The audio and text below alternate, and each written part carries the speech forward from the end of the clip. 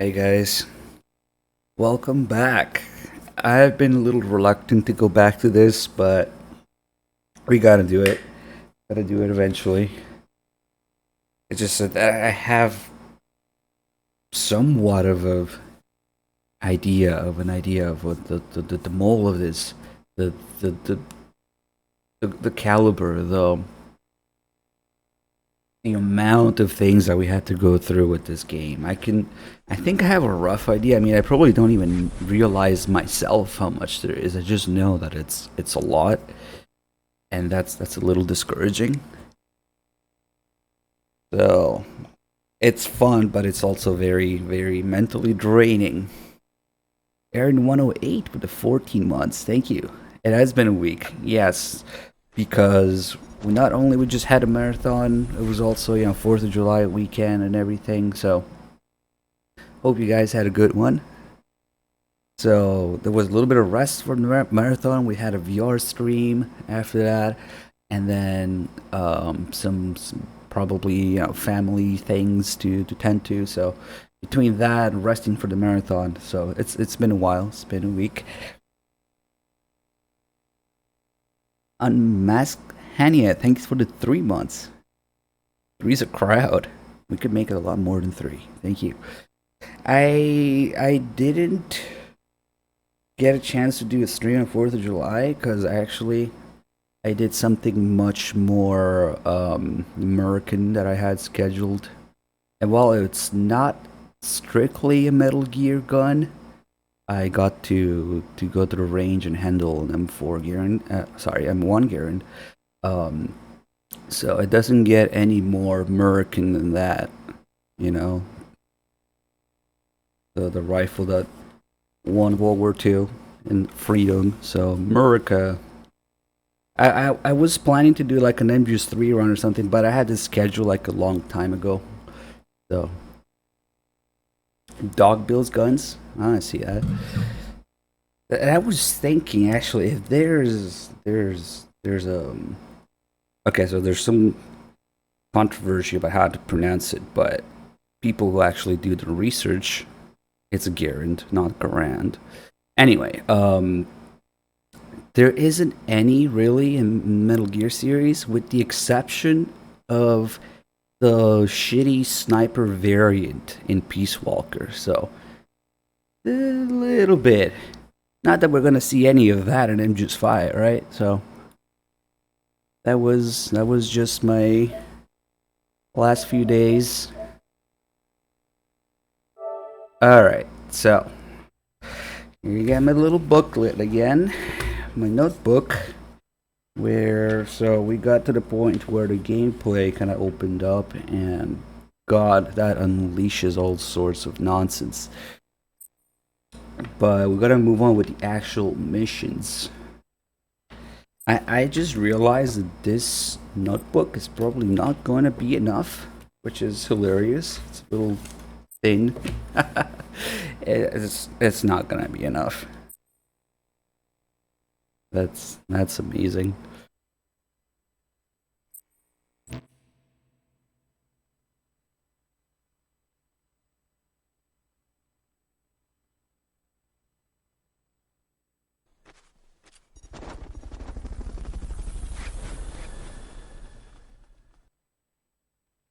I'm the toxic one who builds guns and bans anyone who doesn't like MGS5. Yes. It'd be a lot worse if I banned guns and built MGS5. Believe you me. That's an amazing question. But no, I mean, part of the reason we're doing this is actually to reason with those people. I'm tired of having to go on a 10-hour tirade every time somebody asks, what's wrong with MGS5, you know? We're making a list, we'll make a video, we'll make clips, we'll make comparisons, and then we'll give it to people like, watch this in its entirety, and then get back to me. Then we can talk. Whoa, capture card. Capture card. Don't do this. I know it's MGS5, but... You good? Nope. Big Medic seems a little trouble there. The S3 plan. Thank you for the 22 months resub. Okay, now the capture card needs a little encouragement because it recognizes MGS5. Can't take any more of this. Yeah, I need $80 million for a certain undisclosed project, yeah.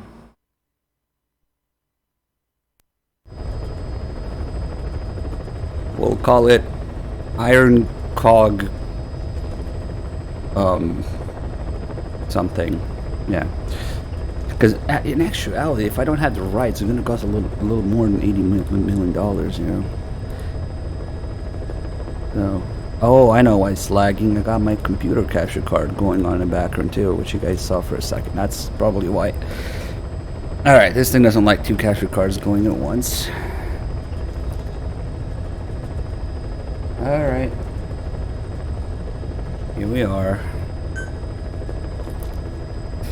So, there's gonna be a lot of talking and a lot of taking notes. Maybe we should have enabled that note-taking emote some people asked about. And oh god, we're online. Processing materials. No.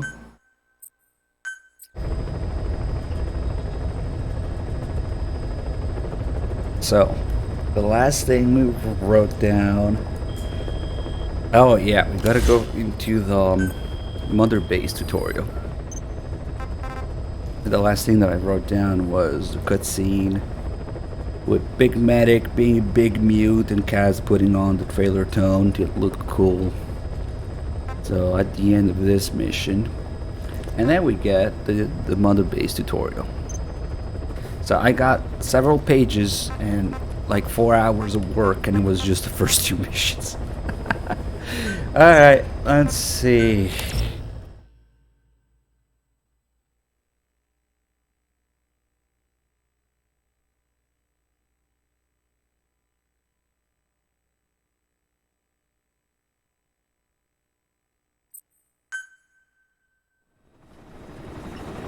Oh god, oh, that's actually the beginning of this mission. Okay. So, actually, we should let it play, because I skipped the last time. Why are we still here? Just to get to the part. Every night. Okay, this is the trailer kind of thing. Okay, you're cool. Even my fingers. The body I've lost. The comrades I've lost. Won't stop hurting. It's like they're all still there. You feel it too, don't you? I'm the one who got caught up with Cypher. A group above nations. Even the US. And I was the parasite below, feeding off Zero's power.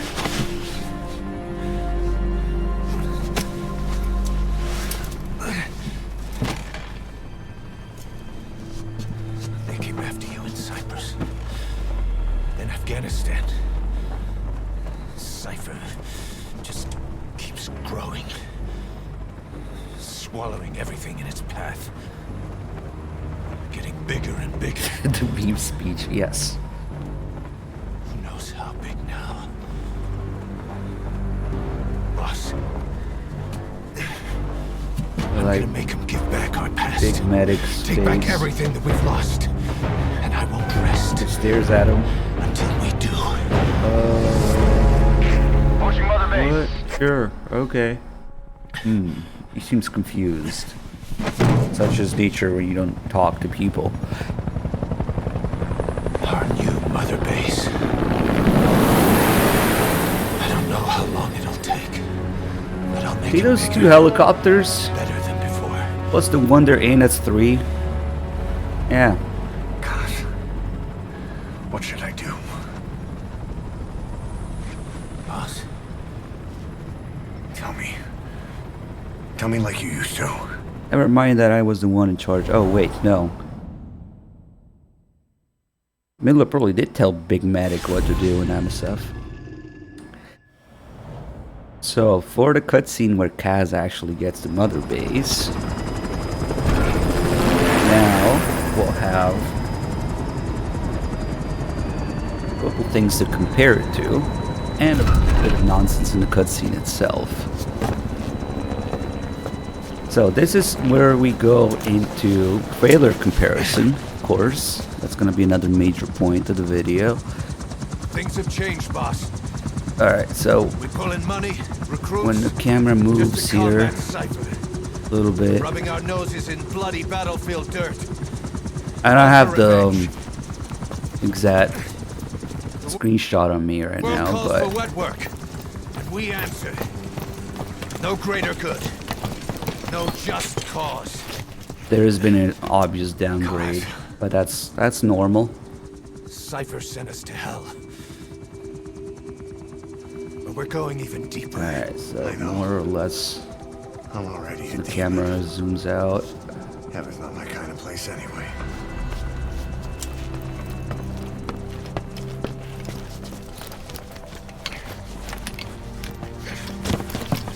The lighting and the assets in Mother Base, of course.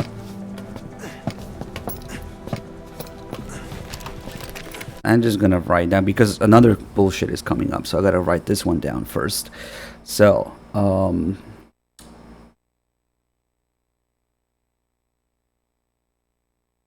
because of Mother Base scene trailer comparison. And I'm not gonna put a screenshot right now because maybe I should have prepared this, but the purpose of this is to take notes to later do this in order. But basically, there's a lot more shit going on in Mother Base. There's more soldiers, more helicopters in the background, better lighting in the trailers, which of course downgrade, but whatever. All games do that, but still something worth pointing out. But it's not until you're writing one thing down and then another one comes up, so For 9 whole years. you gotta be fast. Now you're not sleeping, and we're not junkyard hounds. We're diamond dogs. Yeah, shut up. Put him down. Let them talk. Here comes, when Big Medic finally does talk, he says, you know that one of the many catchphrases they use in the trailer because to signify that now they're demons, so they don't care as much as was not for the future. For this, I do have a screenshot because I always play it here because it's amazing. Where the hell did I put it? Oh, here.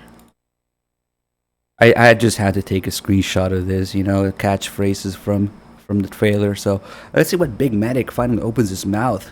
What does he say?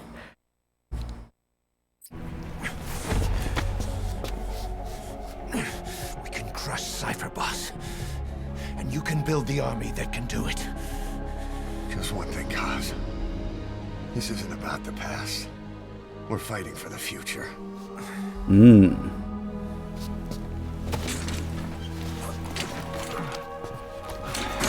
Such a demon.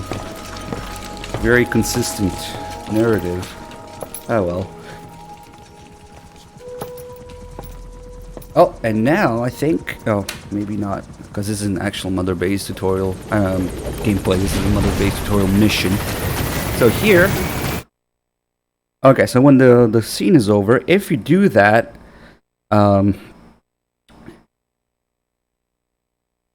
I'm just writing Ocelot bugs if to close.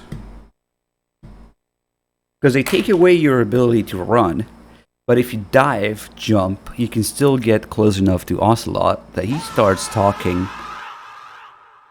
kind of to himself because he's facing the wrong way. And we're so close that he thought we were in range here. Okay. Okay. This base belongs to you. Make diamond. So we dogs can and horses. consistently, very easily have Ocelot turn around.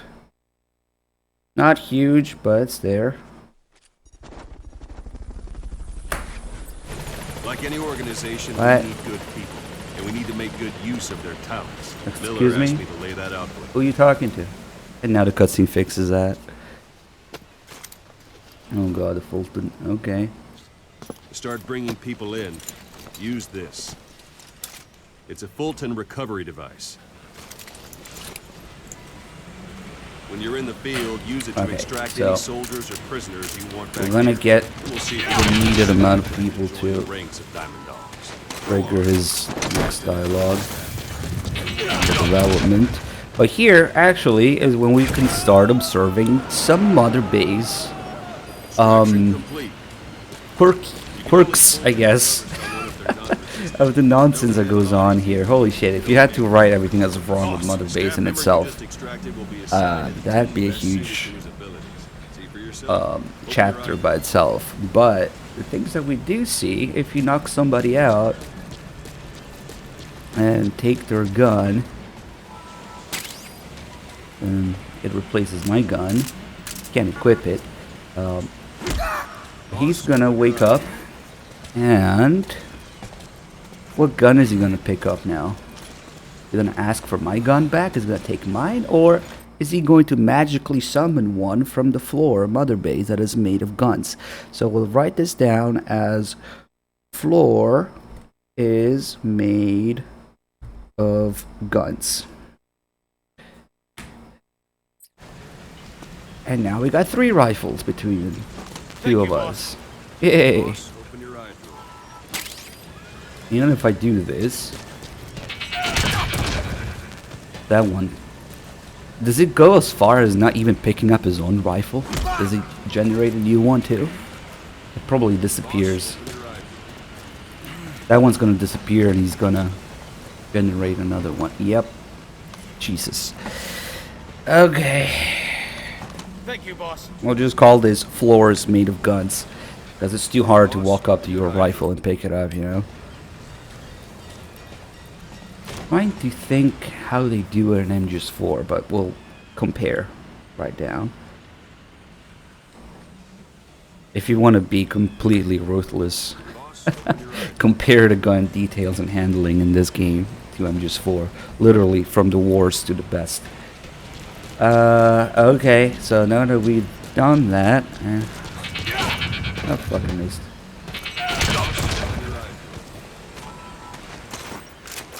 Don't worry, there's something regarding boxes too. The floor is guns. Boss, open your eye drill. So that staff member was placed on the R&D team. The R&D team is in charge of developing Hey, he's all thinking kinds cake. of Thanks for weapons and gifting a items that sub support to you on Gary mission. Fox. Take a look at the development list. Select Snake weapons wins with the items 82. under the development heading. Thank you so much. Hovi, is that an L or an I? Hovilta with the 22 months. Thank you. Ether Shulk with the 36. Call 9,000. This game What's wrong? is. Go back This to the game mother would have a base, caliber 9,000 gun. With the 11 months. Thank you. I missed quite a few. Curious with the 11 months. Also curious with the 16. Thank you guys. Okay, so hopefully this. What's wrong? Select weapons will be items enough under to the develop the that's box. R&D Okay. Development has finished. You can have the support unit supply you with weapons and items you've developed. Think of it as your own personal delivery service.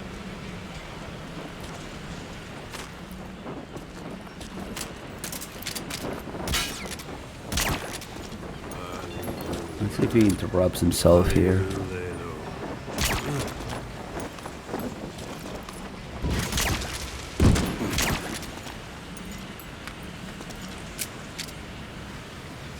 Well, okay. And there it is. Not sure what it's good for, but Miller said you know what to do. Try it out. One thing I should mention. That won't work on me. I've had drug resistance. One thing I should mention. He does. I don't know what the fuck happened. Maybe it's because of the script of what he's trying to say right now. But he never actually says the word training. He interrupts himself before that happens. One thing I should mention. So whenever that line triggers, I'm confused. One thing I should mention. 2 + 2 = 5. Maybe with all lines. Because I want too. Yeah, this one, no. Not this one, I guess. That won't work on me. I've had drug resistance. One thing I should mention. Why? Why the fuck do you interrupt your own line? I remember him distinctively saying that word. He says it funny too. Like raining. But okay, let's let him finish. Extraction won't always be successful.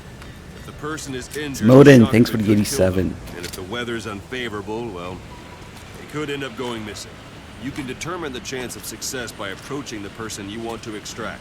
If you want to be sure you can get them out, best carry them to the chopper instead. One last thing. The staff members you extracted were all placed on the R&D team, but that was Miller's decision. If you think they belong somewhere else, you're free to move them around. Well, that about does it. You won't make any GMP or find recruits hanging around here. Board the chopper when you're ready for a mission. Open your iDroid and select a landing zone to tell it where to pick you up. Or if you're still in the mood for knocking guys on their asses, you can stay around here a while. Give the men some practice. Just come pay me a visit. Just come pay me a visit? Like how? I can't. You're gone.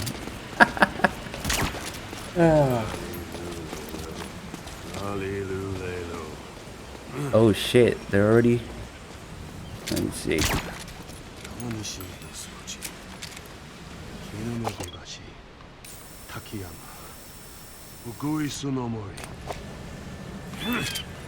Okay, so maybe now he's not interrupting himself anymore. 2 + 2 = 5. 2 + 2 = 5. That won't work on me. I've had drug resistance training. Okay, so basically if he has something else to say, he will keep interrupting his line. Minor, but okay.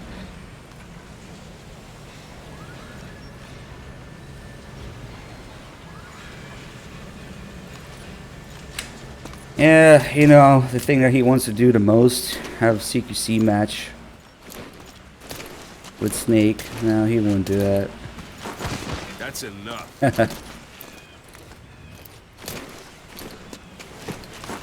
This isn't the time.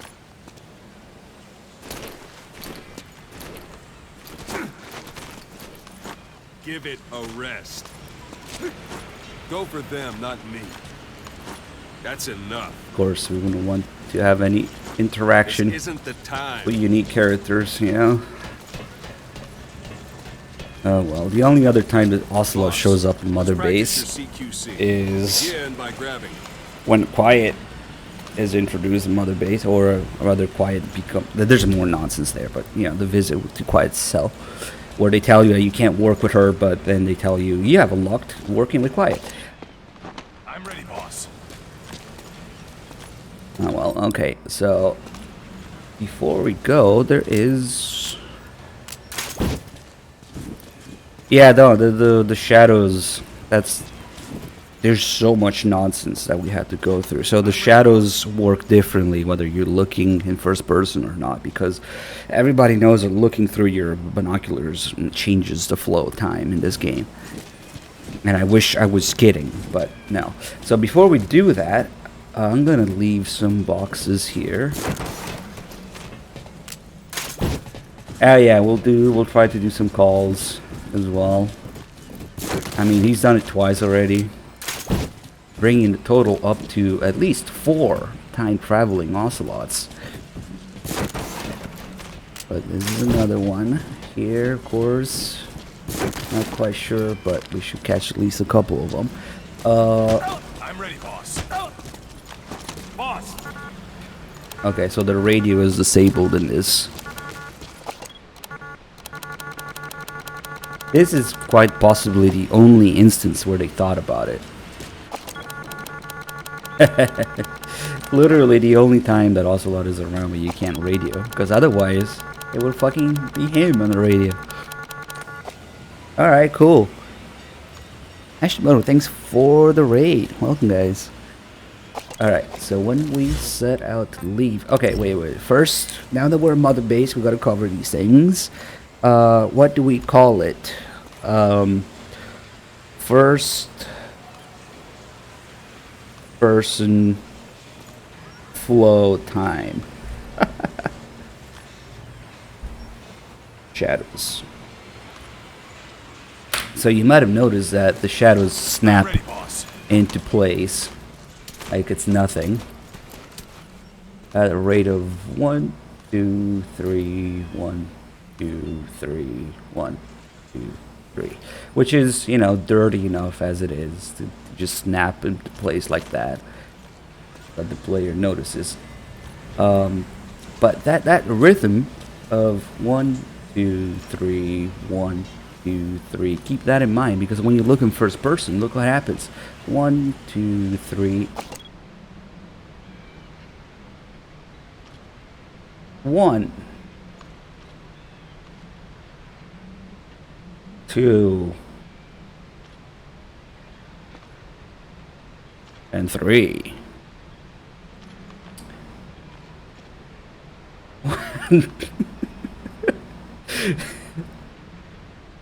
2, 3. So looking in first person slows down the flow of time and changes some parameters. There's some other wonky shit that happens in first person. So I don't know if what's worse, that it snaps in such a noticeable way, or that the flow of time changes. I mean, that's kind of like how all games, like the fucking Sunlight and MGS2 changes too, but I mean, when games do it in real time, yes, it should snap in place, because there's no like analog way of doing it. You're doing it digitally, but it should be in such small increments that for all intents and purposes, you know, tiny pixel by pixel, it shouldn't be so noticeable. But okay, it is very noticeable here.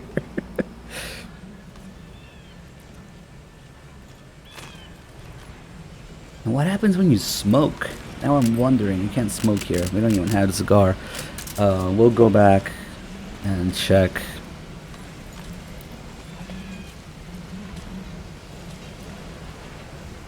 So that's something curious. Another thing that we need to point out is, well, overall Mother Base is fucking dead, but the cranes are moving. I'm just gonna write down cranes because this is ridiculous. With the state that we got Mother Base in, somebody thought, oh, the cranes need to move, otherwise it doesn't feel as alive, you know? Never mind the other million more relevant reasons why Mother Base is fucking dead. But the crane, oh, it goes down. And it does fucking nothing. And then it goes up. And then it even turns. And yeah, it's very useful. What this crane is doing is probably developing this game. It just shows you like how useful all the work is that they did. And then it goes down, and then it goes up. Yeah, this is like the intern that released this game. I'm working. Oh man. So the cranes. Yeah, this is part of a much wider problem with overall Mother Base being empty and dead, and not detailed or accurate at all. Especially when we have a comparison with Peace Walker's Mother Base. But I just thought it's funny that somebody felt the need to make the cranes move, because otherwise Mother Base will be dead. Yeah. Oh god. Anyway, this isn't really Mother Base gameplay, and you know how you can tell? You can tell because, well, you can't leave to the other platforms. There is no other platforms. And there's no diamonds around. The sign, little Easter egg here thing doesn't work, where a box should drop on you if you wait here. So yeah, we can only leave because this is actually a mission, which is why Ocelot is apparently on Mother Base. I guess that's another thing to write down in the trailer. Trailer lies Ocelot on Mother Base. doesn't actually happen outside of this mission and Quiet's mission. And again, we'll put trailer reference because they specifically show Ocelot hanging around Mother Base, leaning on the balcony, waving at you and telling you, you can go visit Ocelot and other important characters during gameplay. Yeah, no, you can't do that. I'm ready, boss. There's one thing to lie about, you know, with confusing cutscenes or suggesting things, red herrings in the cutscenes, or making the cutscenes look more relevant than they are. That's one thing. Kojima's always done that.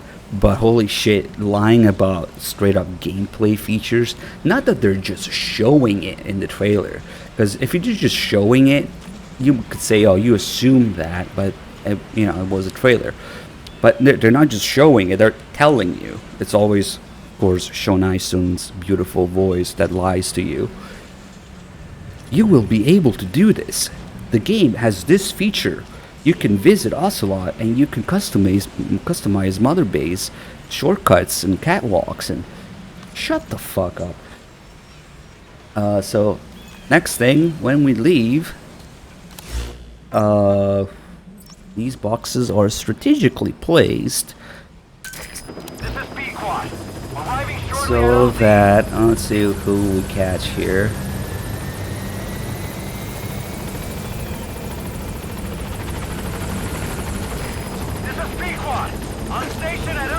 Oh shit, I have to go through these. Okay.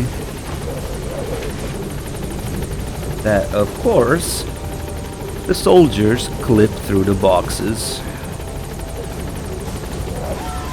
Yeah, well, I'm running out of space on this page.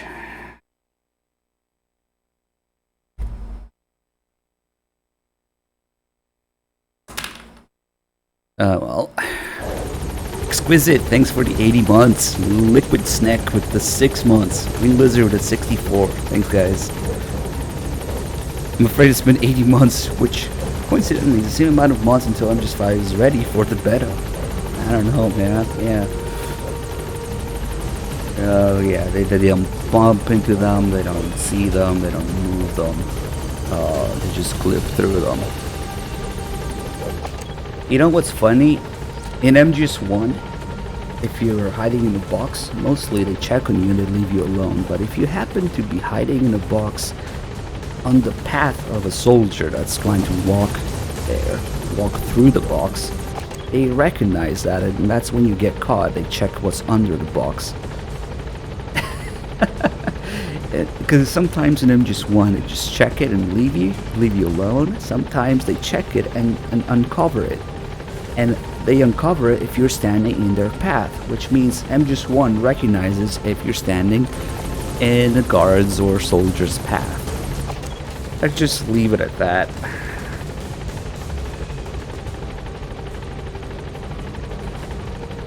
We can actually probably do this with enemies as well, although the enemies will probably check them. But it depends on the kind of enemy movement, because some enemies, their movements is not a regular patrol routes, it's their scripted things. And oh boy, once we get to the enemy scripts and how easily they break, it makes no fucking sense. That's gonna be another thing. But I'm sure there's more on Mother Base itself. But this isn't really Mother Base, this is a mission. This is a tutorial mission. Bye Ocelot, never to be seen again on this platform. We'll see you in Quiet Cell in your time traveling, I guess.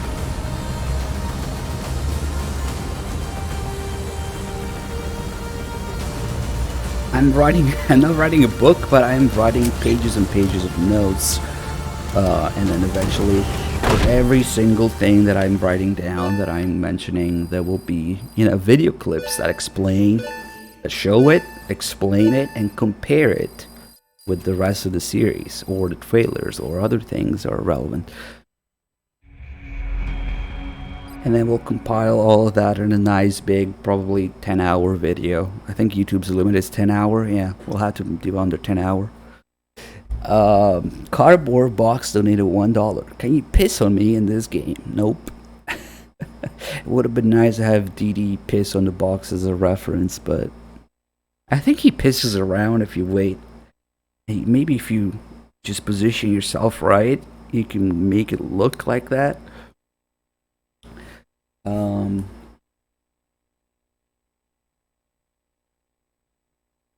I guess we gotta update the description to include YouTube again.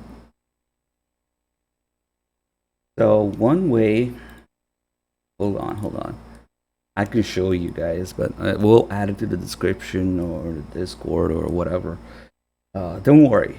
Once it's out, it will be heavily shielded and publicized and advertised and shamelessly promoted because the world needs to know. Let's see. For now, there is another video on that account that is kind of like a very, very mild version of it. Because I didn't want to deal with YouTube. For the longest time, I don't want to deal with YouTube. But, I mean, if you put a video, if you're not on YouTube, you basically don't exist. So, I once started to sort of rebrand and reform the YouTube channel, but then, like I said, I didn't want to deal with YouTube. But then recently I figured if I do make a video, it's not really practical to upload it on Twitch and get views that way. So this is the video in the channel that this will take place on, but right now it's a different kind of video. So we can shamelessly get some views on that too. Now YouTube is garbage for a myriad of reasons that I cannot even start talking about right now, but ultimately if it can contain a video, yay, maybe we can do that. There'll be multiple, you know, distribution platforms and whatever, but easiest way is still to give people a YouTube link for things. Alright, so Snorix there, thank you for the 71 months. Thank you so much. And 308 Caliber with the 43 also. Thank you guys. Whoa, okay. Now becomes ACC menu filler mission ridden. This isn't a new save because there are a lot of things that I need to point out already from the list that we have. So this is where you get the speech about filler missions, blah blah blah. We are also going to start at least one, possibly several more saves, because there's no way that you can even cover everything in one go, one file, one playthrough, one stream, no, it's just an ongoing thing. But I just picked up this, I think, end game, if you can call it an end game save, at least missions wise, main missions wise, and there's a lot to work on in those as already, you know. But for certain things, for most things, and to truly start a new game, you cannot use an old save. So there are things that mostly only happen in between missions. So now we are. Oh, I should have wrote down that this is mission 2 or episode 2, as Kojima calls them. They're episodes, you know.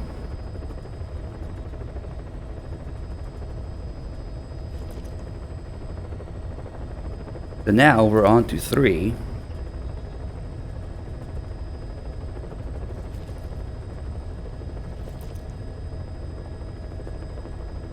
Hero's Way. What could possibly be wrong in this mission? Oh god. It might play a little differently because when you replay missions, the soldiers maybe had different gear and shit, which is also the source of more nonsense. when they have gear that they're not supposed to, they react in ways that the scripts don't anticipate, and it becomes a fucking clusterfuck. Like that guy who is scripted to fire full auto at a bunch of sheep to move them, but if his rifle gets replaced by a shotgun, yeah, that becomes full auto shotgun fire with infinite ammo, and the sheep's not reacting to it because they're only programmed to react to a rifle, but the game is programmed to potentially replace that rifle with a shotgun, and the game shits itself. Those are the kind of things that we will see. Imagine implementing two conflicting features like that, where they have this script that works strictly around the rifle, and then implementing the potential for the game to replace that rifle with a shotgun and shit itself. If you're telling me that that's a refined and finished project, then what the fuck? But and that's a later thing. That's in the Malak mission actually, and we'll have to trigger it.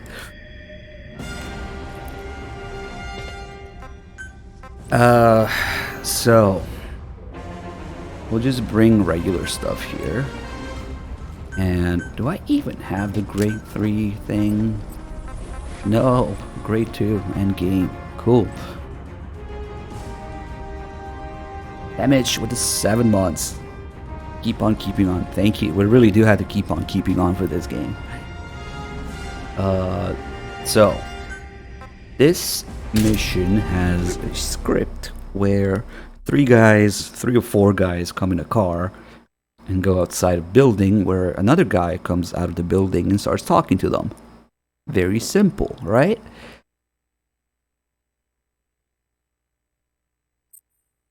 So what happens if those 3 or 4 guys are not where they're supposed to be because I put them to sleep?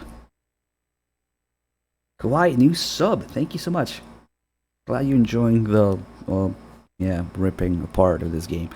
So what happens most of the time, I've had it not happen, but it depends on the timing.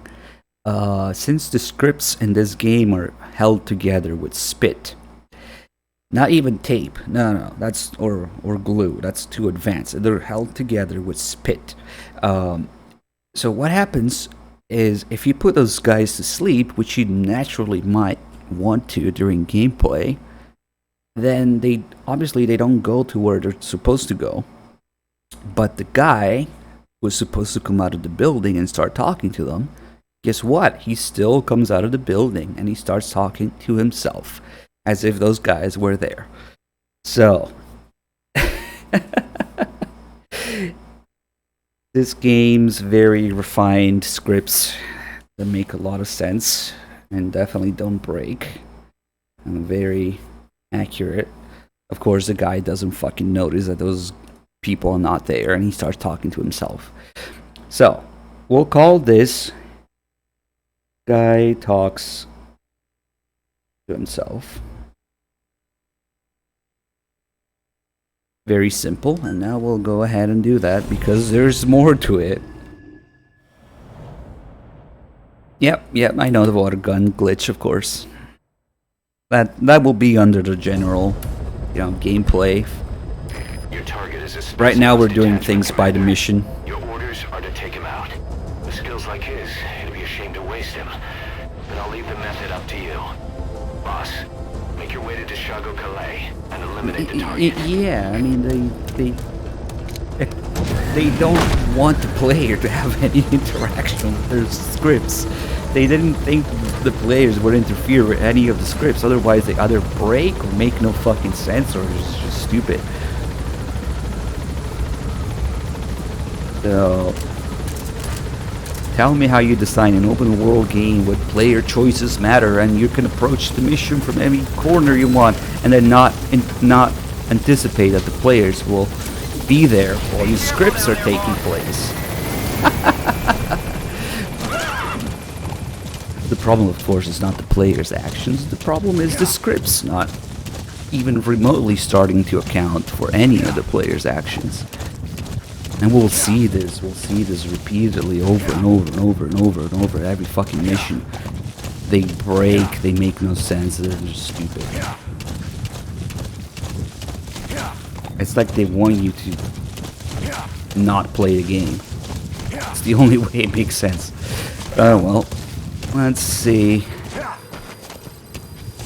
So let's drop down here. Your target should be somewhere in that outpost. And don't forget, It's subtle too because keep your guard up. I think it only works. And this mission might be a little different actually.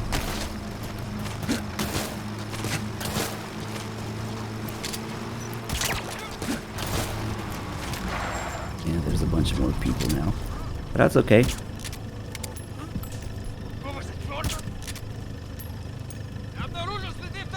So that guy is from the car and he noticed, but like that other guy didn't, or now he did.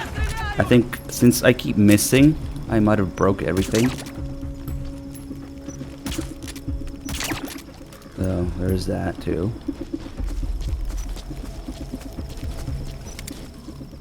I'm not really...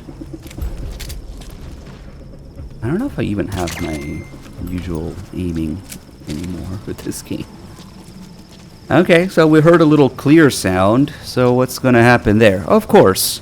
See, even with a caution. You said without a caution? No. Without a caution, it still does it. The guy is out, and he is talking to himself, sure enough. That's the target. Looks like we found him. See, they're supposed to be standing in the line there, in front of him. You think he notices? Похоже, гражданским тоже досталось. Ходят слухи, что это постарались наши. Так вот. They're even fucking radioing in. They're calling in the caution, the attack, whatever. And this guy doesn't give a fuck. He's just out there talking to himself. And we'll add, even with a caution, even with radio going on.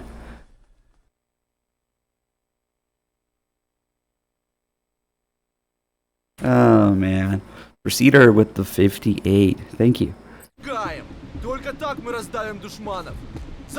So now he went into caution and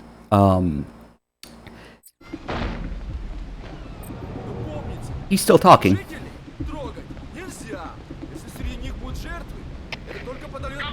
So he ran in and he keeps talking because of course the game doesn't account for what just happened versus his speech fucking script. So did I miss you? I did. You know why? Because Proceeders I caught on screen, not on the list. I wasn't looking at the list. Pravix with the 42. 42 is the answer to everything. Also, the answer to how many more years of development this game needs. And he's taken cover, and he's all the way into the building, but his speech has started. And so the game doesn't account for any of that.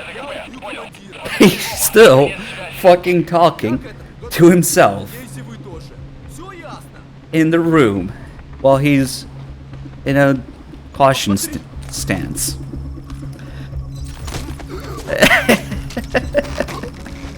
My god, this game. Embarrassing, to say the least. But anyway, now, because there's more to it, of course, in this mission. Now we're gonna clear the area, and to do so, I'll destroy the radio so they don't call for backup. That's unfortunate, but okay.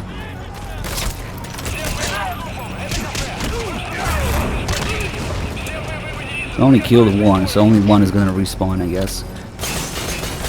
Now that the radio is destroyed, anybody I kill will stay dead. So, okay.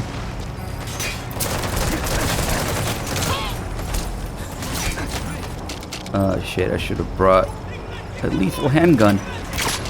Oh well.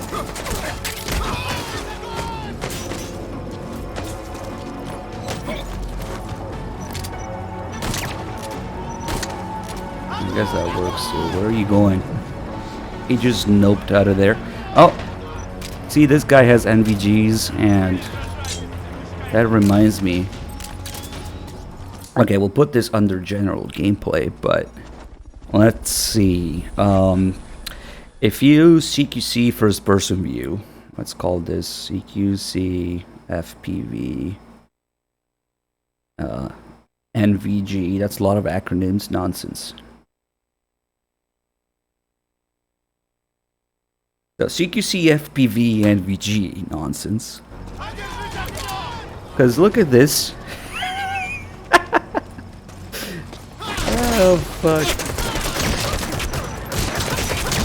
We're slightly in danger though. So their character model is in front of you. Did you just grenade that guy? Yep. Oh well. Their character model is actually in front of you, your aim, when you're holding them in CQC, but they just magically vanish under normal circumstances. They account for that. However, when you equip your NVGs, each enemy has a, NVG signature, and they didn't remove the NVG signature, they only removed the character model. So, okay, this guy needs to stay alive. Oh, look at that inferior bottle destroying mechanics.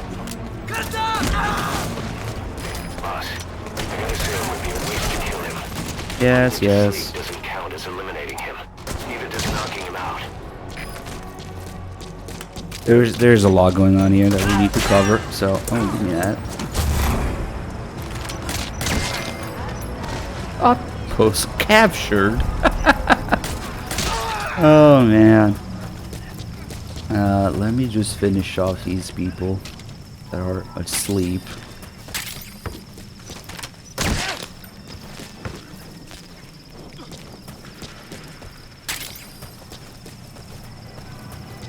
Except for the main guy.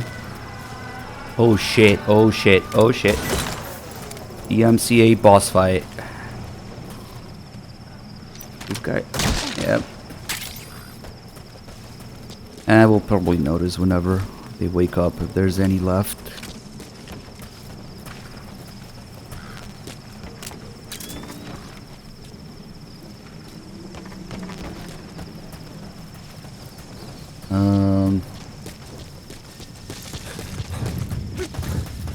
Should be clear. So the next thing we're gonna go into in this mission is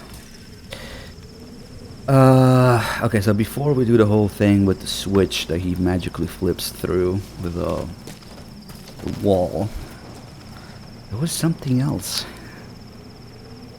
I forget what it was. Oh yeah, well, it just so happens that I remembered about it now. This applies during every time during gameplay, so we'll call this the lethal non-lethal kills, or not lethal non-kills, or I don't know, we should pick a term and stick with it.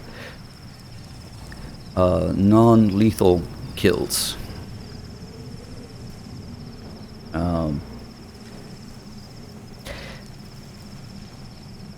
Non-kills. Okay, we'll just call it non-kills. And put a little note to compare Peace Walker. Now this isn't something that we can do anymore in this mission because I've actually killed people, but the scoring system in this game is fucking fucked as well, where if you leave somebody to bleed to death after shooting them, they don't count as a kill. Yep. Because if you shot that guy in the leg and you severed his femoral artery and his blood pressure dropped, that's not your fault. You know? It wasn't me. It was his heart pressure. And so in this game you can actually do non-kills by shooting everyone with a lethal weapon and leaving them to die. As opposed to, of course, Peace Walker, where a Peace Walker, not only they count negatively towards your score, Oh, welcome. 3-dog raid. Welcome, guys. We were just talking about the non-kills in this game. So in this game, when you leave somebody to die, it doesn't count negatively against your score. There's no entry for people left near death. Meanwhile, in Peace Walker, not only it counts like a kill. There's even specifically an entry in the score screen called enemies left near death, which you do not want in Peace Walker. In this game, you can go through the entire fucking game non-lethally by leaving people to die.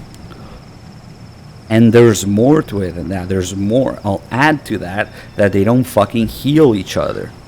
They just stare at each other die slowly. Again, compared to Peace Walker. So non-kills and non-rescue. Okay, it just so happens that I thought about it now because we were shooting people, so more general gameplay nonsense. But okay, so if anybody was alive, that would have been awakened by now. So next thing, so this mission, not only the guy talks to himself, they also conveniently provide a car so that you can do this. Martian dude with a tier 2, 21 months. Thank you.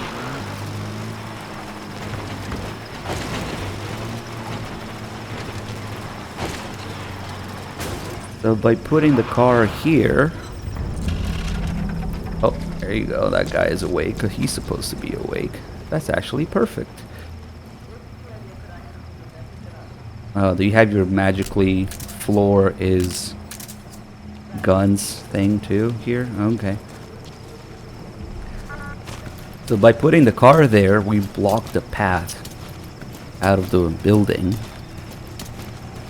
And so, when we do this... Sure enough, he notices.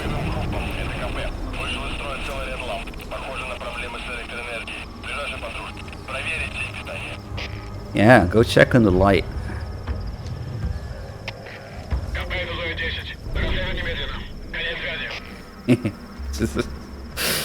So normally he would walk out of the room, but he magically knows that the path is blocked. So instead, he takes the next shortest path with his X-ray light, and but of course.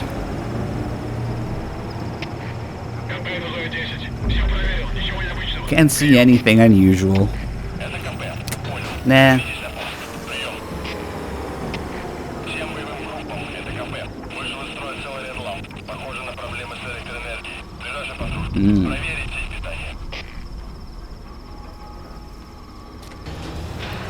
And I say no. If only he didn't have to radio in every time, man. We could just go click, click, click, click. Oh, well, it's a little slower, but you can... Oh, get closer so that your gun clips through as well. Yep. No, you can't break the radio in this game. Nah.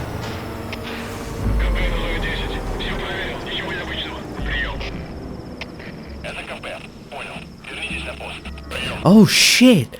You're right!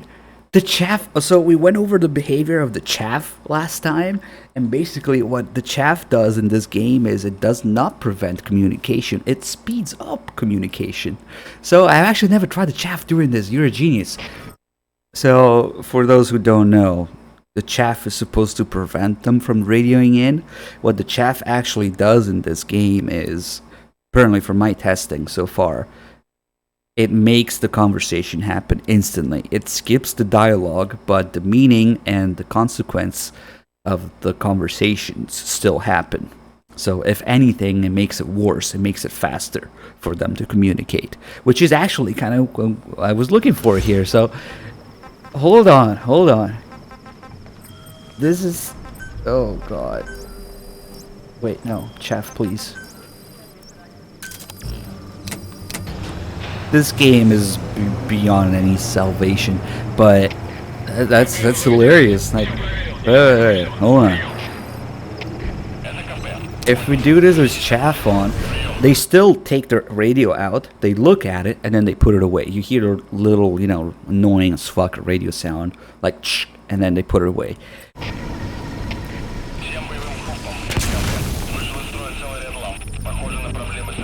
And the guy's still talking.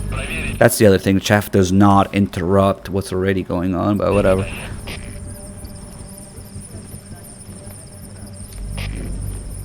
Oh, nice! He still has to check with his flashlight though, and we have to keep the chat coming. So, as you saw, yes, it just made it faster.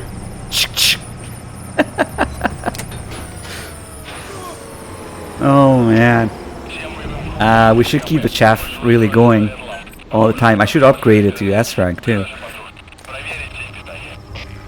Oh, the heat check. Okay, then maybe we should disperse the chaff somewhere else. No, I mean he's still. Ah, fuck. I should probably move the chaff, but he still seems to have flipped the switch anyway. So. Fuck. There's more than one way to eliminate the target. Pick him off from a distance. Yes, yes. Sneak up on him with your knife. Or you could find a way to avoid killing him altogether. Hold on, hold on.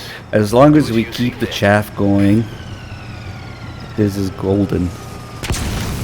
He still hears it, too close. Okay.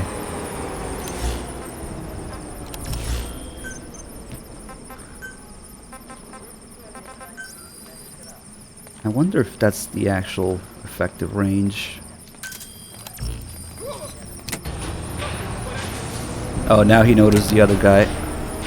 Outside? You notice the guy outside? What are you gonna do? You can't go there. I'm afraid to ask.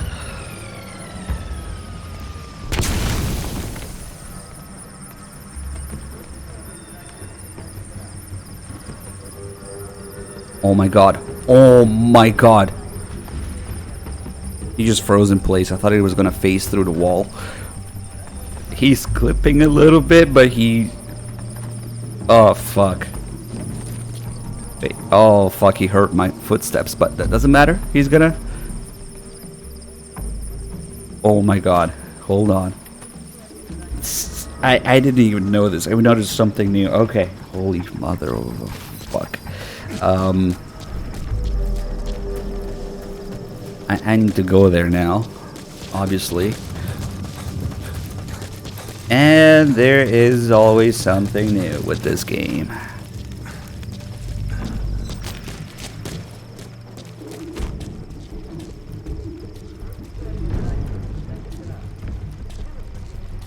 Yep.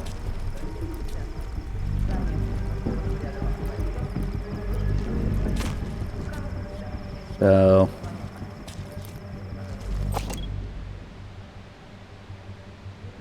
not a movement whatsoever. That triggered discipline though. He's not breathing, he's not blinking. He's not moving at all. Because he's fucking broken, of course. Oh, wait, he is blinking. He's... oh. Oh. Yeah, he's blinking. I don't know what else to tell you. I mean, the fact that I keep finding shit like this when I'm not looking for it. Well, we're trying to cover other previous things, that I should tell you enough. So this happened because there's a dead body outside. Oh shit. Somebody is here. Hold on. I think he can still hear me though. Probably even see me if I get in front of him, so he's just infinitely trying to get to that guy. Okay. Yeah, he heard me. These are probably random truck drivers.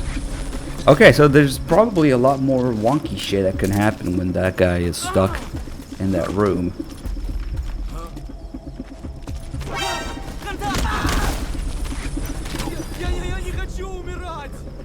Oh, there's another thing with the CQC hold-up nonsense that I just remembered. Ah, fuck, I really don't want to make noise. But you can't just knife people now. I see something. Nice snipers with a 5. Gift the subs, thank you so much. So generous, guys. Enjoy the subs. I didn't even mean to break the game any further. It just happened. So we'll write down, I guess, notice that guy. Freeze. You know, when I say freeze, that's not what I mean, but okay.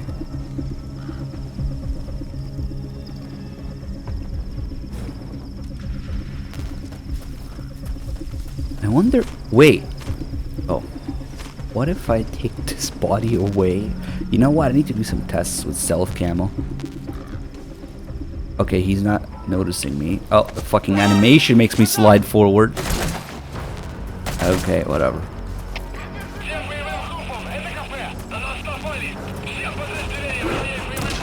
There shouldn't be anyone else. I should get my tranquilizer back. There's no ammo. Whatever.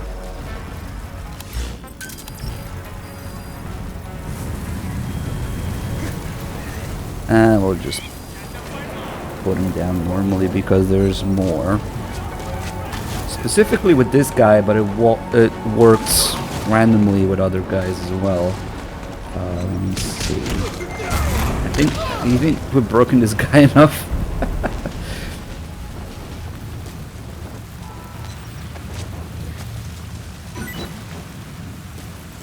Yeah, fat man. That's the primary thing I was trying to do, but in the process of that, I found more. Go figure with this game. Okay, let's see.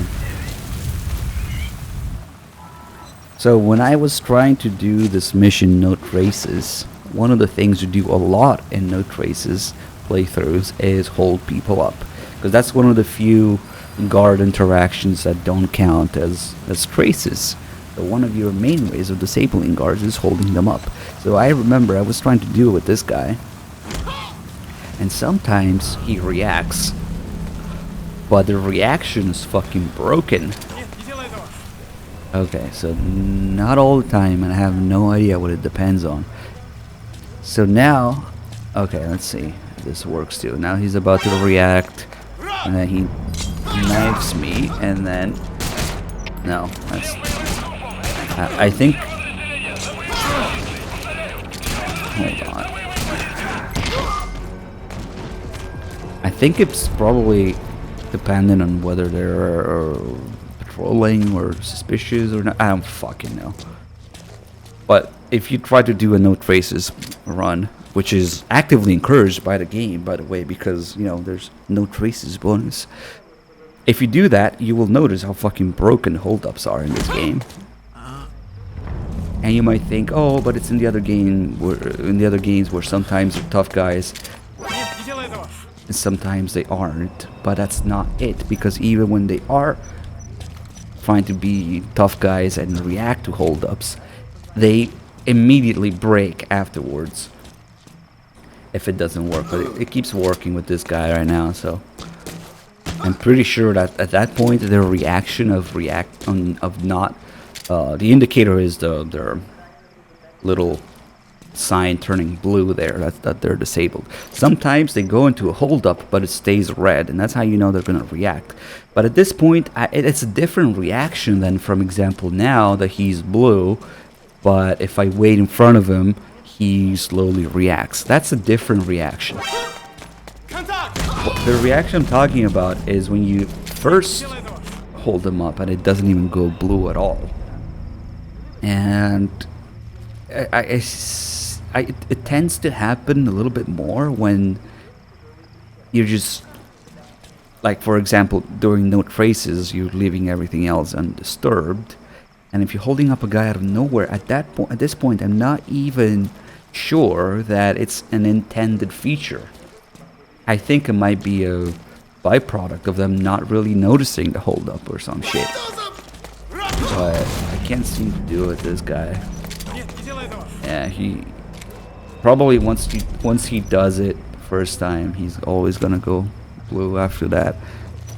Because, and I'll get to the point now, what's really broken about that is that they react, they knife you, and then when you're down on the ground from having been knifed, you can immediately aim at them again. And then once they have the upper hand, once they have their weapon out and you're down on the ground, they still, the second time you hold them up, you have to, they don't react. So, in essence, you can go through a no traces playthrough having to hold people up twice. You hold them up the first time, they knife you, and you hold them up again. And that's, I think, still no traces. Once I got a hang of that, I started going into a hold up with the assumption that I might have to hold them up twice like that. And it always works. It's not them trying to be tough guys, it's the fucking AI being broken and not recognizing the hold up the first time. But, like I said, for this guy, because the actual reaction that they have after they get held up is different. So I don't think we can do it now because, like I said, since you only have to hold them up twice. Oh, there you go! Okay, see, I hold them up. Okay, finally worked. It's fucking random. Okay, so I hold him up, his icon didn't turn blue. It stayed red. That tells me he's about to turn around and knife me. And then, you hold him up the second time, and now he's not so tough anymore. So, this is exactly what I was talking about. I thought it was random. I mean, it is random. It's not intended. It can't be intended. Okay, so it seems like you can just spam holdups, and maybe it doesn't reset itself. Oh shit. I stabbed you, I'm sorry. Oh man, no, it has nothing to do with their ranks. I don't think so. I mean, you see it here. It keeps fucking happening randomly. Wait, I shouldn't dive into him, I should. How did I reset him? I don't know. Of course you can't do it by clicking with an empty gun. See, most of the time they go blue. But sometimes, just sometimes, the game is so fucking broken that it doesn't recognize the hold up and they stay red. So I guess the best way is to just see them, wake them up. I wonder if he's gonna do it again, if it's a one-time thing for each checkpoint or each soldier or something. Nope. Maybe even has to do with bumping into them when they I don't fucking know. I've been trying to figure out what the hell it depends on for a long time, but it seemed completely random. Let's see if I bump into him. Wait, no, I held him up on the ground. At this rate, he's gonna die from the kicks that I wake him up with. I think they stack. He's gonna die from the fucking kicks. Because you can kick people to death in this game, which is, I guess, a thing. Nope, it went blue again.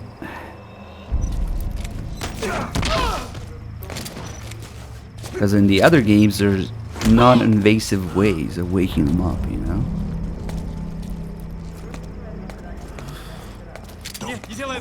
Nope, blue again.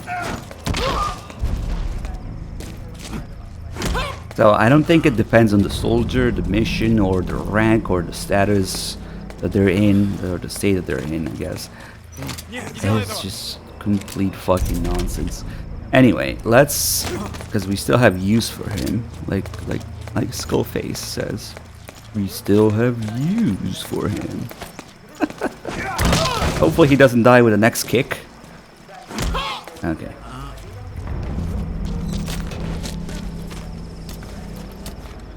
Because I was crouching, maybe? I don't know.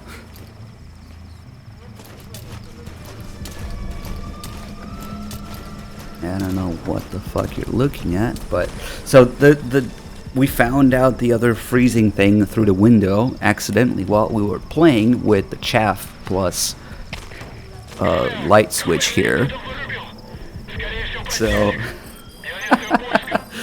I see some more potential in that. Hold on.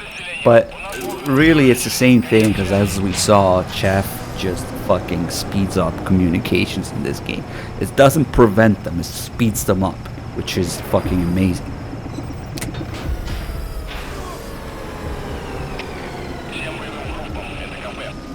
Actually, now that he started, he's gonna keep going during the chaff.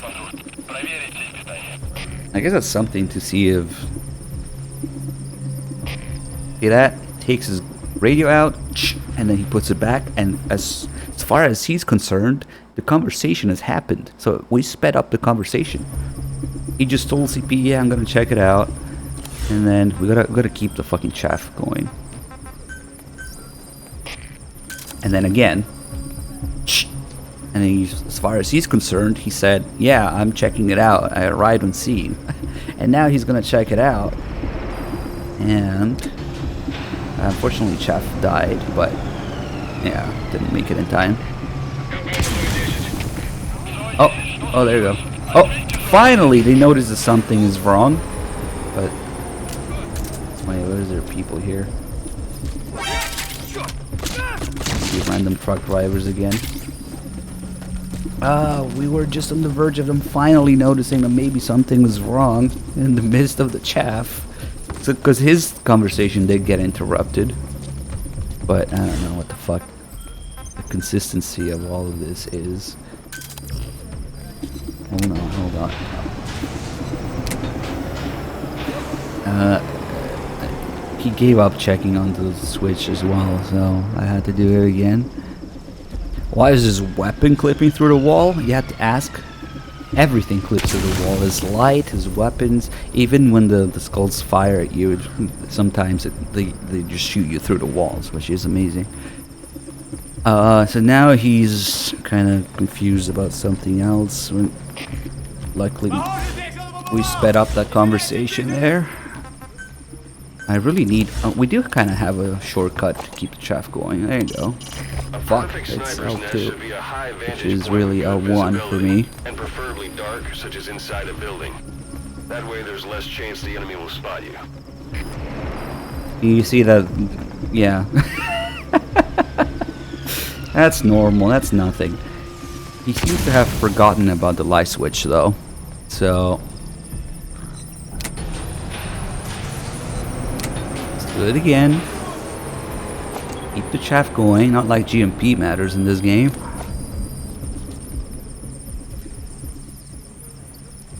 I think maybe now he's so fucking confused that he's just given up checking on the light.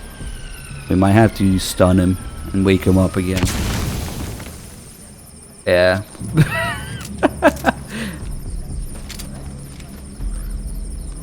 Yeah, I don't think he'd run out of fucks to give, and can you blame him? I mean, being in this game.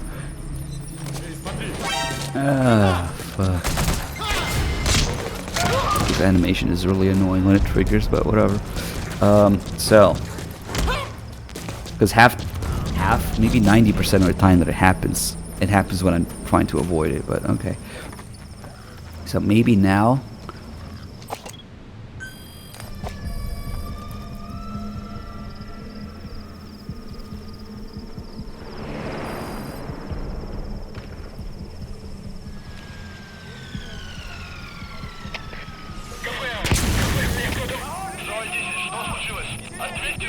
Okay, so CP notices when his radio transmission gets interrupted.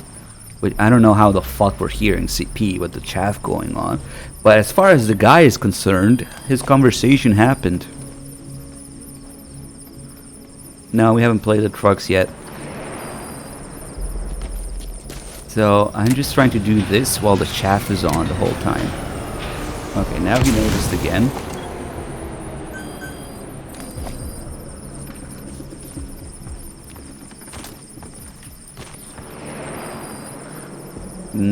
I think we just broke it for good. He's just not checking that switch again.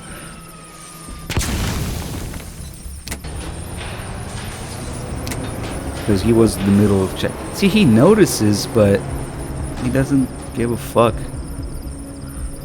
Okay, let's try with the chaff off, maybe.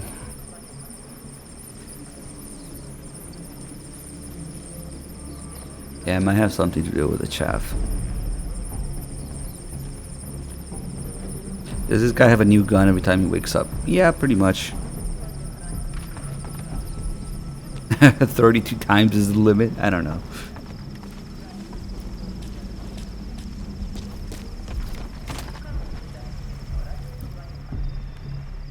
Okay.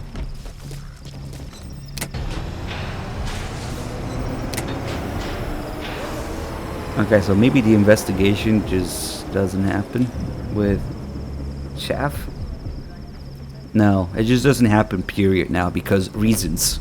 We fucking broke the entire thing. Come on. No, it's just... Okay, I guess we'll add this.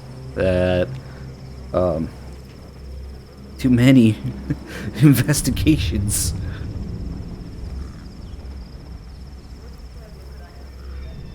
And he stops. That's another thing. They all just gave up on it, I guess. Can't blame them, really. God, fucking this game. I didn't know that. That's like 2 or 3 new things. So, I guess we'll load a checkpoint and see where that puts me. Yeah, at one point I just don't give a fuck anymore. We break it completely. So the checkpoint is not checkpoint, it's the beginning of the fucking mission. But at least they're marked. You've arrived at the objective. And we can probably do the thing where he talks to himself again. Don't forget, he has a Spetsnaz recon detail. That's always amusing for those who missed it, or if you just want to see it again. Let's try not to get a caution, but even if we do, we saw last time that it still works. Oh, that guy's getting out of the way of the car, I guess.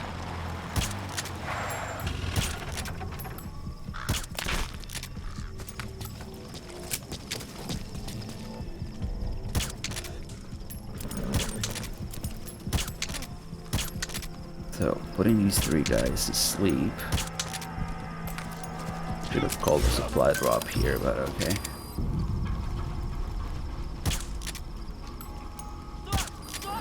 Oh, come on. Oh, got him with the last shot.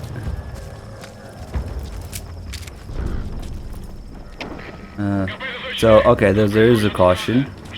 Or at least something going on I should know about. I should have called the supply drop a little sooner.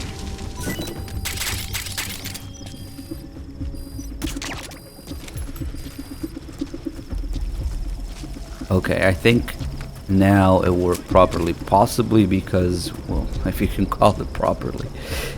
Possibly because the caution is... Oh, right, loaded a checkpoint, which fucks with things quite a bit.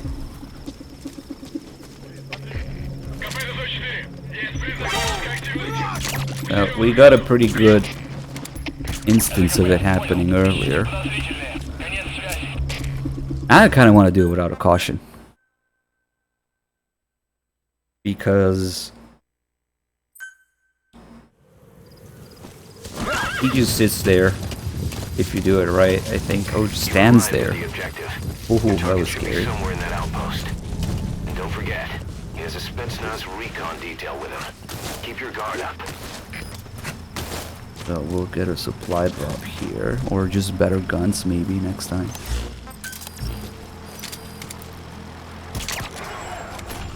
Oh shit.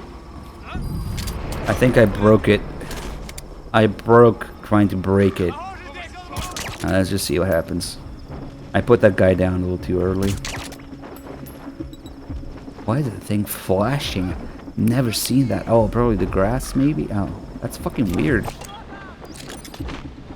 No, it's just flashing, period. What?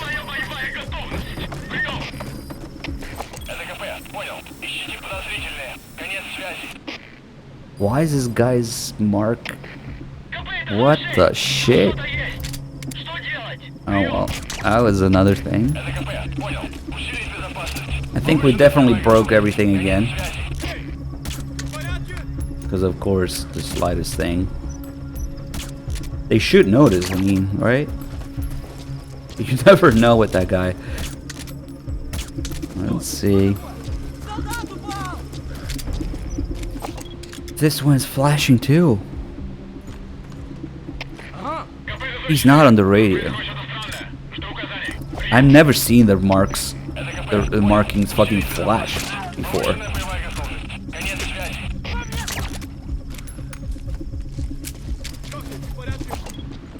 Yeah, I don't know. It's definitely broken, but that was weird. And trying to do old things and we find new things, yes. Remember, the fact that I loaded a checkpoint at all means that everything gets loaded simultaneously instead of progressively when you first approach it. So it always works differently. Things work differently with checkpoints in this game because of how things load.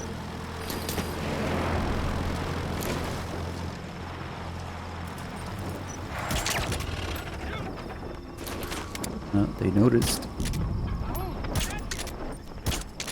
I don't think it matters if I can put them all down. I mean, they usually notice. It seems like you have to do things very specifically for them not to notice. So I'm gonna say, when I usually do this, I usually have them notice and it doesn't matter. Maybe it's these other guys that matter. I should just do this with broken guns, so we take out all the fluff and just get to the consequences of it, which is what we want. So, let's see. I think it also has to do when these guys start walking, because I think after they get out of the vehicle and when they start walking is when their script starts. And the problem is that once the script starts, the guy just doesn't give a fuck about anything else that's going on. Yeah, I mean, obviously all these things are things that I came across normally.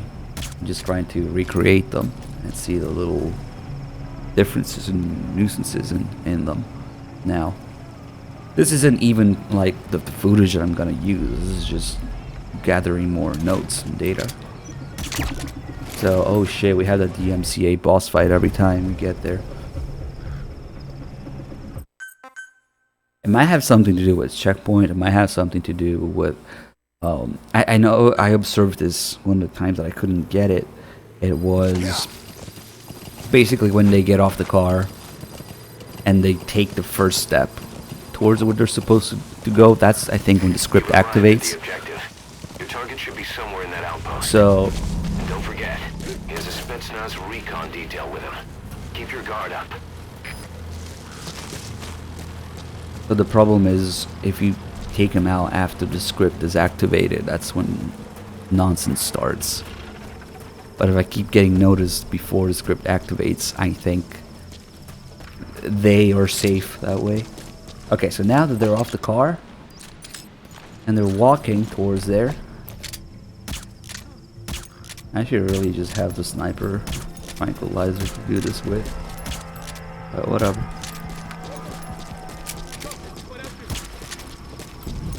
Let's see if this makes any sense now. Yes, it does, because you see the guy in the building is coming out. Now that he's marked, you can see that. Hold on. Okay, so there's caution or some shit going on. Ah, fuck this. Ah, that probably messed it all up. I'm not patient enough. Let me see. Okay, that is a fucking alert. So, you never know, because this guy was talking to himself through the wall too. So.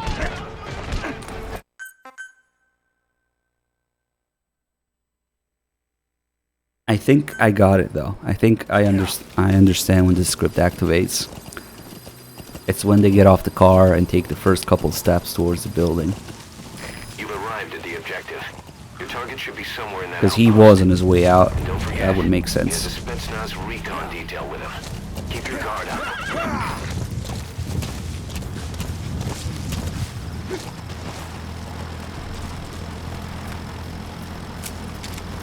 What's something I enjoy about this game? Shitting on it.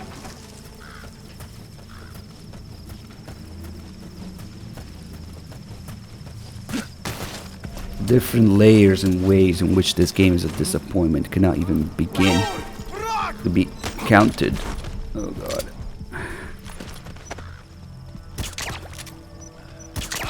Let's get some good shots maybe. Okay.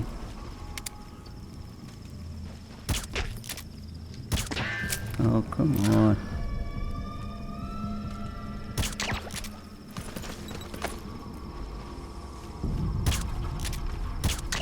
And that was kind of efficient.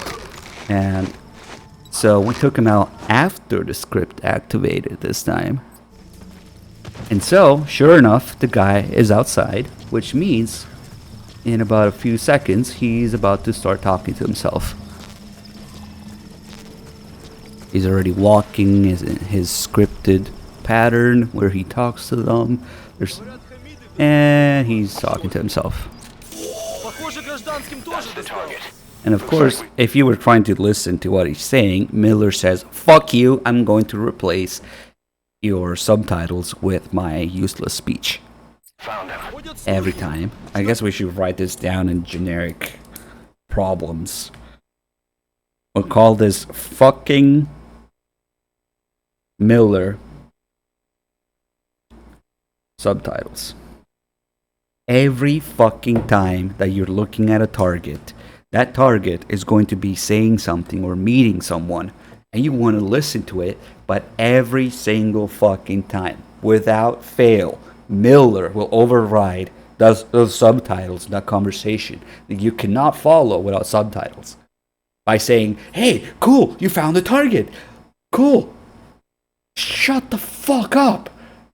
How do they program nearly every single fucking target to have a conversation and then program Miller to override the conversation every time you look at him?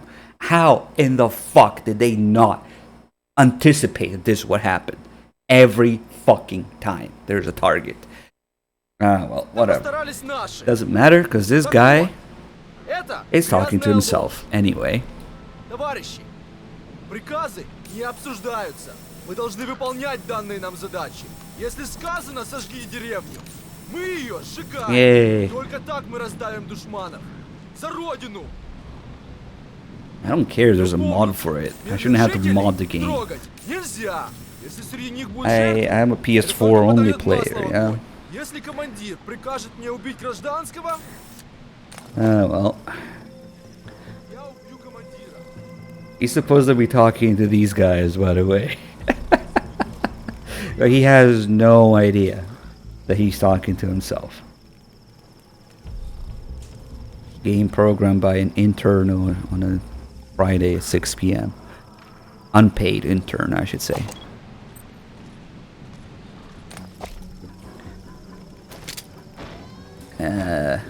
At least he goes back in. Okay, so let's go back to the original thing that I was trying to test before, through, you know, this game has an hidden feature where basically if you fuck with things too much, they stop working.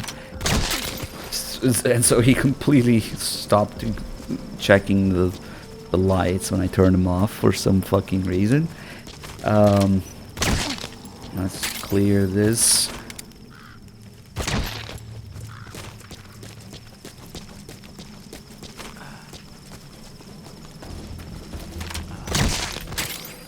Whoa. The guy in front of me just disappeared. You see that? I think... I don't know, that's weird, but it's a dead body. Dead bodies don't even have the 12 limit. Doesn't count. I don't know fucking know what happened. But I'm not surprised by anything anymore. In fact, my first reaction when something new breaks in this game, my reaction is, of course. Not, oh my god. It should be, of course.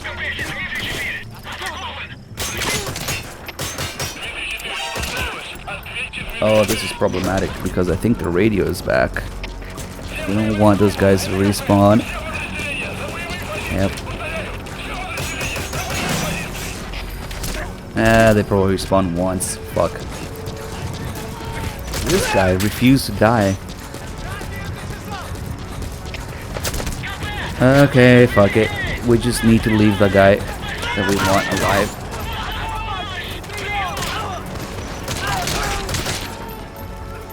Shoot him in the ass.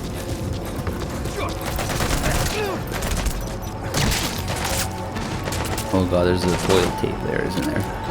Is that? Okay, that's the guy. Whoa. Oh, okay, he was behind the wall. I thought he was invisible because you never know. Alright, outpost captured. Oh, fuck! Fucking DMCA boss fights in this game. That was dangerous. Because that's the other thing. We can't have the music play, but the music plays automatically. And somehow, it's my fault.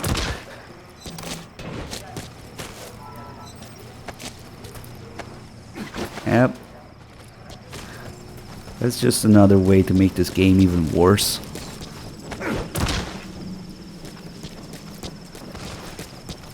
Alright, let's go back. Hopefully things aren't broken enough that he just completely fucking ignores lights. Again. All the dead bodies disappeared. Look, the rifles are still there, but they all disappeared. Okay.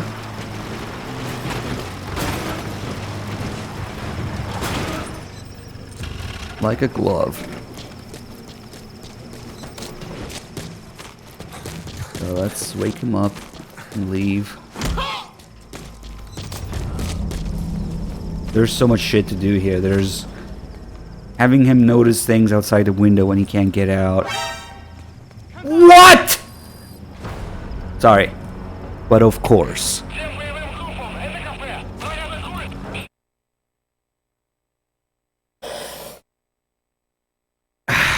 Take a breath. I mean, but of course. It seems that the more No. Okay. No, okay. No, I agree. That's how it works. And naturally, we have yet another fucking thing to test now. Whoa, that was glitchy as fuck.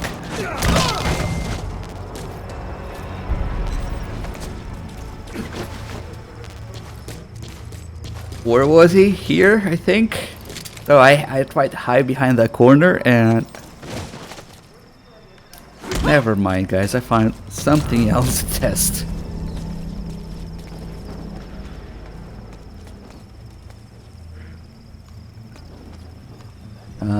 He's checking the other way now. Oh.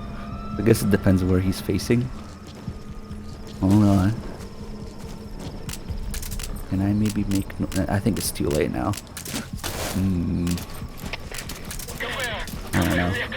I don't know what the fuck is going on anymore.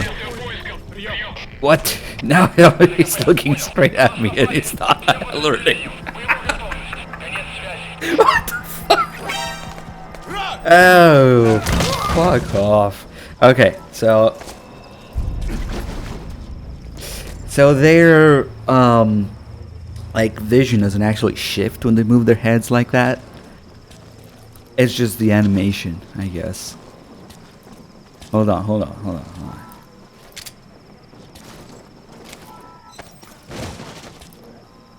This game just keeps giving me things to test, yeah? If there's something wrong with this wall, or... What the hell happened? How did it happen? Like, you literally never know in this game. Maybe it's not consistent, isn't it? It's one of those things that's not consistent, but it could happen. Apparently. He was... Maybe it depends on which way he was facing. I think maybe he was like... Oh, he was also asleep. He wasn't stunned. I don't know if it matters. So he was kind of like this, I think. And... Okay.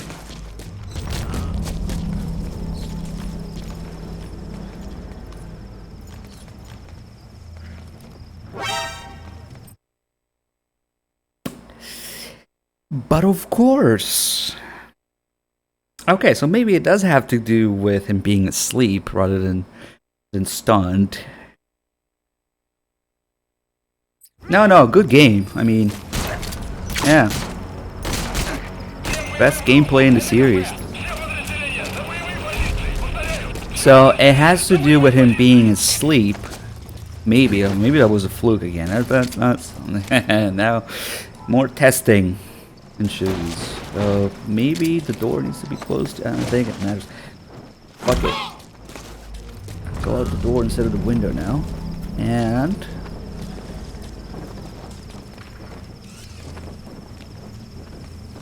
maybe that did it. Maybe he's not. He seemed to know which way to face it. I don't fuck it up. Oh. Now it works. I mean, now the wall works. Hold on. Maybe because I went out the door. This is consistent with very certain actions. I'm not gonna say that. I mean, you perform those actions, but I'm saying that the combination of events could happen in which you incur into or encounter this normally, just like I did the first time. Because people often, like, they accuse me of, oh, it's too specific, or you're nitpicking, or whatever. Yeah, it looks like I'm testing shit now because of what I originally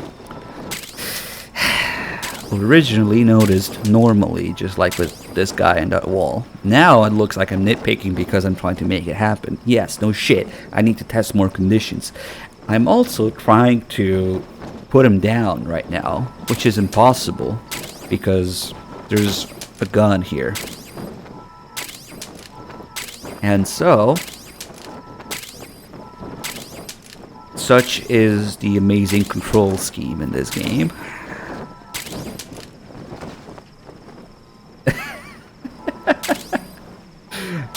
Fucking hell. How can I move it by... Oh.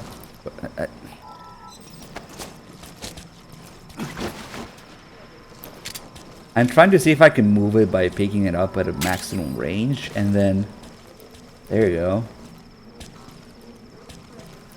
Pick it up to maximum range, and then you can slowly move it that way. I'm a genius. Because imagine having a button to drop items. Oh fuck, of course this is gonna happen too. Oh, maybe we can also move. Nope, maybe not too much. Move while picking it up. Yeah, that works, kind of. Okay, now that that's out of the way. Amazing controls, by the way. Do it again. Okay, he's asleep in this position, facing this way, and I go out the window.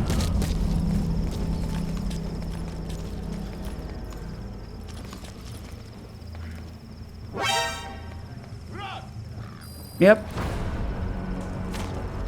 Okay. Okay, Kojima. Okay. I agree. Now we should add some variables like, okay, now this, first of all, this is an entirely new thing, and I need to write this down. I need to find a title for this. Magic wall. Magic see-through.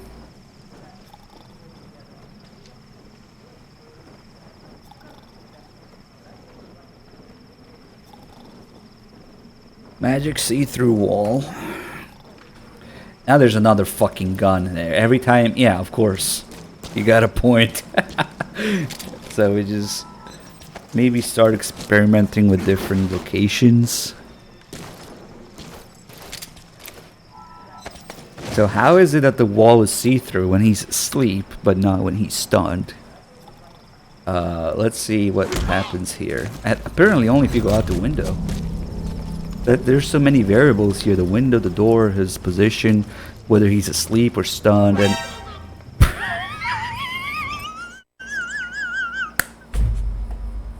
For fuck's sake, this game. Okay. Oh, fuck. This is a thing. This is a thing. Undeniably now. Can I just keep putting in the sleeve and...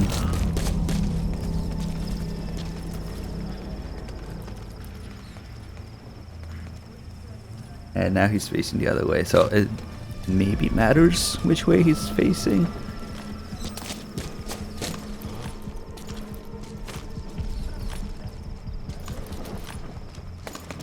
And of course, he has another handgun, even though there's one on the ground right now. What up? Ooh, that must have hurt. Who is he alerting? And where is the CP anyway? That's another amazing game design thing.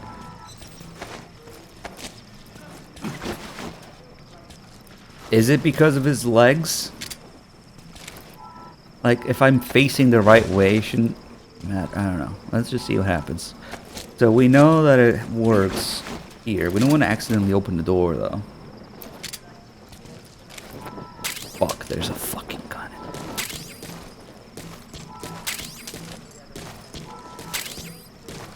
Okay. So it works here, and this time he's stunned. Is their waking up animation different? They're stunned? I don't even notice. I don't think so. I'll pay attention next time. Nope. Nope. It works even when he's stunned too. So this guy is amazing. I mean, we just keep finding new features about him. It's not the stun, it's just the way they were facing. Is it the corner, the wall, the window? What's causing this? Because sometimes it works. I don't fucking know.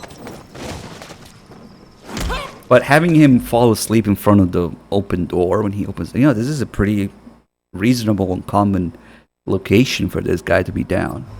It's not like I'm putting him somewhere weird for this to happen.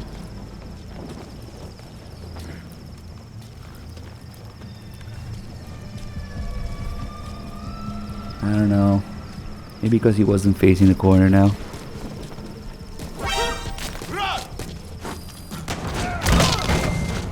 It seems that if he's... I don't know, I just keep trying in that way. Let's try here now. This isn't supposed to be testing new things. This is supposed to be writing down things that I already know about. But in the process of doing things I already know about, we always find new things. So, that's amazing.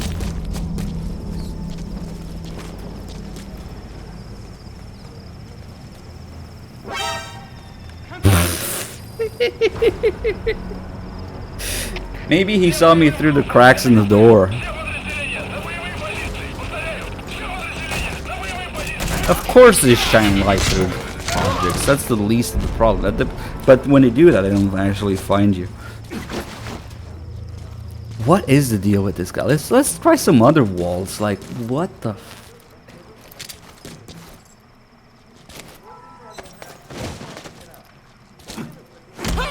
Oh wait, now he's facing the other way. He's gonna turn around.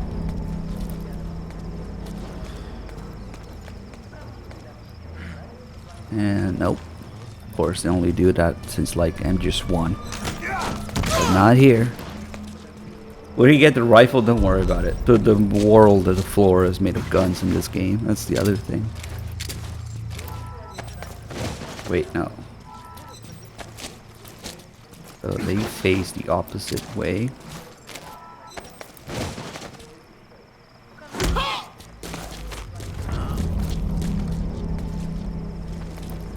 At this point I'm curious, like... Okay, this wall works.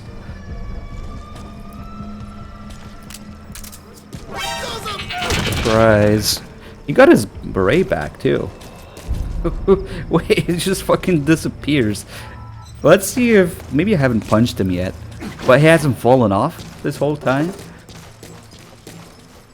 Oh, fuck. Okay. So.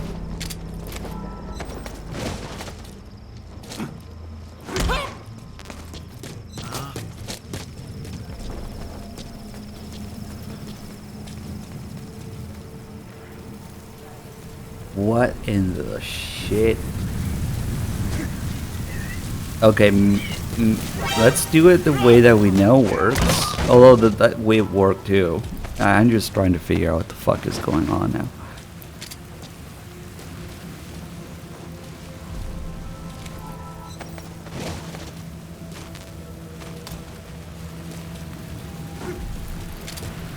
He's gonna die from the kicks. Oh, there's a fucking sandstorm, so maybe now it doesn't matter. Maybe if I'm really close. Yes. Okay. So we'll just add this to the list. Because I think it's established that's a thing.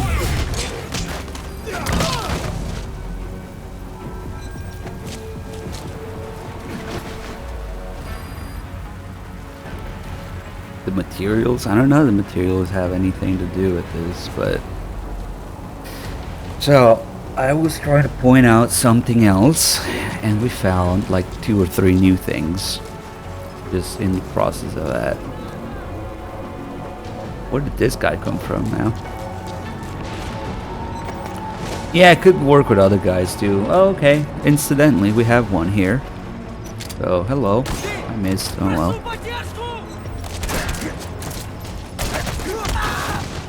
Yeah, he's almost getting himself in position. Oh, fuck.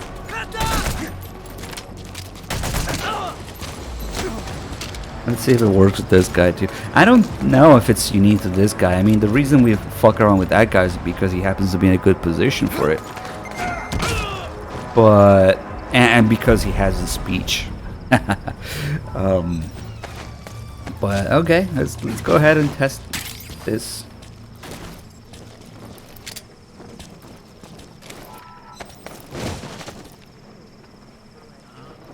Did he just wake up? Yeah, he did.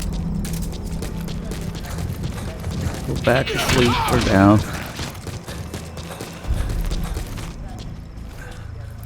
Okay, so this guy does have something special. I think he's a truck driver, so he's one of the few entities that can actually move between. Yeah, it's not unique to him, just like I thought. He can move between outposts because he's a truck driver, I think. Other enemies can't do that. They get full stun instantly if you move it too far. So, no, that's the thing. That's our latest discovery, and frankly, I'm gonna try it again because it's amazing. The most basic shit, like enemies can see you through walls.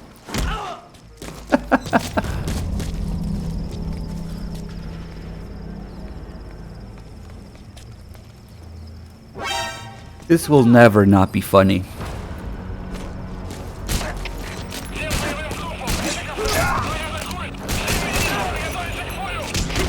And it's not that they're like hard coded to alert when you fuck around too much like they are in MGS3 sometimes. It actually depends which way they're facing, because we had it not happen when they're facing the other way. So he's literally seeing through the wall. It's not that he's alerting for some other reason.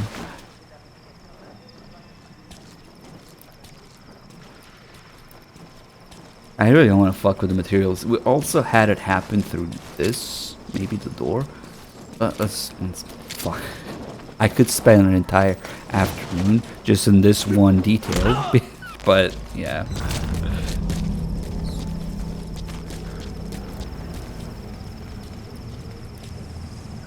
Yep.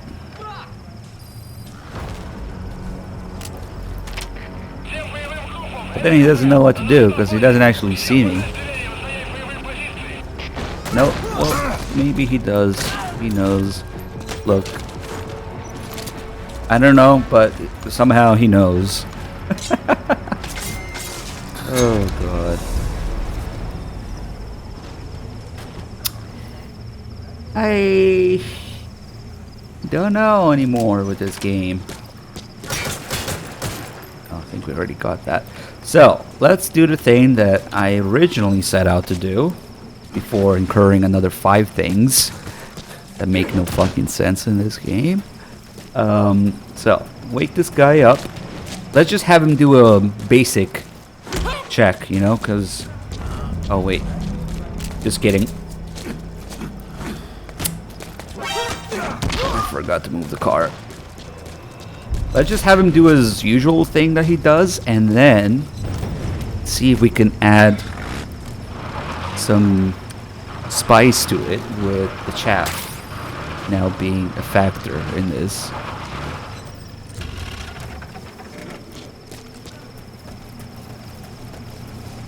Alright.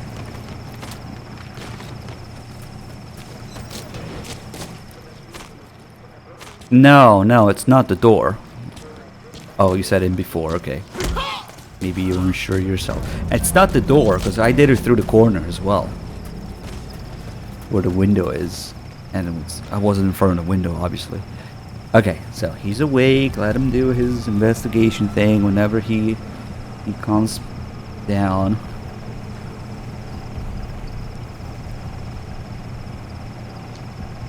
We'll do this. It's just vanilla bug, you know? I'm not trying to alter it. I'm not trying to find new ones. I'm trying to write down the fucking shit I already know about.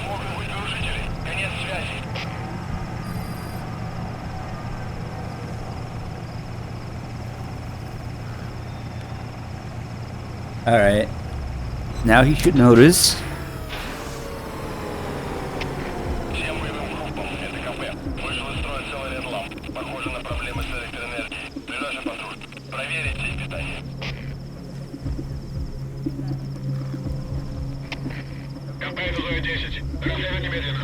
He is going to investigate what could possibly go wrong.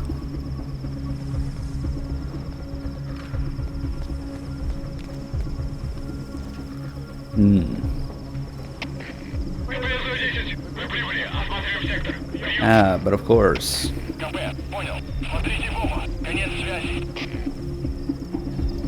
I actually haven't written this one down yet because I wrote a total of 1, 2, 3, 4 other things that we found in the middle. Okay. Cool. X-ray light. And X-ray hand. Nope.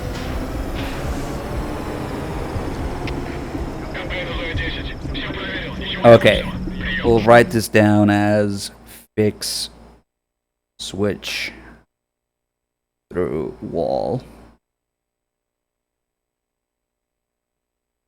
Classic, of course. So, I keep turning it off whenever he's done radioing, because otherwise he doesn't notice. And his gun clips through, whatever. I don't even know.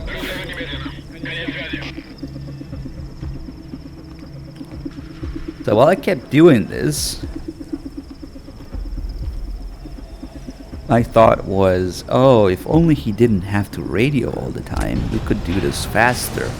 Like play the click, click, click game with him, you know? Didn't see anything unusual.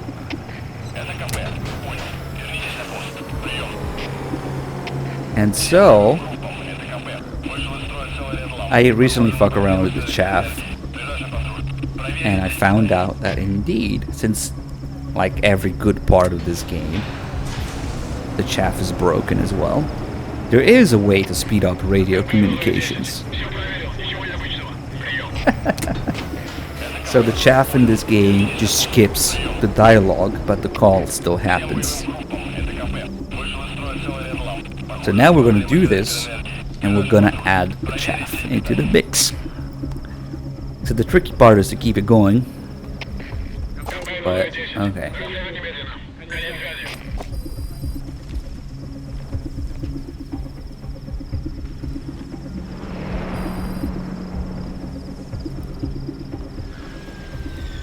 Let's see.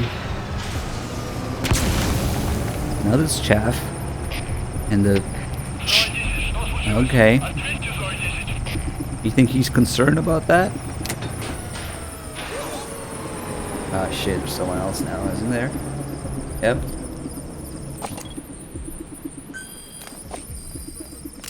I think something else happened. Ah, fuck, those are unsuppressed shots, so... Yeah. See that? It's not that the call doesn't happen. The call happens, you just don't see it. Let's put him down. Oh, fuck, I think I might have broken in again.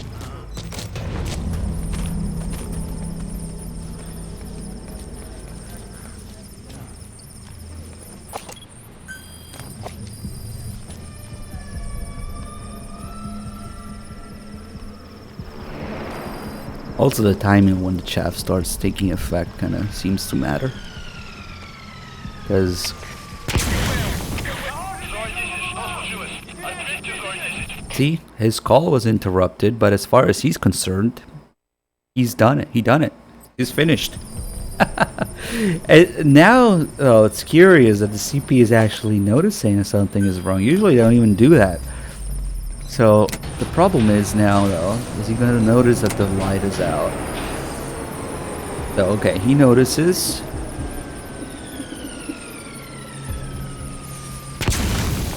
And perhaps, oh, fuck.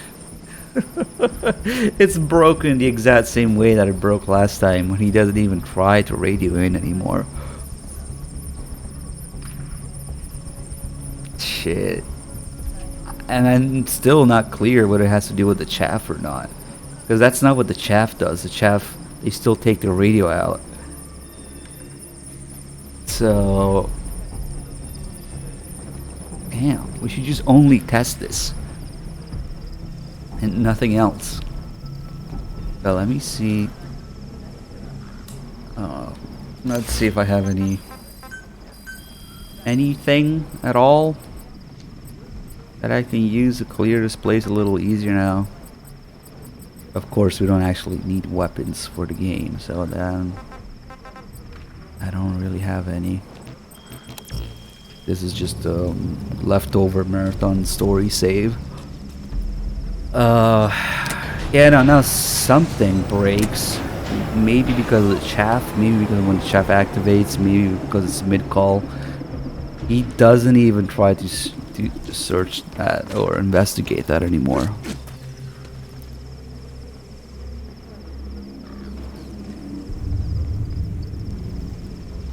No, but the thing is, every other instance of the chaff, that's what the chaff does. The dialogue goes through. It just instantly. You don't see it. But I guess it's different if the chaff activates mid-message. Then it seems to actually do something. Kind of bizarre, but I'm trying to figure out how the chaff works in this game. So far, that's the explanation. So the timing kind of matters. Alright, so let's clear this place again, not do anything else, but just do the switch thing. We won't even do the thing where he talks to himself. You've arrived at the objective. Your target should be somewhere in that outpost. Don't forget, he has a Spetsnaz recon detail with him. Keep your guard up. I don't think the call is skipped. I think the call happens and the actions related to that call still happen. Because that's the way it behaves in any other way. In any other instance. With the exception of if the chaff is interrupting in mid-call, then it seems to work properly. But yeah, most of the time that's not what's going to happen. Most of the time you're going to do a chaff after or before, if you know it's coming. So that reminds me of that Nastasia call in MGS1, where she tells you, of course, you need to use it before you are attacked.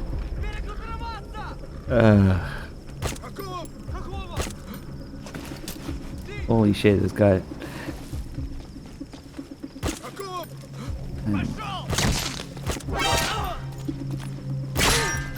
I'm losing patience here, and my suppressor too. I should really get one of those suppressed sniper rifles.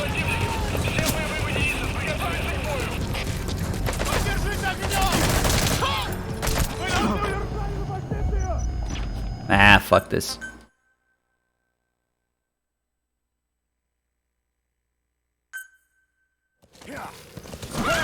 Maybe I shouldn't just start shooting people with lethal gun, yeah?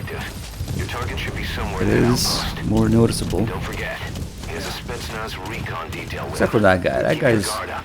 far enough away from the others that it shouldn't matter.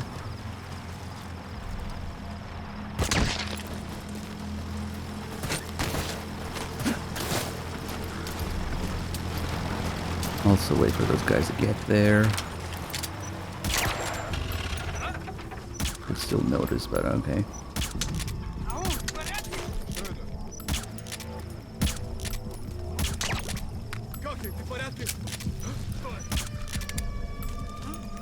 Didn't I hit that guy? Nope.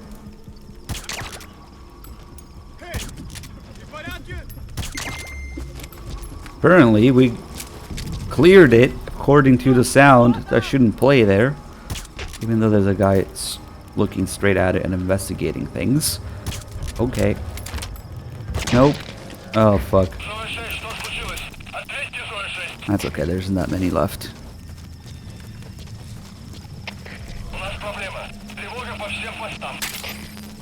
This would break the script, but that's not what we're doing. That's okay.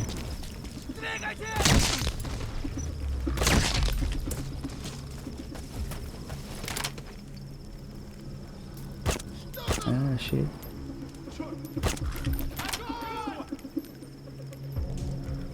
It's kind of scary how fucking fast they start moving when they do that. Oh, come on, you piece of...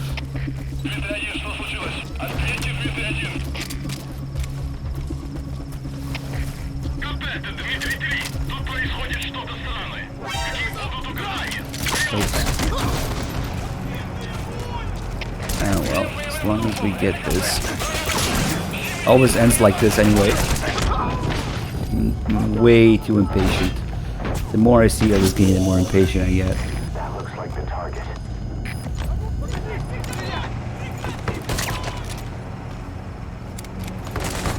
Turn on MVGs for... Oh, fuck. I guess he had a tranquilizer in him.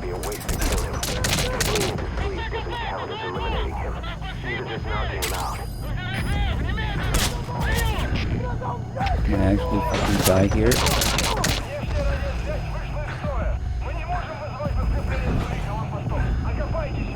I wonder if I have a more developed save somewhere. I don't have to deal with as much nonsense with the weapons, I guess. Okay, now we can go around fucking executing everyone by shooting them in the ass. And that includes the MCA boss fight. And he's through the tire right now. I need to die faster. That didn't actually hit anybody, did it? Nope. Okay. Just when they're starting to wake up.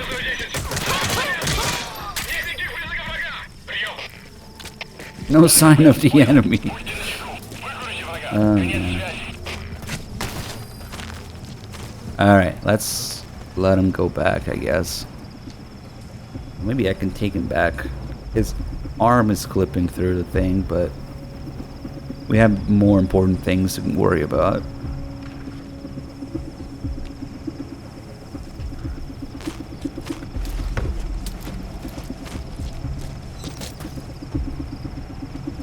What is going on now? Kind of a weird position for him.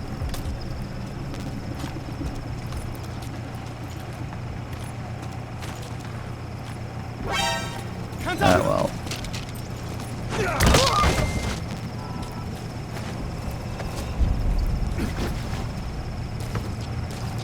Let's put him back where he's supposed to be. He got a little confused there. So, hopefully that doesn't break his whole light checking thing. And let's see if he alerts now. That'd be hilarious. Okay, so this wall decided to work, but more likely it's because of the way he's facing, actually. Okay, so we're back to normal. Maybe we should just get a checkpoint like this. Let's see how far out. do I have to ride to get a checkpoint? Wait, maybe it just doesn't work that way with the mission area. It should though. Yeah, it might. Let's see if we can ride enough to get a checkpoint. Pay attention to the corners. Wherever it is, top right, I think.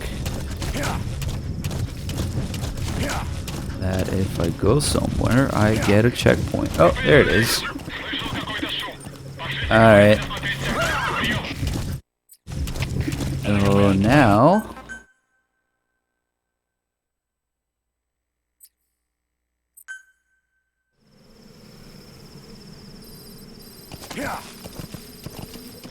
Now we have a ready-made checkpoint where he's by himself in there, minding his own business. He's kind of looking out the window, but we should be fine here. Okay. Perfect. This is gonna be a great checkpoint. I have a feeling. I should have done this earlier. So, let's just confirm that. Oh shit, but I didn't put the car where it needs to go. I don't want to have to do that every time. Let's do it and then ride out and get another checkpoint maybe.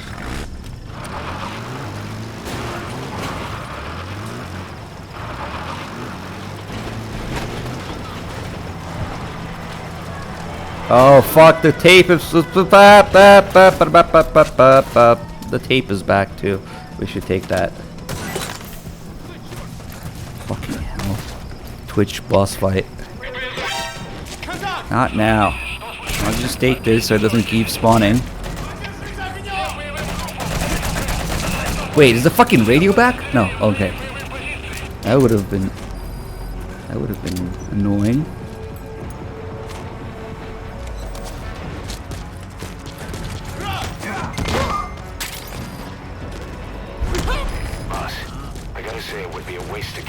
Oh fuck, I hope it doesn't taint the checkpoint, yeah.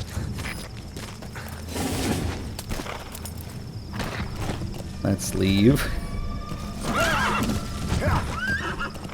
Oh fuck, that tape though. Can't believe it, kind of shit we had to deal with. And how this game makes it worse in every way. Okay, that was a pretty quick checkpoint.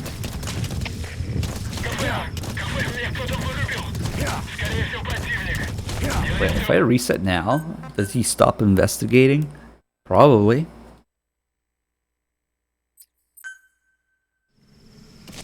Yep, now he's perfectly fine and normal. So if you get a checkpoint while they're suspicious and reload, they're not suspicious anymore. Okay. Okay, now we have to set it up right. Car, guy, tape, switch.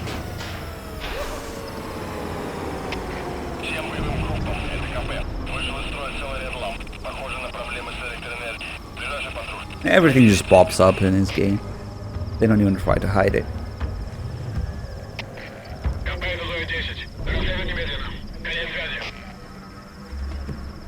Okay, we'll just do this once, and then tie into chaff. When?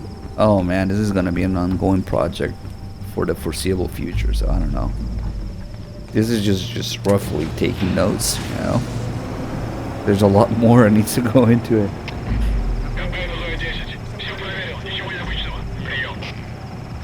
Alright, nothing unusual here.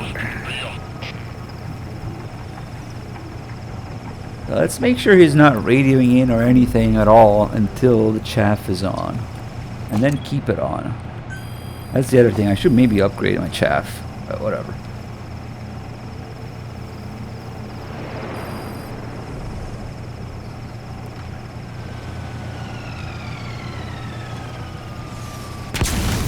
Okay, now when the chaff is on before he radios in, and that's, like I said, keep it on.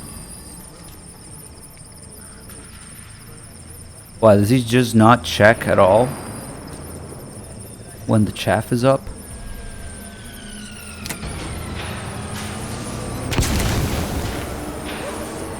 So it does seem to be the chaff that triggers it, no matter what he's doing with the radio. He just doesn't check at all if there's chaff going on. Why? Because he doesn't get the radio call, so he can't check. Wait, what is he doing? No, he's not checking.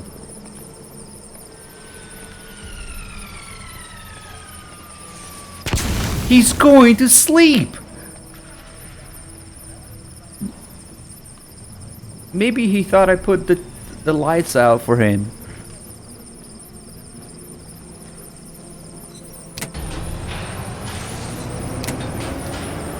Yeah.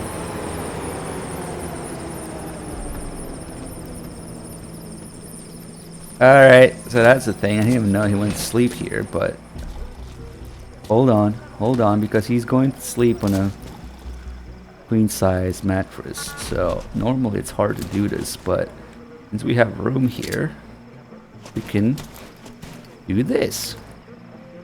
Because of course, this game never stops giving. When they're in the sleeping position animation, they do not have a hitbox that you can, you can clip into them with your own. So yeah, you want a spoon or something?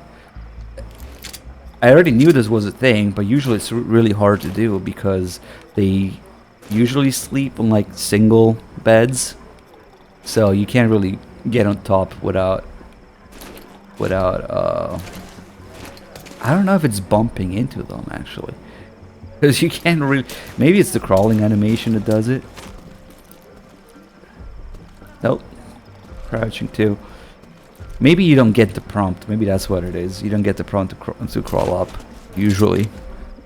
So while I've seen it before, I never really thought about recreating it, and I noticed the problem with it. But this guy has a queen size mattress, so you can just climb up on the other side.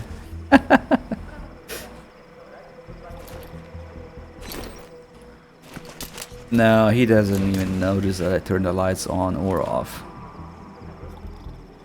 They have no hitbox. Okay.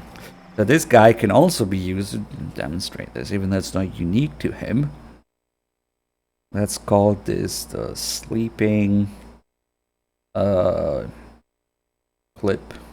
through. I've never done it in this bed with this guy and the things that I'm saying. Oh, play this game, you know. Never done it in this bed with this guy, but now I see that it's easier. Well, they should react when you shoot them, but they cannot be bumped into. I went into that knowing that already, so. Now that he's asleep because I shot him. Oh, I guess it's the same thing. Putting him to sleep doesn't count as eliminating him. Neither does knocking him out. I guess it's just no different from when you put him to sleep and they're just bodies on the ground then. Can you shine a light to wake him up? I don't think so. I don't even have a light on my guns, but I turn on the fucking lights in the room and he doesn't notice when he's asleep, so.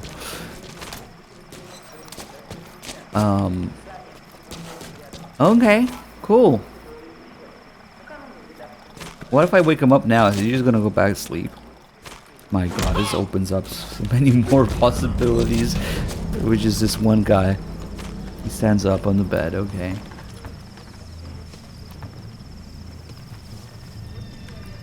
Everybody fucking died and just going back to sleep.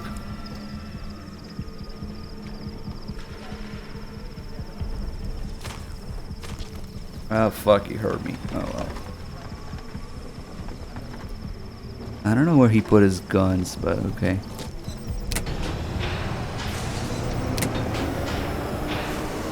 Hey, he just doesn't give a fuck anymore. We probably had to wait for him to be done investigating.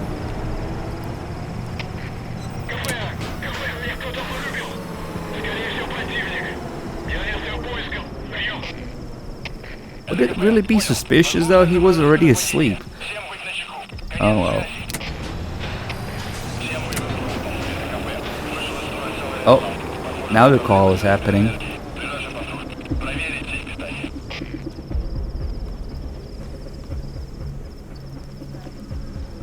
Okay, so now he's doing it again. Yep.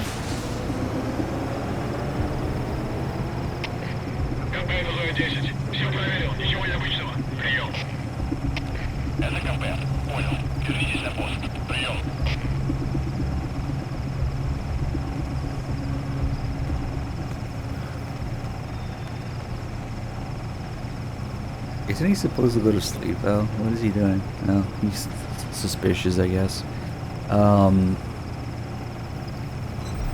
So he notices, but it's not actually him that decides to investigate. So it's the call. So it seems like you can. Oh, I know. This means that we must click the button right before the chaff goes off.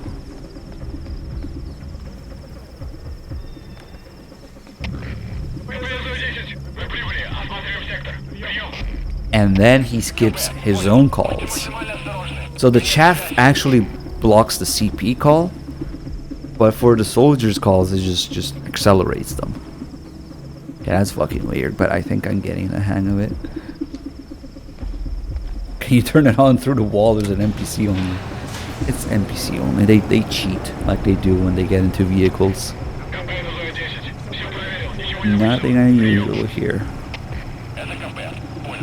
Holy fuck, did it really spend 2.5 hours in this? Well, yeah, we kept finding like 6 other things with this guy, so. Alright. So now, get the shaft going. And, what did I say earlier? Right before the shaft goes off, right? So, now the call happens.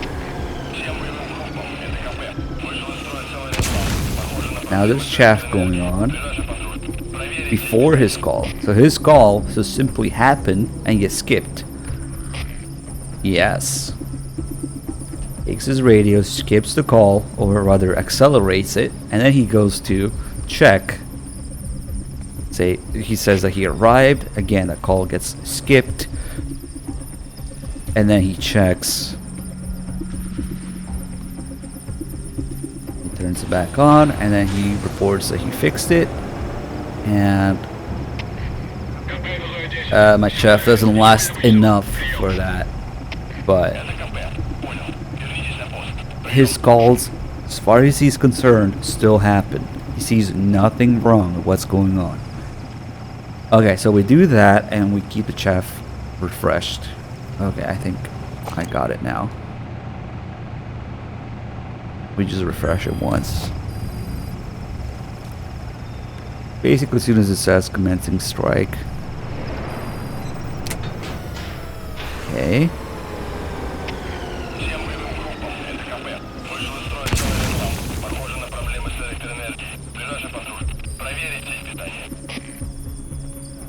First call gets skipped, but he's fine with it. Yep. Guess we can refresh it now. Maybe I should have refreshed it already, actually. Second call gets skipped, but he's fine with it. And then he checks. And then now this refresh, the third call gets skipped. But he's also fine with that. All good. Nothing to see here. The trick is, though, if I... fucking sandstorm. That shouldn't happen. That shouldn't influence this. But the problem is, if there's chaff going, he doesn't check at all. Because he doesn't get the call from CP.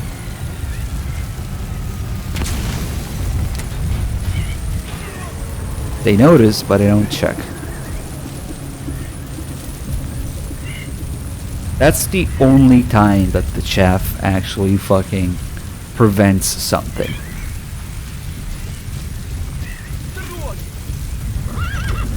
Don't be rude to my horse.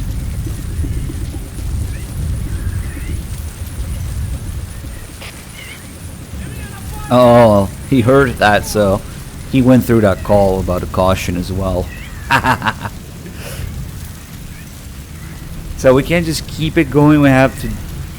Okay, even then, he stops to search with his flashlight through the wall. I got the hang of it though. I understand how the chaff works, or rather doesn't work in this game. Oh, I also can't call for... Oh, there you go, never mind.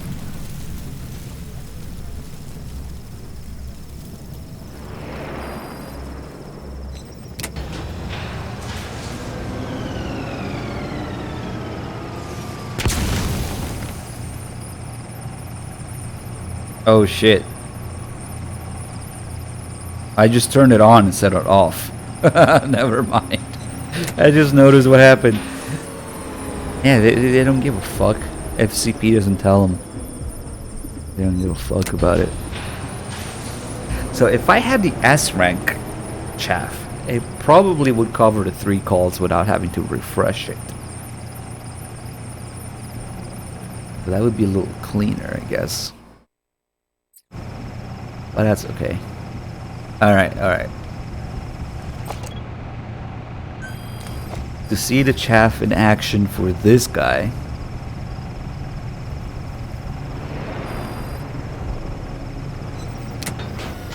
we had to let the CP call happen.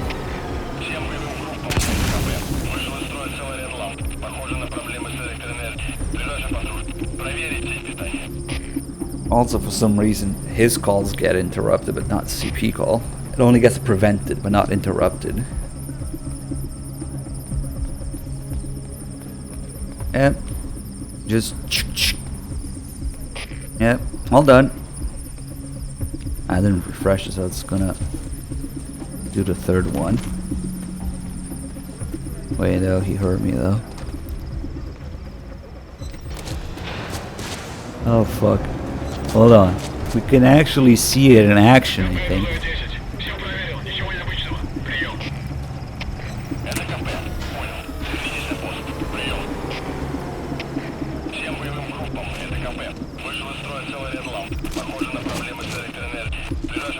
Now, if you wanted to see the other side of things... Ah, but of course... Okay, so for the chaff, I'll just write down chaff before. No, chaff after CP.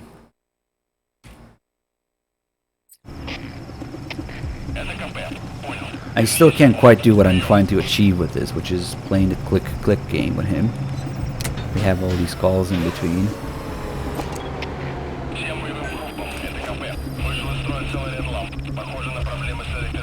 I don't know, as far as I can tell, the sneaking suits fucking sucks in this game, so they still hear your footsteps. Maybe it reduces its range a little bit.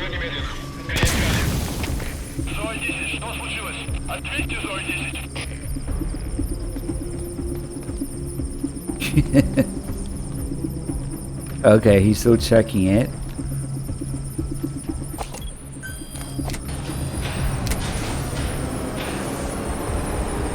He's not gonna click it again though.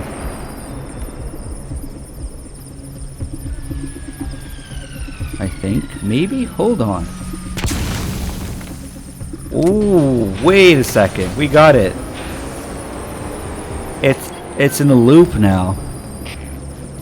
Wait. Maybe... Okay, now his calls are happening. Oh, I get what's happening now. I just keep interrupting it. And the initial call from the CP, it doesn't matter. All that matters is that he's trying to fix it and report back. So we can sort of play the click game. Unfortunately, he still has to search for this light. Okay, it kind of works. It speeds it up because all the chaff does is take away the call in between. Nice, we got the method down. Nope. See, that's the chaff just skipping the call, but it still happens for him. So he repeatedly says, "I will check it out," I guess. Hold on, let's let the chaff run out.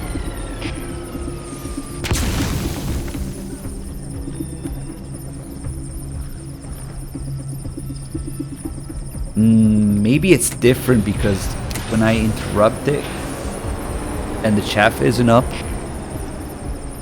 maybe he's on the radio. Once he starts being on the radio, the timing is just so that he walks away. I don't fucking know.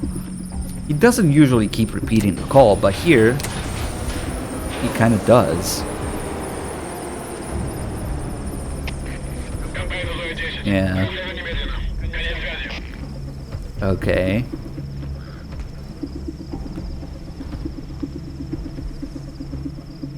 I don't think I usually get him to repeat it, so.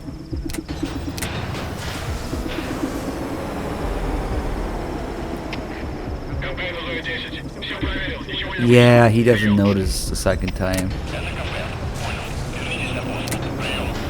That's the difference.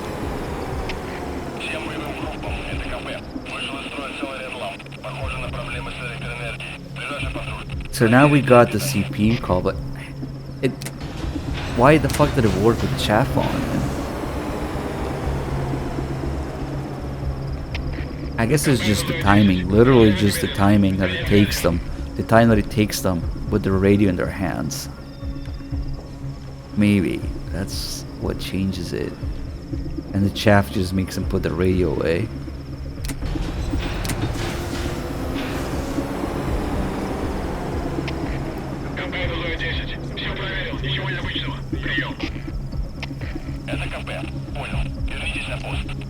But it's off again.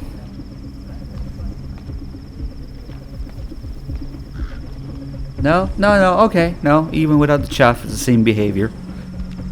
Which just enforces the fact that the chaff does fucking nothing.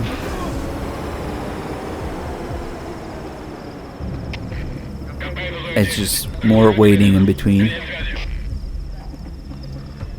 Yeah, so we can get him to repeat the calls. I just never realized that. If I do it as soon as he does it.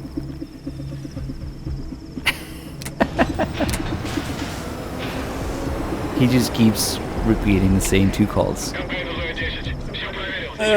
Great. Why am I not surprised? So once he's here checking it, doesn't really need a CP call. He's just checking it again and again. Okay.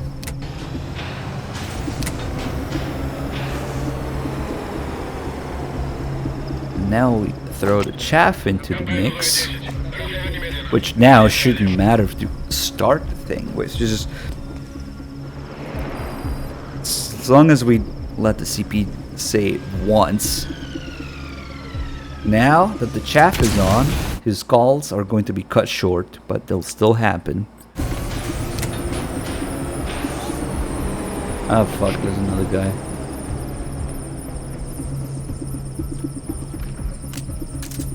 No suppressor, oh well.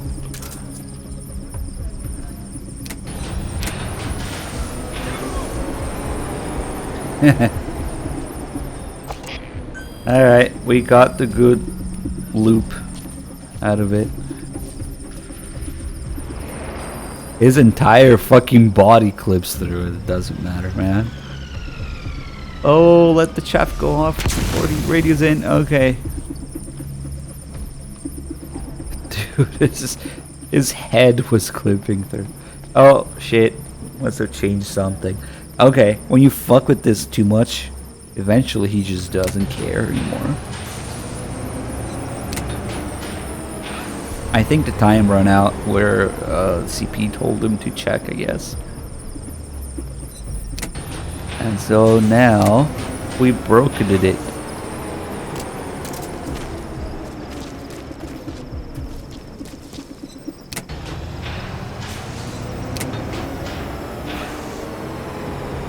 Where not even CP gives a fuck anymore.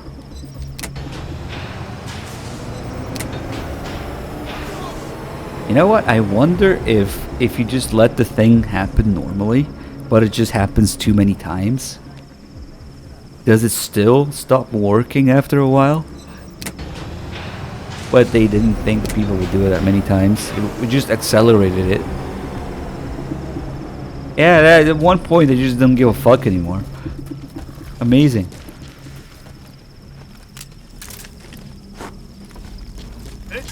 Oh well.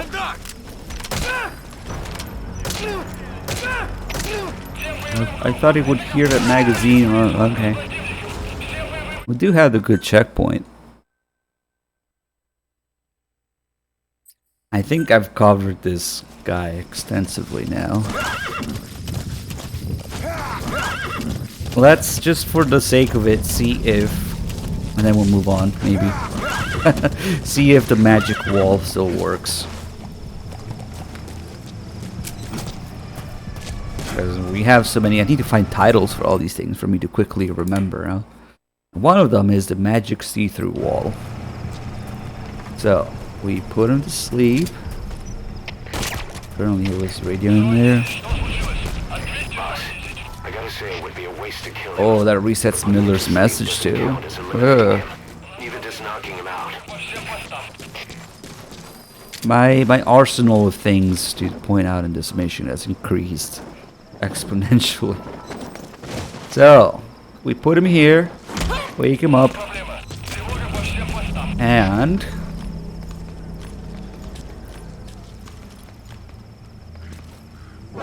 the magic see-through wall is indeed consistent. Amazing. Another.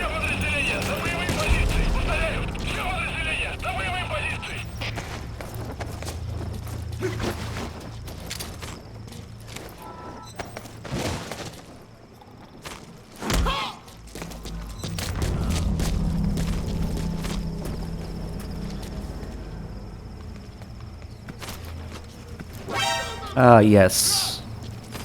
I agree. You know what? I've had quite enough of this guy. So...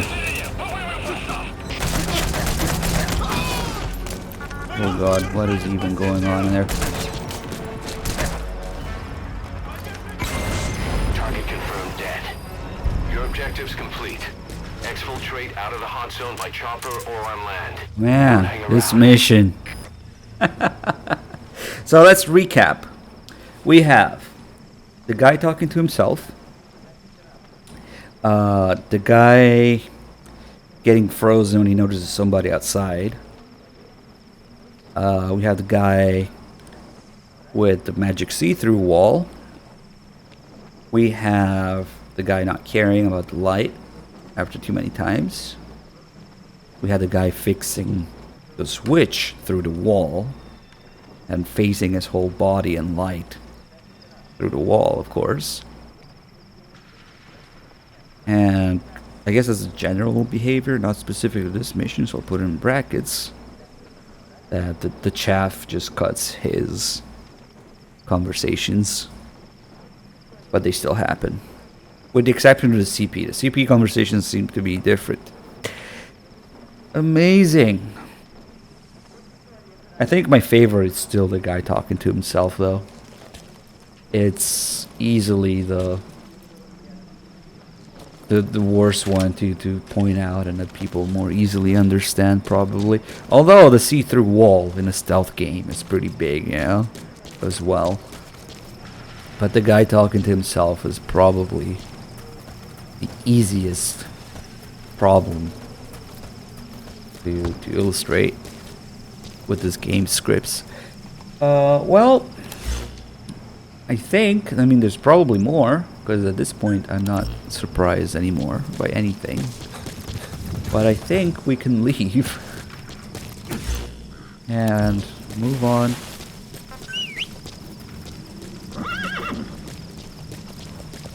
The next mission is the communications one, I think. That one isn't really... Again, if I try, I can find things anywhere, probably. But specific to that mission, probably not a whole lot. Apart from the fact that it's boring. No sign of the enemy. Mission complete, boss. Like, we're not just pointing out gameplay things, design and story things as well. This mission is literally just walk there Mission and throw a complete. grenade. You got a B rank, hey.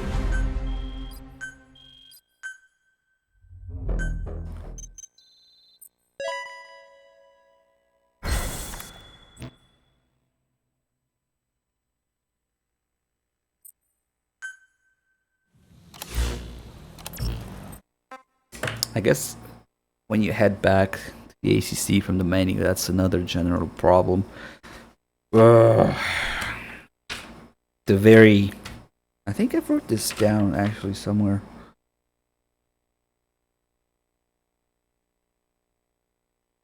The whole thing with the fucking mission area management and open world management amounting to basically nothing.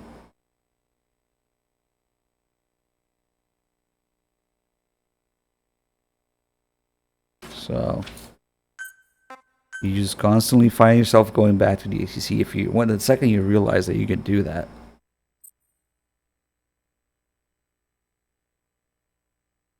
All right.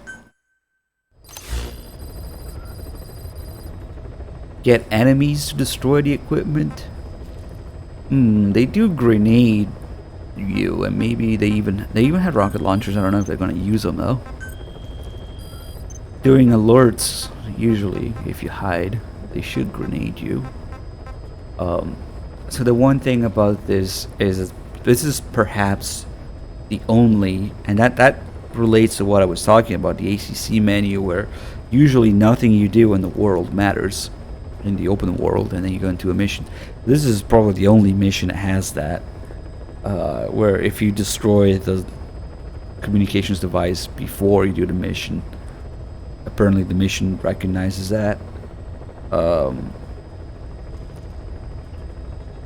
But there is a set amount of time, or maybe amount of missions, or amount of deployments you do that resets that eventually, because otherwise you would never be able to redo this mission. So, well, this kind of relates to C2W. I don't know if it's an Easter egg, but whatever. We'll call it a C2W Easter egg.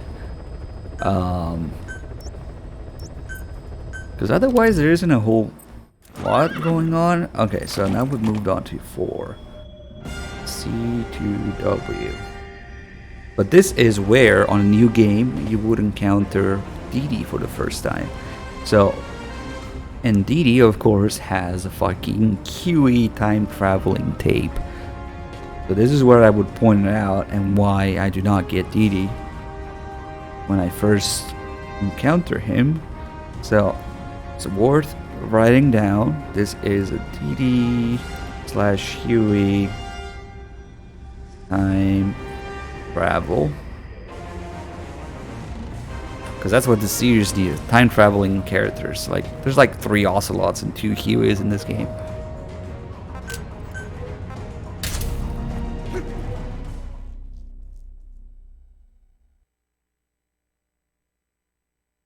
Or at least the tape itself is time traveling. Because Huey goes away, but somehow the tape appears with him talking about Didi after he's gone. Actually, this goes into a much deeper problem with the fucking timeline in this game not existing, or rather existing in different planes of existence at once. You need to disable the Soviets' reinforcement system by putting a hole in their base-to-base So comms I don't think it's gonna network. keep And for in the mind that I Eastern already Communications destroyed them Box, because it's been so destroy its long comms in this equipment. save. First, use the binoculars to locate the communications equipment at the facility.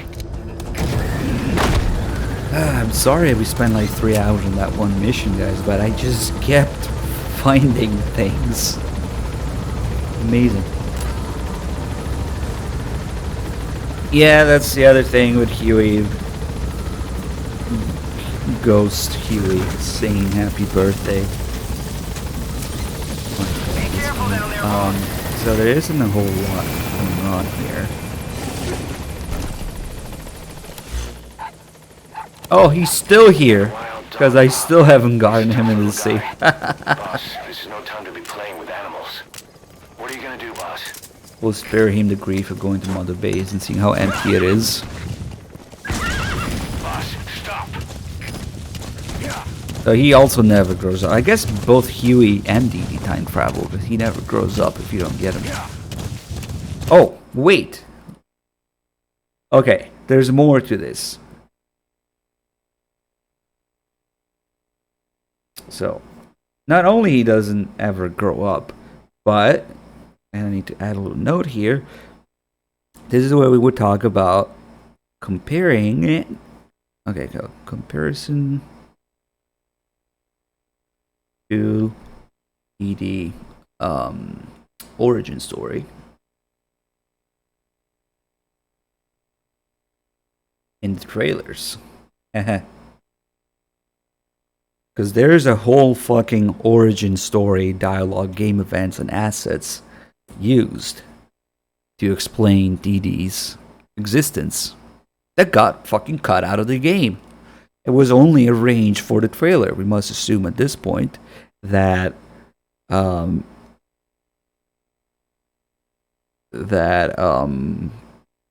they just only arranged that for the trailer. There is an asset of an dead adult female dog or wolf that is Dee Dee's mother in Africa, and that just doesn't exist. It only exists for the trailer for Sean Istone to lie about. So this is where we would point that out. And yes, you can get the ending without getting Dee Dee. And as far as I know, they never patched anything. The only thing that they patched in this game is the all the fucking what's it called, FOB bullshit. There hasn't been a single player patch that has done anything to address any of the nonsense that I discovered or that people should know about or the nonsense in gameplay. And you could say, yeah, but they addressed weapon customization, but guess what? That too is fucking FOB content. Why do you think they did that? Because people use fucking belt-fed, suppressed, full auto rocket launchers to kill each other in FOBs. So that too falls under FOB updates. As far as single player, they never once fixed anything. They didn't fix the menus, they didn't fix time traveling Ocelot or Huey or Dee Dee. They didn't fix the fucking time paradox at the end. They didn't fix anything. Let's not make a list here because we have pages of that.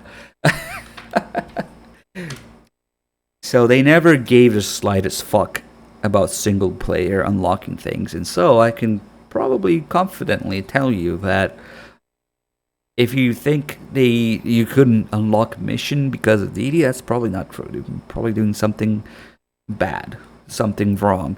The one thing that you do need to do is click and play, or at least play for a second, each yellow tape to have the mission 46 show up. So that might be a thing. But they didn't patch any of the fucking nonsense that I usually point out. Fucking reuse assets in the wrong place, assets in the wrong context. Oh man, let's just wait until we get to all of those. Hey, Bill Ski with the 29 months. Maybe it's Bill Sky. Whichever one. Let me know. I'll try to remember. Thank you for the resub. So I am not aware of any single player changes or any. Wait, I lied. There is one. They made it possible to acquire Quiet again after she leaves. I don't know if that was pre-arranged or was due to the insufferable amount of people that bitched about Quiet leaving. I don't know why we're talking about this now. We'll get to it. The infinite problems related to Quiet. But it got so bad that, this game's supposed to be about whatever, feeling of loss and whatnot. And that what little there was of pain from losing Quiet in the story, what little there is of that, got fucking removed because people bitched so hard. That is just unimaginable amount of bitching that people did. That they bitched so hard that they patched Quiet back into the game. The one thing, the one feeling of loss, whatever there is at the fucking end, and they removed that. So yes, no, they did patch something single player, but that's the only thing that I can think of. Okay, so this mission isn't entirely in itself. Doesn't matter, I guess. I mean, it's just boring. You go there, and this is... But I have to think about, on the new game, what do I actually talk about during this and what happens. So we got the thing with the interpreter here that we would get, and Dee Dee, and talk about all the time travel with Dee Dee and Huey. I guess Huey's goes too.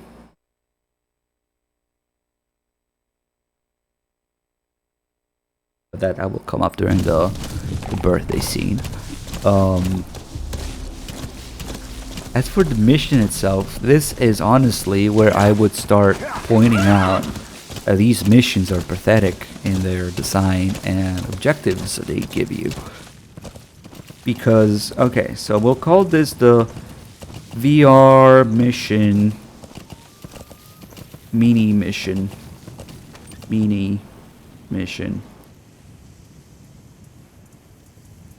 comparison, because this is really where it starts feeling like that.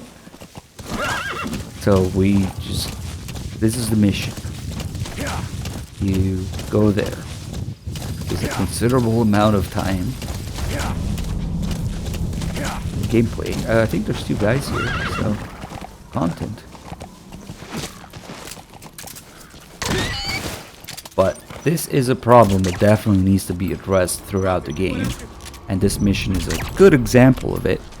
How the missions, the situations that they put you in are these tiny, mini-game, bite-sized, fucking, I would say VR mission feeling, tiny afterthought missions.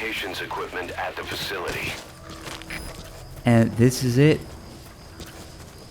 You go there, you destroy one thing, you get out. It literally feels like, and that's an insult to some of the VR missions in MGS1 and 2. But it feels like just, you know, like a mini game afterthought. Bite-sized nonsense mission. Well, that's it. Bye. Good work. Hey, now we leave. Now get out of the hot zone. So I'm sure if I start fucking around with these guys, I'll find something that's wrong with the environment or AI. and you know what? This is a good point to bring up another video that they released. It wasn't really a trailer. It was more like demonstrating how easy it is to make missions with the Fox engine. And they made the mistake of showing people how easy it is. This is gonna, in the final video product, this is gonna go into huge, you know, rambling comparison discussion, lengthy comparisons, I think. But basically the gist of it is they made the mistake of showing people just how easy it is to create the terrain, the assets, the placing guards, changing, you know, adding water trees, things. So these missions that we got, if you look at how easy they are to make, it tells me that they basically spent 5 minutes making the actual missions in this game. And God only knows what the fuck else time and money went into. Because, again, they made a mistake of showing just how easy it is. I mean, the engine is probably about 50% of it. Let's see if... fuck, I don't know if I have... if I have the actual video. I have a folder called MGSV shit. But I don't know if it's... Nope. I think it's on a USB drive actually. Last time I had it. I should probably copy it to the streaming computer. So, fuck. I've got too many like porn hard drives and porn USB drives for different things. So, I don't know where it is, but I do know that it's on my main computer. So, hold on, maybe I can still do it.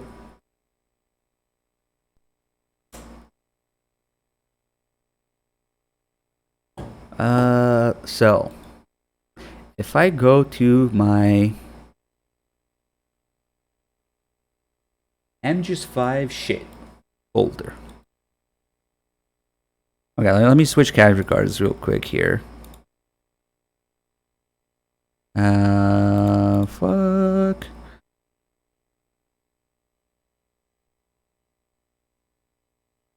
So this is a bunch of trailers and videos, and each of them has notes about what they lied about. All of this is also to be added to the video eventually, but the one that I'm specifically looking for, is it this one? MGS5 Fox Engine Tech Demo. It's either one of these or this one. It's probably this one. So, let's see. Oh fuck, I didn't mean to do that. Okay, so here's the video. So they make the mistake of showing you how easy it is to create the terrain and place the assets. Now look at this. これホックスのツールです。まずこれね、テレインというかこうやるだけでペコペコっとできてきます。はい、これほんでテクスチャ塗ってます。こう、はい、こういうスピードでできます。ほんで敵置きました。動物置きました。これでもう勝手に動きます。当たり判定もできます。で影も投影。これ水面ちょっと多いんで下げます。まあこんなもんかな。で木置き、これデータベースから取ってきます。岩も取ってきます。回転させてどんどん置いていって、これ草木生やしてます。こんなもんかな、こんなもんかなと。まあ大体こんなもんかなって言って天候の変化もリアルタイムにできます。 And then the level design fucking sucks and it doesn't exist. でまあ最後 And the mission is destroy one guy or steal one thing and leave. That, what does that tell you? It tells you that they made the missions that we got in about 10 minutes each.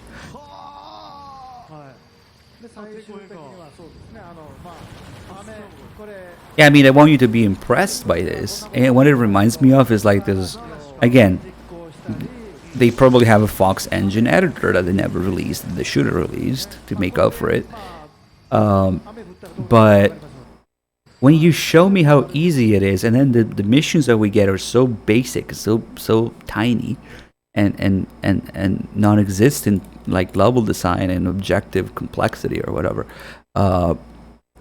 that tells me that they made all of this potentially powerful tool that can render more than 12 people or whatever, and then they didn't have any time or resources to actually make something good other than these bite-sized fucking missions. And what it reminds me of is those like RTS game editors, or even like Unreal what's it called, editor, where you can again easily create things. And with that in mind, like the way to change the terrain, the trees, the water, really reminds me of like those, like, again, RTS game editors where you can sort of do something like that. And then this is the missions and the environments that we get after you show me how easy it is to make something. Your objective is create a map, kill one guy, and then leave? Are you for real? And so that, while impressive, shows that they used nothing of the potential of what this game could have been. And so we'll call this the editor nonsense.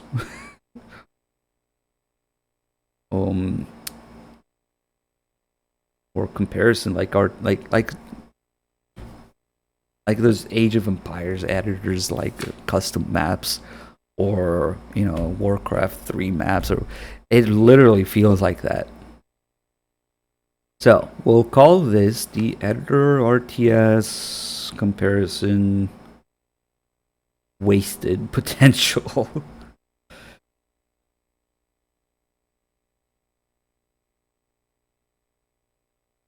Which, by the way, also kind of explains why there's no indoor sneaking in this game. And yeah, if they release the editor, which I think somebody's working some reverse engineering bullshit, but it's never gonna be the same. People could literally fix the game, make the game themselves, and other things, but I think there's too many fundamental problems with the way the environment, the AI, and the player interact that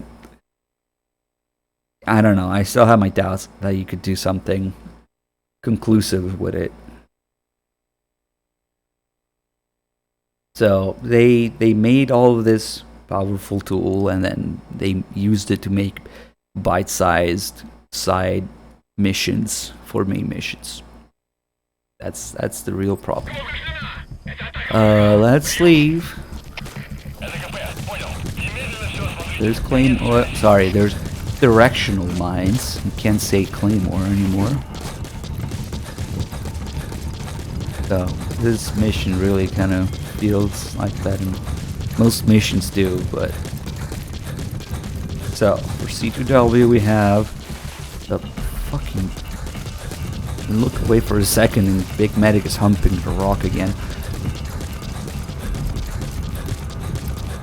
Yeah. Alright, you're out of the hot zone.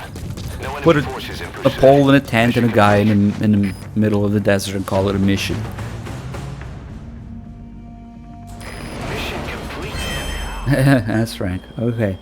So for C2W we have the DD/Huey time travel. The DD never grows up, and Huey comes back in the form of a tape and never took place. Okay.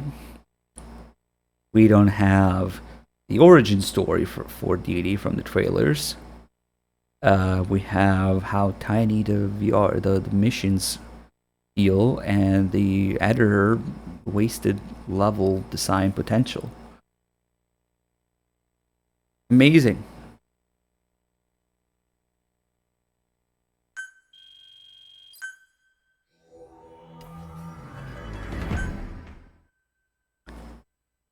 There's probably more if I actually go there and fuck with it, but you know what? I don't want to. This isn't about finding new things. This is about writing down the things that I already know about. But it just so happens that we keep finding shit anyway. I don't want to go out of my way to do it. I haven't gone out of my way to do it, but man, that previous mission was fucking gold. Like, I don't even know where the fuck to start with this project, and I figured that writing down what I already know about is a good starting point. Let alone, like, actually going to hunt for things. That's fucking insane. Have I made a tier list of Metal Gear games? Oh, I have a tier thing on my Twitter. You want to go check it out. But people get triggered usually. Okay, B0, yeah. And they reuse assets. Not only they're reused in the wrong context, in the wrong, like, aspects of it. Like, reusing assets makes sense. In fact, you want to optimize and reuse assets whenever you program something as much as possible.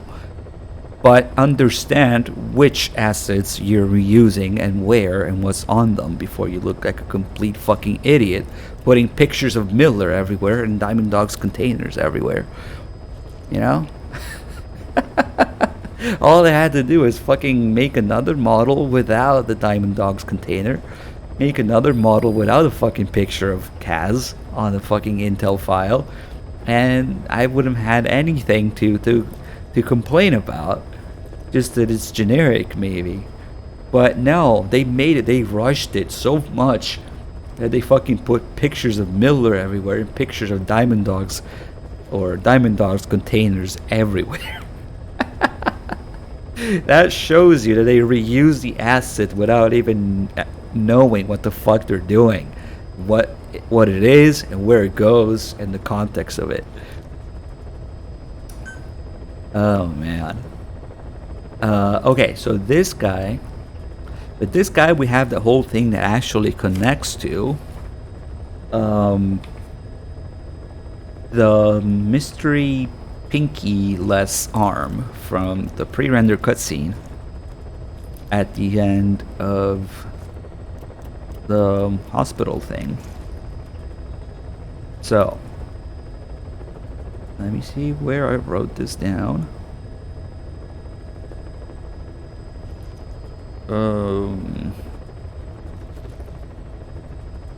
I'm pretty sure I wrote this down. Oh, there it is. Mystery arm with no pinky. And also no repair engineer, because the fucking repair engineer is 4 missions, 5 missions after that in this mission. So 4, 5 over the fence. For this mission, we have the fact that they could not have repaired the arm without this guy. So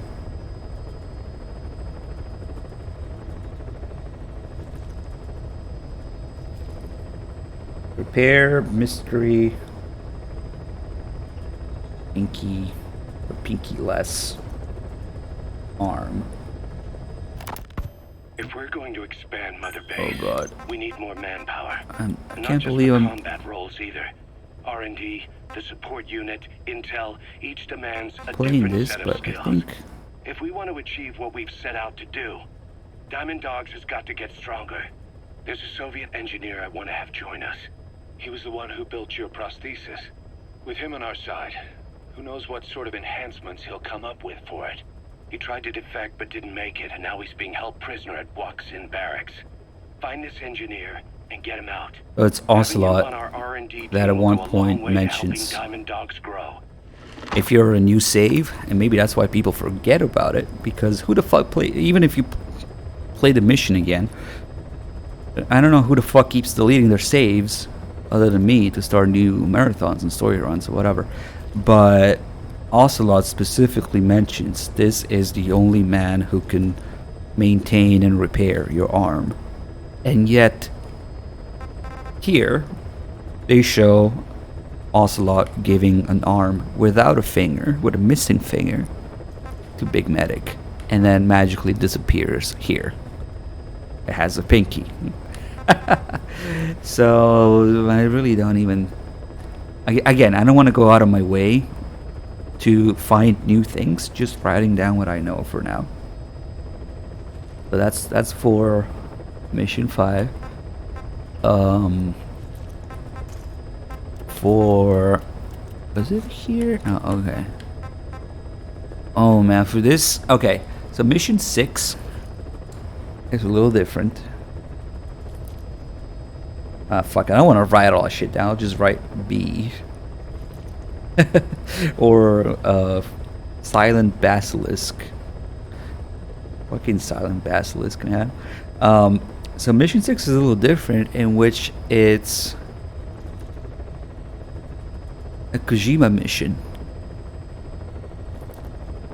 So now we see the Kojima mission design, where the actual mission takes place here, but they drop you off here, requiring you to, oh fuck, go on a horse ride for 10 minutes before you get to it. So I know how to zoom in, how to zoom out. Oh, there you go. Okay. So every Kojima mission, okay, so we'll call this the Kojima mission design. Not only that, now is a good time to bring up how Kojima wrote maybe 6, 8 10 missions out of a 50, you know, should have been 51. How many missions? I need to actually write this down. I can't keep estimating how many there are, but if you look at the credits, which by the way are another fucking problem. Fuck, I forgot to write that down.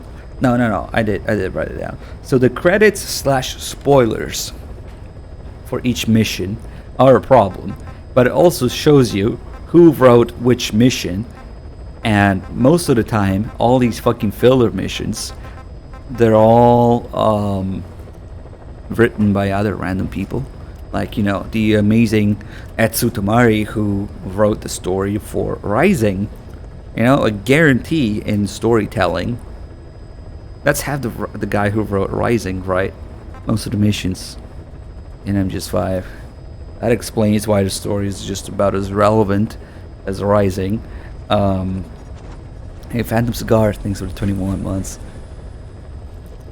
But the actual missions where Kojima is credited as a writer, we should try to count them. I know for a fact this is one of them, mission 6. Somebody's saying 17. You probably looked that up. I'll have to double check that. Well, we'll put in side maybe 17 question mark. So most of the filler missions are just that. I mean, all the missions, even fucking Kojima missions, feel like filler. But we see this. It doesn't matter how much proof you're giving me. I'm not discrediting what you're doing. The thing is that I'm one of those people that I need to check for myself before I believe things. So I'll take that into account, and I'll probably confirm that once I do check. Thank you for giving me the idea, the ballpark, or even the exact number, probably. It still is, you know, the majority of shit is not Kojima's missions. But when we do see Kojima's mission design, it's like this. They drop you off here, you have to ride your horse through the fucking desert. That base you can skip entirely, by the way. And every once in a while there'll be something like this. Something like, or where I got lost, zoomed in too much. Something like this on the map, which is 2 poles and a tent in the desert, and they call that an outpost. So the Kojima mission design, I just need to call it that. I know I know what to talk about. And then we'll make the comparison to the other guy, to the other guy, the other games. Compare to MGS 1, 2, 3, 4 Peace Walk. Because I always talk about here how, well, if you're gonna do this, Kojima, then perhaps in MGS 1 we should have steered a submarine around for 10 minutes before we get to the mission. Or, you know, in MGS 2 we should have, I don't know, swam in Manhattan Bay for 10 minutes before you get to the big shell. Or in MGS 3 we should just sit on the cargo plane for 10 minutes before the mission begins. Or in MGS 4 we sit in the back of the truck for 10 minutes before the mission begins. Except, even when you do that and the mission begins, it doesn't feel like a fucking filler mission. It's the fucking game adventure that you go on. And this game, it feels like you're reaching your little objective, and then you're done, and then you fuck off, and nothing happens. So I like to make that comparison just to show how fucking dumb this is. Imagine if you had to sit for 10 minutes waiting, or maybe steering a submarine around an MGS1 before the mission begins. People would have been like, what the fuck?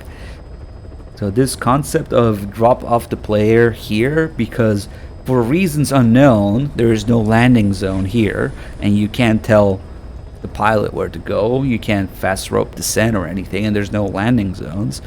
And of course, God forbid you get to pilot your own helicopter the way you want, the places that you want. Because fuck that, that takes like a, I don't know, PS2 game to do that. Actually, there's there's PS1 games that you can do that probably. But anyway, there's quite a lot.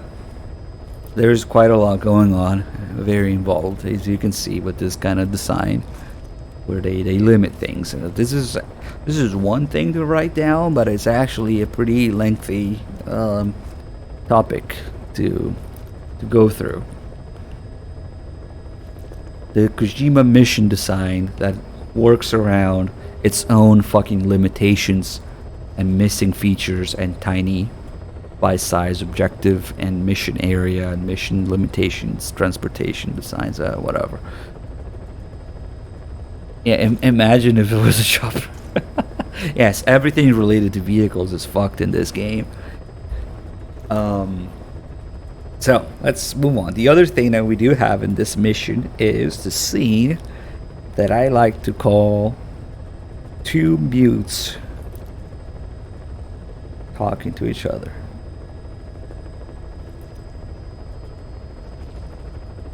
We'll just call it that. Two mutes calling to each other.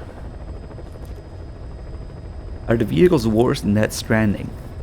I don't know. They're pretty bad. The thing is, though, in Death Stranding, when you get stuck, you get a little jump button, you know? Because they knew. They knew you were gonna get stuck. So, the two mutes talking to each other cutscene is preceded by the Ground Zeroes trailer. Ground Zeroes trailer animation for the prisoners. You know that trailer where the cutscenes that never happen, where they just walk the prisoners around in daylight and then shoot them, and just slightly before that they pour like water on their heads through their water, maybe they're waterboarding them, but not really because they're sitting down, whatever. So that animation, that scene doesn't exist. Not in this game, not in Ground Zeroes, not anywhere. But the animation of them pouring water on them is used in the interrogation that they do with this guy. So the animation is in the game, the trailer doesn't exist, the cutscene doesn't exist.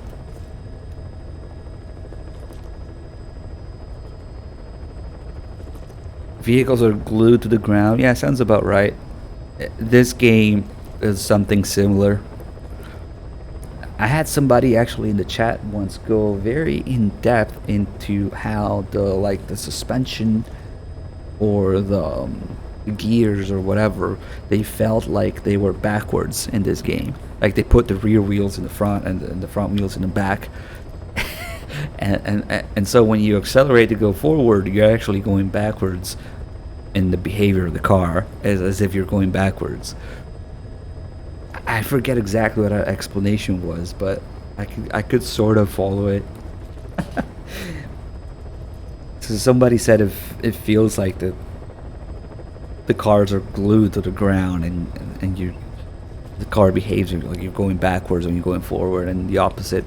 Anyway, we'll get to that. There's a lot more in right now. I'm doing mission specific things, so once we get to a mission with a vehicle that's more relevant than so far, we only use a vehicle to block a doorway. But once you actually start using them, start finding them, start stealing them, start messing with the AI, holy shit, everything related to vehicles is beyond fucked in this game. And we'll see that once we get to it. So here we have two mutes talking to each other, Ground Zeroes trailer animation for the prisoners, and the Kojima mission design. What's the written stuff gonna be used for? It's gonna be used to make it's gonna be used to make a very long and detailed video going over all of these issues, comparing them to the rest of the series, comparing the game to the trailers, comparing the game to games that came before that have better features, and, you know, with my little commentary, and coming to the conclusion that I know in my heart this game is a fucking mess. But people don't quite understand that, and I'm not requiring you to believe me. I merely require you to know the things that I know, and that's why this video is going to exist. Once you know the things that I know or seen the things that I've seen, how anybody could come to any conclusion other than this game is a fucking mess is beyond me.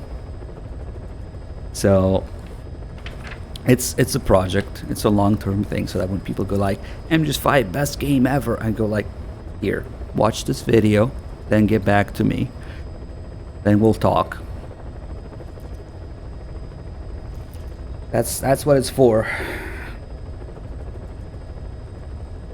Okay, so god damn it, there's probably more, but oh wait, this is okay. See, there is a more. Not that I want to find out more right now, but there is more regarding the end. Oh fuck, I keep using R1 and R2 instead of D-pad. So at the end of this mission, skulls appear, and as you know, every time the skulls appear, something goes wrong, something is fucked, something is just whatever in the AI. Now, I've had things happen that are not like consistent. I can't even remember right now. It's like them getting stuck, or some guy being stuck while standing up in a death animation or something like that. So this is something to check, but like I said, I don't want to go out of my way to find new things now. The thing is, here, when the skulls appear, you can make them disappear. So we'll call that the skull's appearance.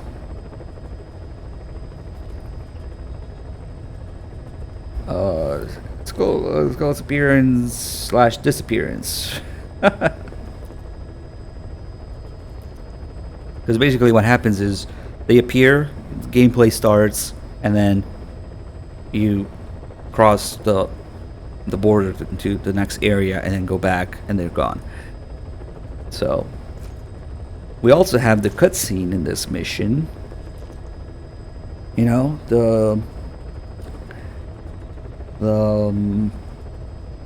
I mean, this kind of makes me sad when I think about like Three Dogs' analysis of the duality between Big Boss and Skullface in the intro Ground Zeroes and how good it is. So the highly anticipated moment where Skullface finally meets with Big Boss, being close enough, and fucking nothing happens. One of the worst fucking episodes of Big Mute Medic. So we'll call it the Big Mute cutscene,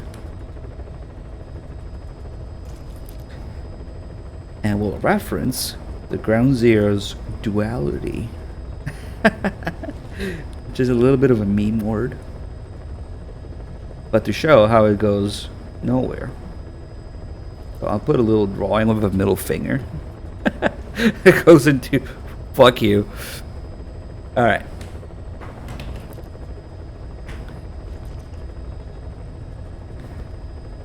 So we actually have two mute cutscenes. We have the big mute at the end, and we have the two mutes talking to each other in the middle of if you rescue the guy.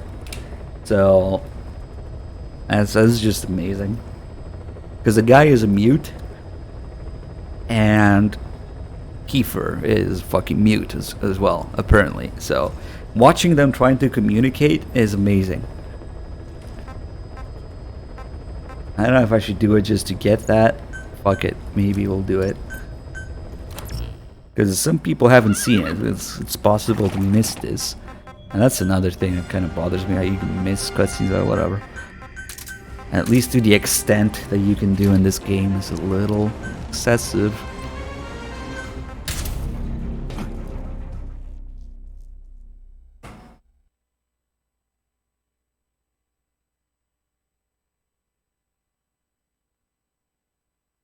But we'll do it. Fuck it.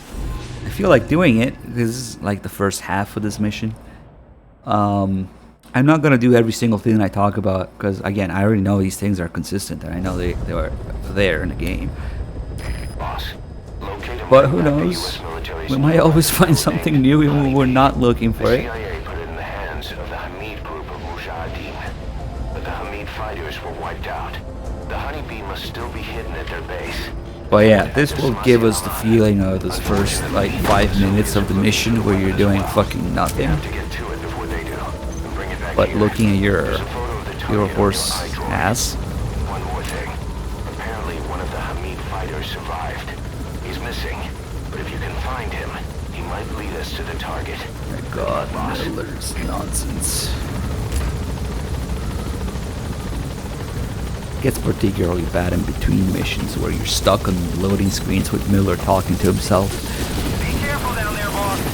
But yeah, so this is it. Nothing here. Reasons unknown. We must go here. And you're staring at your horse's asshole. Yay! So the actual mission is like 2 kilometers away. But every once in a while, there's a level design in this game. There's 2 poles in a tent in the middle of the desert, and this is the level design and the outposts in this game. So that's supposed to give me like gameplay or something. Yep. A new breed of stealth. Because remember, they can't see you because they don't know what that is. We have the only horse in the universe in this game, so naturally they just let me go. Because let's remember the Big Medic has the only horse in Afghanistan in the 80s. It all comes together, you know?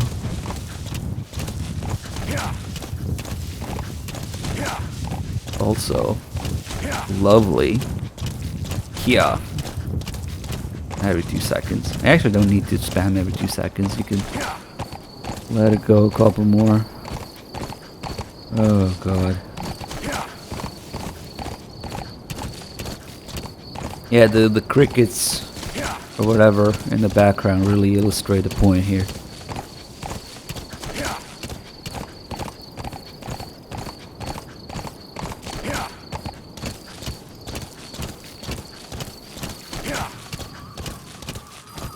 Oh wait, there's a base now. A Soviet relay base. Which we can skip, but whatever. You can just climb up the crack there somewhere and ignore all of this. However, you know, that's where one of the guys... Oh shit. See, that's another thing that... I know it's my fault that I got caught here. But trying to balance the travel and the stealth is just not fun. It's not fun because your natural reaction is to want to go as fast as possible because there's so much bullshit you're sitting through. You need to retrieve the new US military and then known as the Honeybee. It should be hidden you want to do this thing where you can get away with as much shit as possible and getting past these guys. And then it results into this. And as much as it's my fault that I don't time it right, it's just not fun. Because I just want to get to the fucking mission. And naturally, you're going to want to go as fast as possible. So, okay, whatever. In particular, we need to go fast here because... fuck, of course, the more I say that, the more time I waste.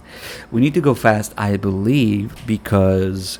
the scene depends on the timing of which you get there. Although, if we use a checkpoint, and every time you use a checkpoint, Kaz in your ear again.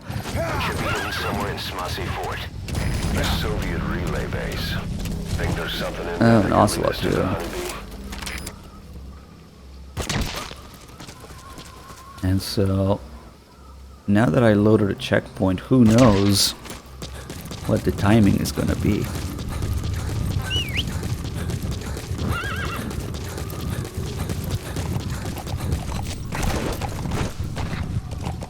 Okay, now that's a bad idea, see?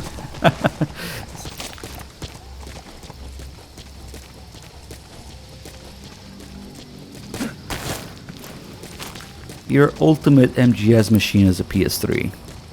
Get the Legacy Collection and just forget about everything else.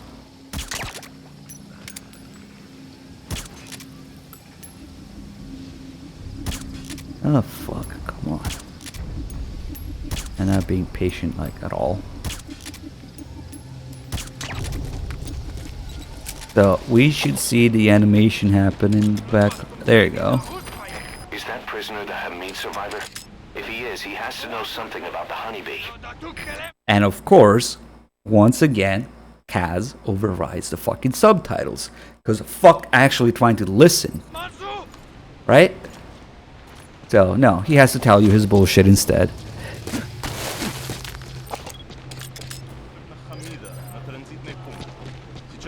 And now it works.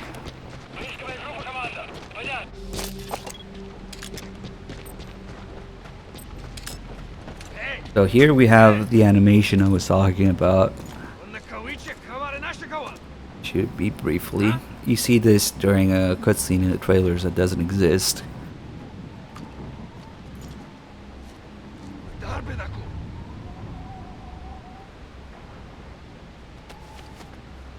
Just like all the other times, and Kojima said you'd be coming back to Camp Omega for something never done before in gaming. Yeah, what? Okay. Okay, so he's a fucking mute. And if we rescue him, which you can easily miss all of this depending on the timing of which you get here. Now if we rescue him, it gets really good. Oh fuck, that was a scary fall. Of course we had to go through the Fox engine climbing and movement boss fight.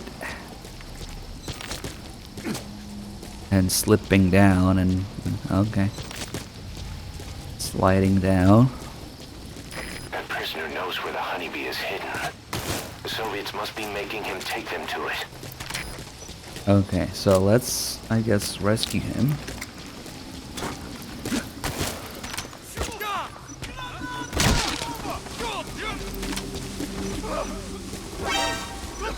Ooh, where did you come from? See, shit like this is just... I'm not even bothered by it because it's regular occurrences. And just shoot him in the ass a little bit. Now that's normal. I don't even know how that guy ended up there, but you know what? What if?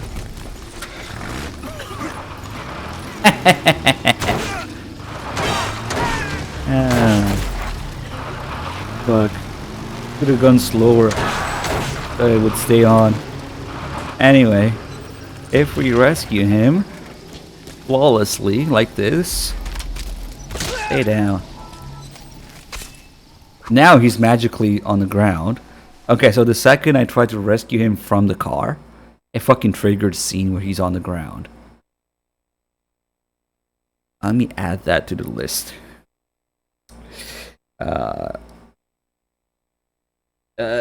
What do you even call this? Like magic cutscene? Okay.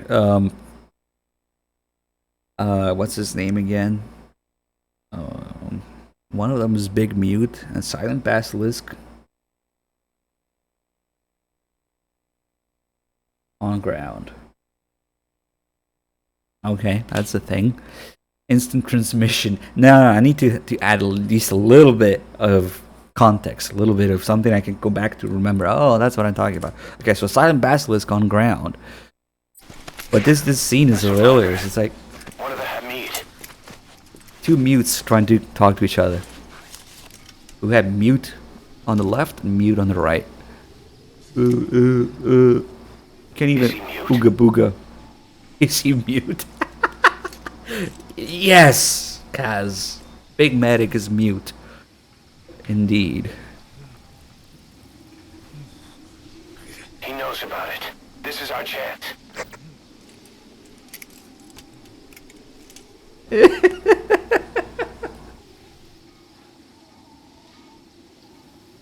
Oh man, this also needs to go into the fucking recut dialogue. Is he mute?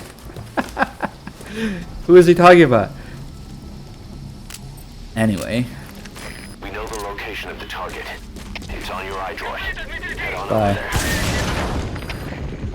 Why'd you kill him? Wasn't he the meat survivor?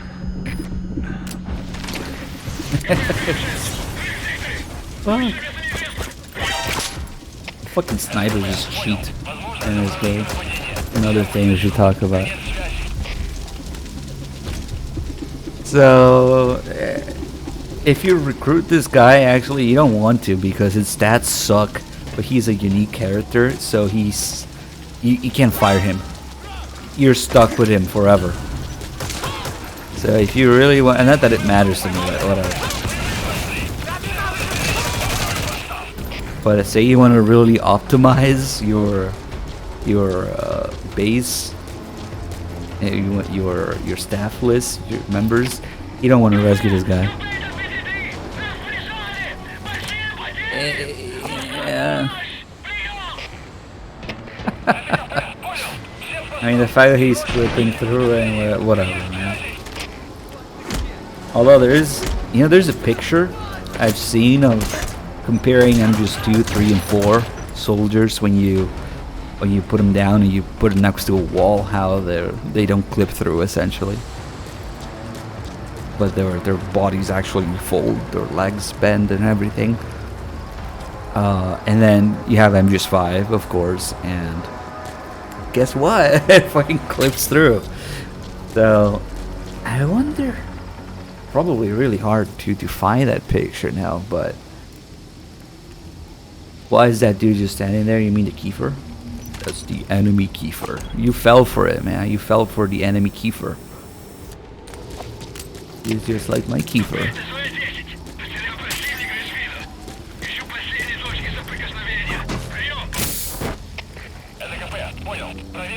The enemy Kiefer.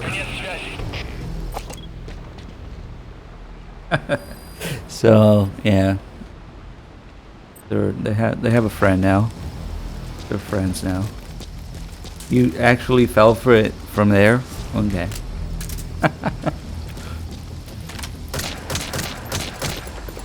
This Kiefer is the worst actor ever made. 6 lines, more than enough to kill the game's budget. Who the fuck is shooting at me?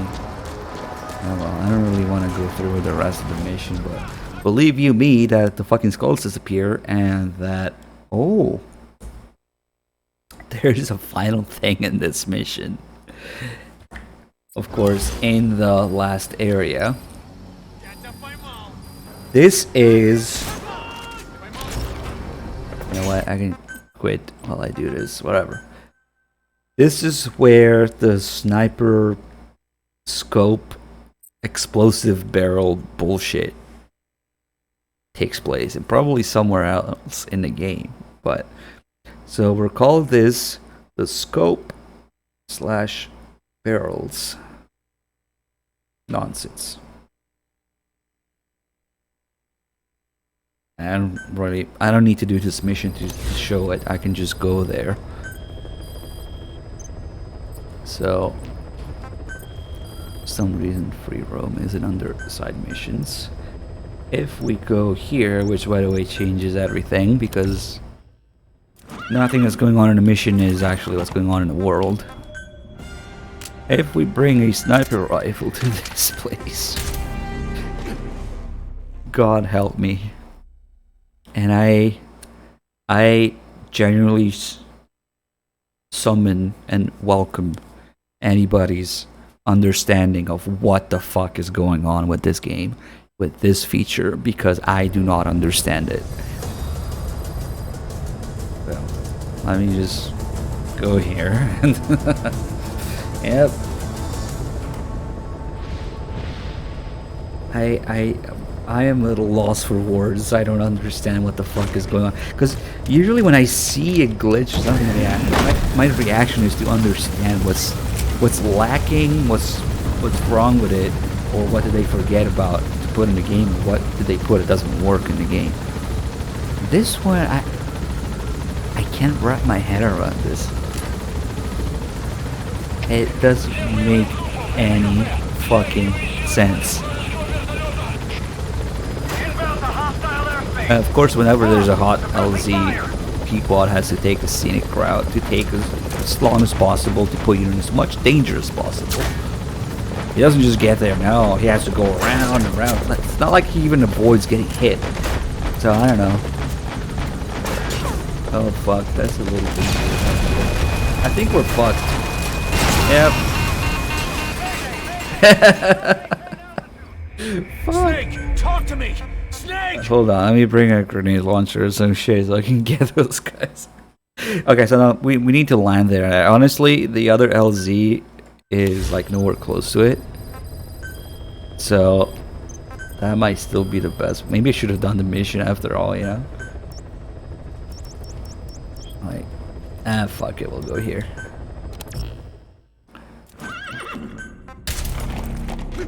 Yeah, I didn't upgrade the helicopter because it's normally useless. The one time that you go there, when I unlock that LZ, they're fucking zombified, so they don't shoot at you. And that minigun is a fucking pain to aim. But yeah, it probably would have worked. But it's even better if we just walk there. The missions LZ in this area is on, like we said, Kojima mission design is on the other fucking side of the map. But free roaming is a little closer, so might be better. So we're gonna go there, we're gonna clear the area, and we're gonna again try to explain what in the fuck is wrong with this game. Yeah, first I need to get there. And I wonder where else, you know, where else it behaves like this, because it's not everywhere. But it's definitely a thing here. Let's see. Now, what reason you could possibly have to go there? Ooh, actually, let me see something.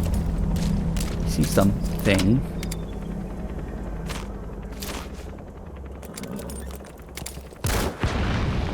Okay. All good, right?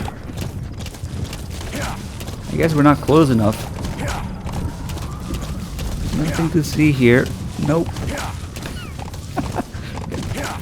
Okay, that was a little spoiler actually. As to what's about to happen.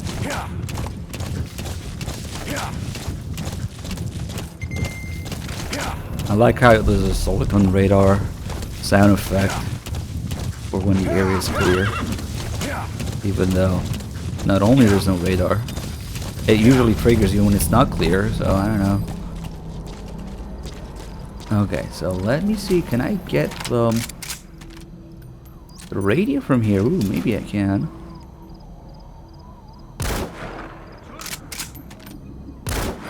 Cool. So let's see if it starts doing it from here actually. Give me one of those explosive barrels. Also, fucking crate that pops in front of it. Can I get one without a thing in front of it? Maybe that one.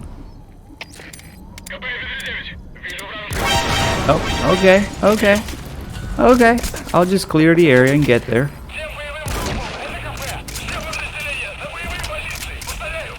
So now we got the radio, it's just a matter of getting these guys.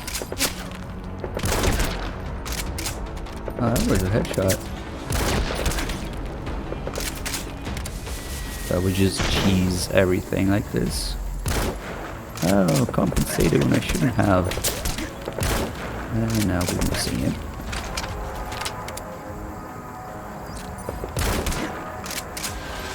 Oh man, this might be bad. I heard that coming, but sometimes they miss you, you know? Yeah. Yeah. If my rifle was suppressed, it would be completely brainless. I should have moved around a bit. But yeah, once you get the radio, it doesn't really matter.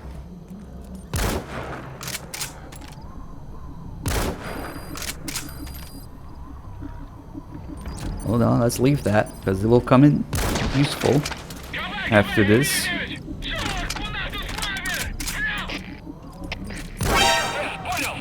Oh god. I should look at where the mortar is, actually.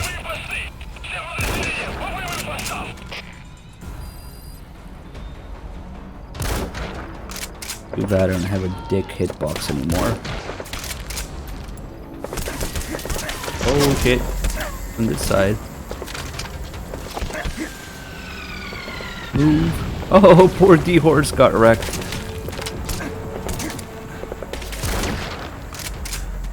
This is actually a little more... Oh, there's this guy. Fuck him. Oh, fuck. D-Horse. As if nothing happened. I know, he's the last of his species. That's a keeper. Is that a mortar guy? What is he doing? Nope.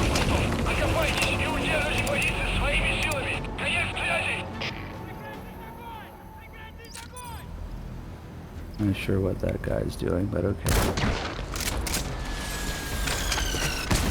Guy with mortar still at it.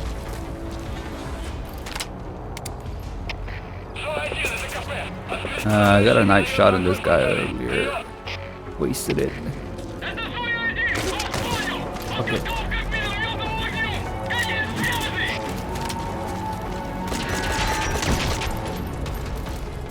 Alright, so now that we're almost clear. Maybe 2 or 3 guys left. Oh, I see one over there that's not marked. That was the mortar guy. Any fucking inventory, that's the other thing that bothers me. His inventory is just garbage. Oh, guy with a shotgun. Alright. Okay, now that we finally have this place clear, let's go up here.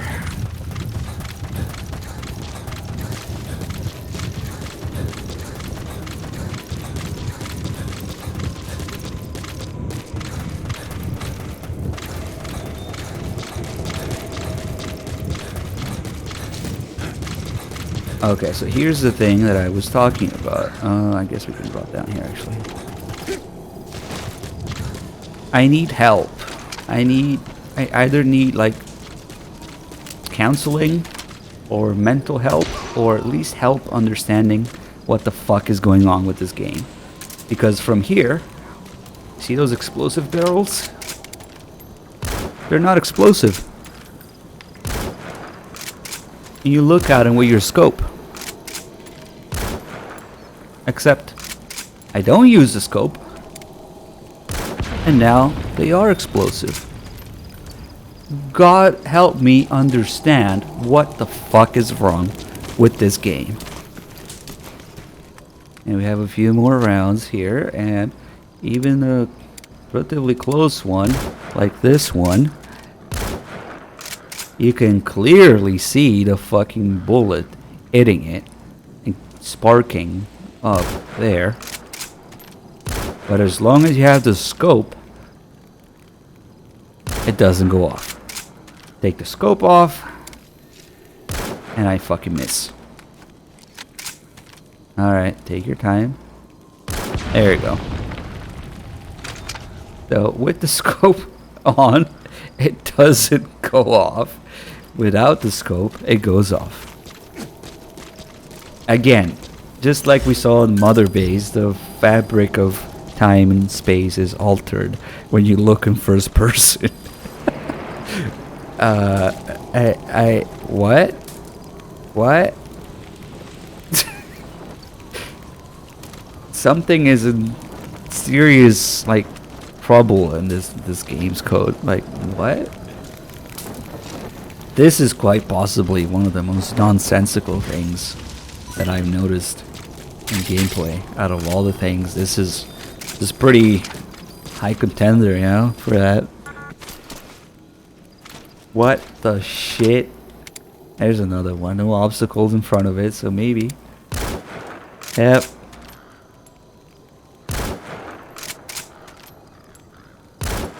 The all women thing? Oh, no, I have not done it. I did in Peace Walker.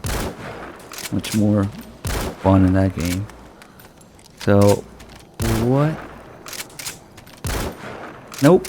You can shoot it all day as soon as you have the scope on. As long as you have the scope, it's just not gonna blow up. Yeah, I missed too.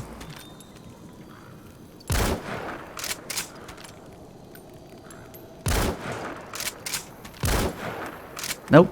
It's not like a matter of damage or health or anything. It's. But then we do it without the scope.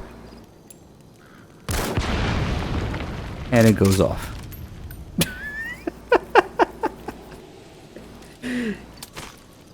What the fuck, man? I just can't. If this doesn't tell you that this game is fucked, then I don't know. I know it's kind of a tiny thing, but I mean, it's little things that tell you. I cannot understand what's going on here. It's like the scope alters their hitbox, the time, space, continuum, reality. Like I don't know. Yep, that one too.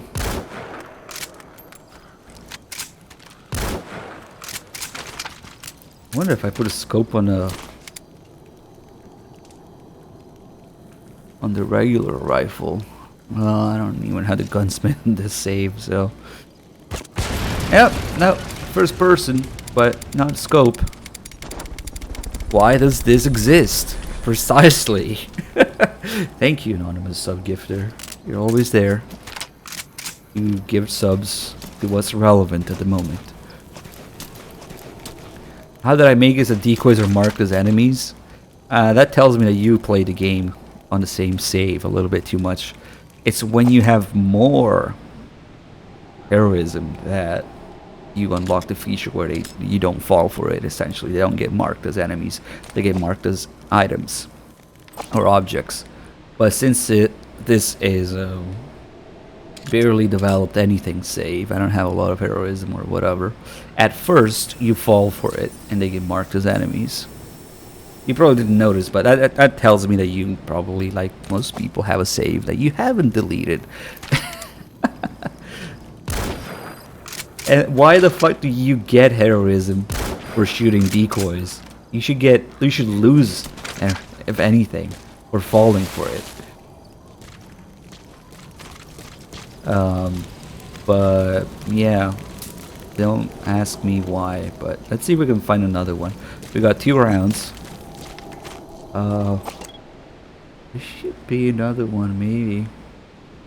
Maybe not. Oh, there's one right here. If this one doesn't go off, I think since this one is actually close enough. Yeah, this goes off. I don't know. It probably has something to do with LOD, level of detail. But if it did, it should work in the opposite way, where if you zoom in, it goes off, and if you zoom out, it doesn't. Because usually you assume that the thing that zooms in has more details. I don't know. Could be that it's a different entity, yeah. I don't fucking know.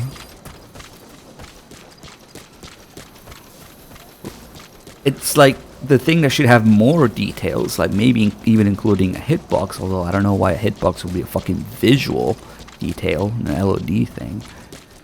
The thing that should have more has less, and the thing that has less, that should be less, has more. Like, I don't fucking know.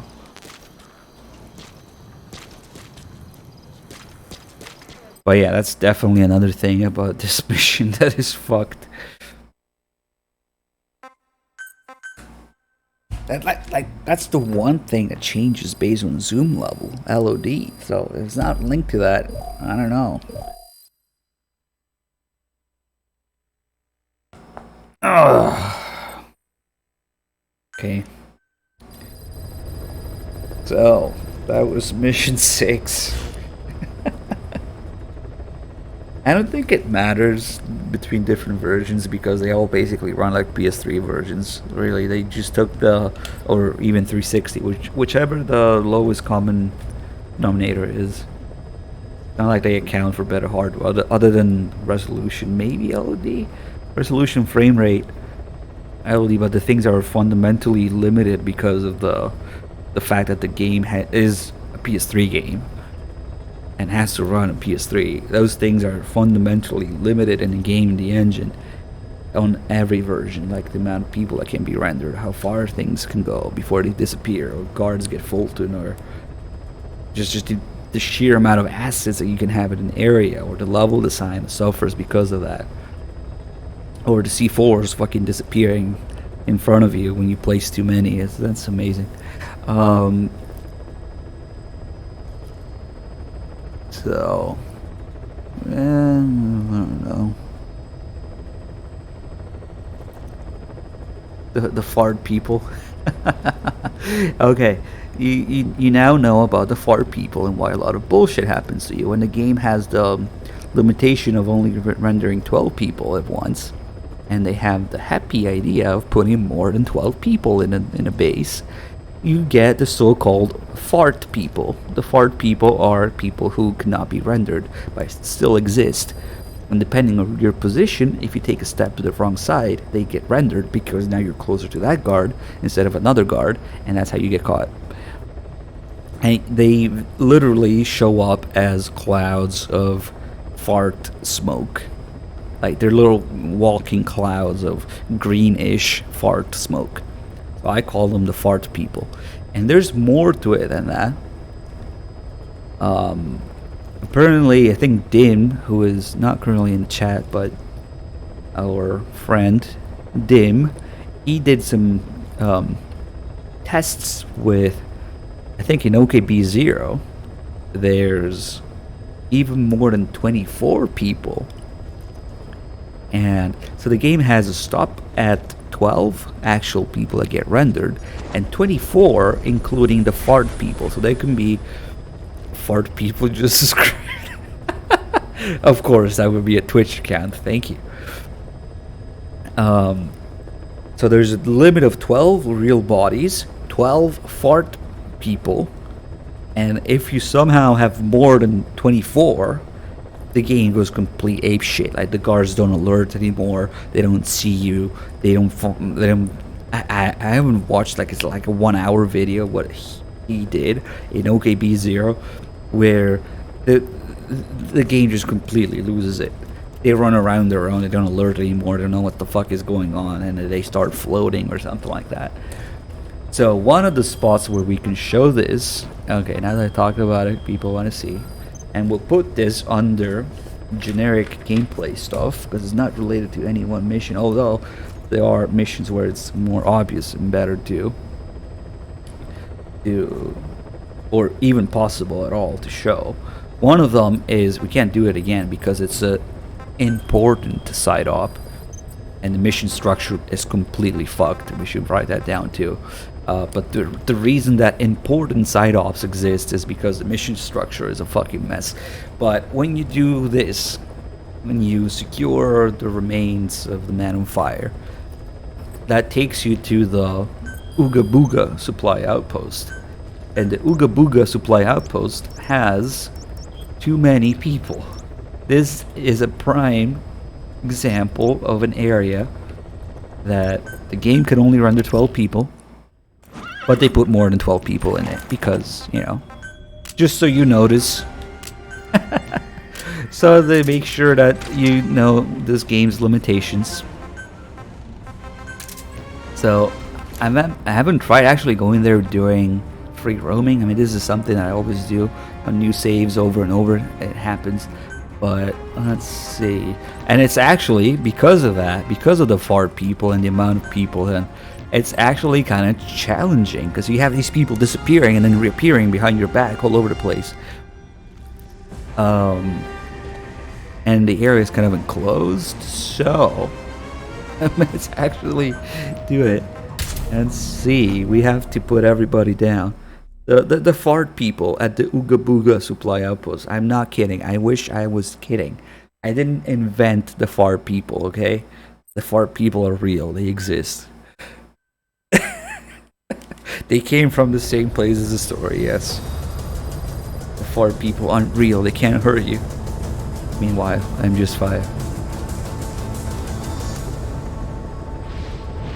So we'll put this as, I don't know why we're talking about it now, but whatever. Anytime is good. Fart people plus OKB0 and Ooga Booga supply outpost.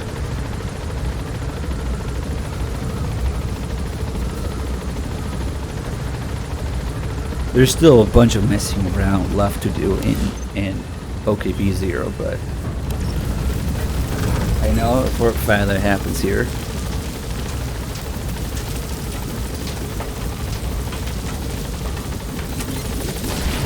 But yeah, since we were talking about LOD and other shit, this is one of those clear limitations because this game, I want you to understand the concept about MGS5. You know how there are those PS3 games that are remastered and called like HD edition on PS4 that might have better models, better frame rate and resolution, but they're PS3 games that are re-released on PS4 with better resolution and frame rate usually.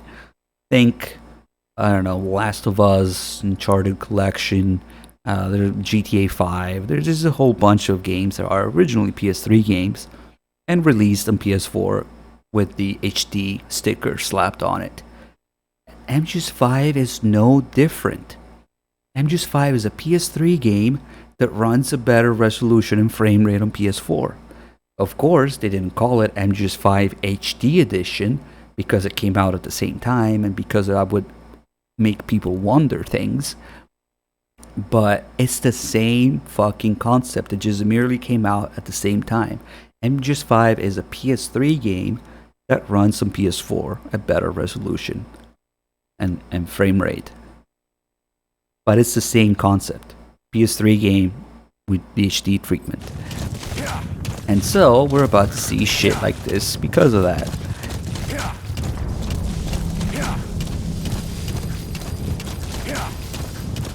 Oh god, okay, I gotta be careful here. Like I said, it's actually dangerous. And yeah, even for a PS3 game, especially as I mentioned GTA 5, right? Even for a PS3 game, it's severely limited in its level design, number of assets and people and AI that you can have going on at the same time. It's just ridiculous. It's not even close to what an open world could be.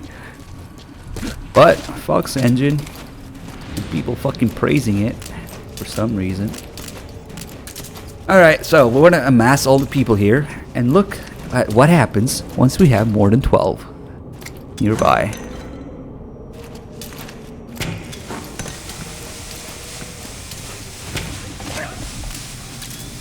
Okay, so I don't want to kill anyone actually. I know I'm gonna need more ammo. And these MVGs kind of suck, so we can't really see. Oh shit, there's a tape in here too, so DMCA boss fight. Maybe there's not as many guards in here for the regular free roaming thing. Yeah, no. There isn't as many guards, I guess. So you would have to be during that side mission. Or OKB0. Oh, for OKB0 it's actually easier because that's during a main mission, and the main missions you can redo whenever you want with the same exact amount of people, so maybe it's different. It's just unfortunate you can't redo important side ops. But at this point, since I don't see anybody out here, maybe there isn't as many. Wait, what?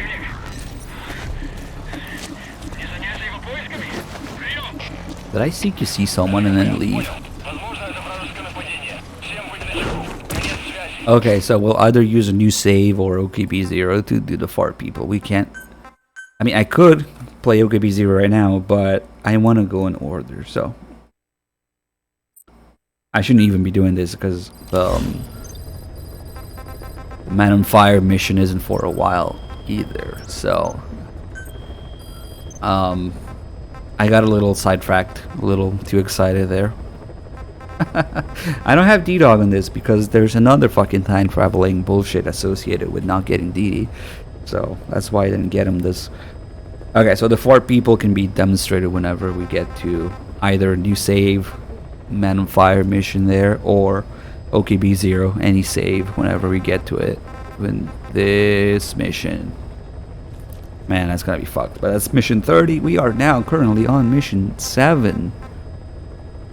Alright, so red brass, more like red ass. In fact, I'm gonna write it down as red ass. Because in this mission... Okay, so... Now it's not... You kind of do break D-Dog, I guess. If you don't get D-Dog, he never grows up. And the Huey tape talking about him never happens. Except then Huey leaves, and if you get him then... Not only he grows up like instantly, like the next mission he's grown up already. And after that you magically get the tape from Huey. I guess he, I don't know, fucking time traveled back to Mother Base, recorded the tape, left it in the mailbox and left.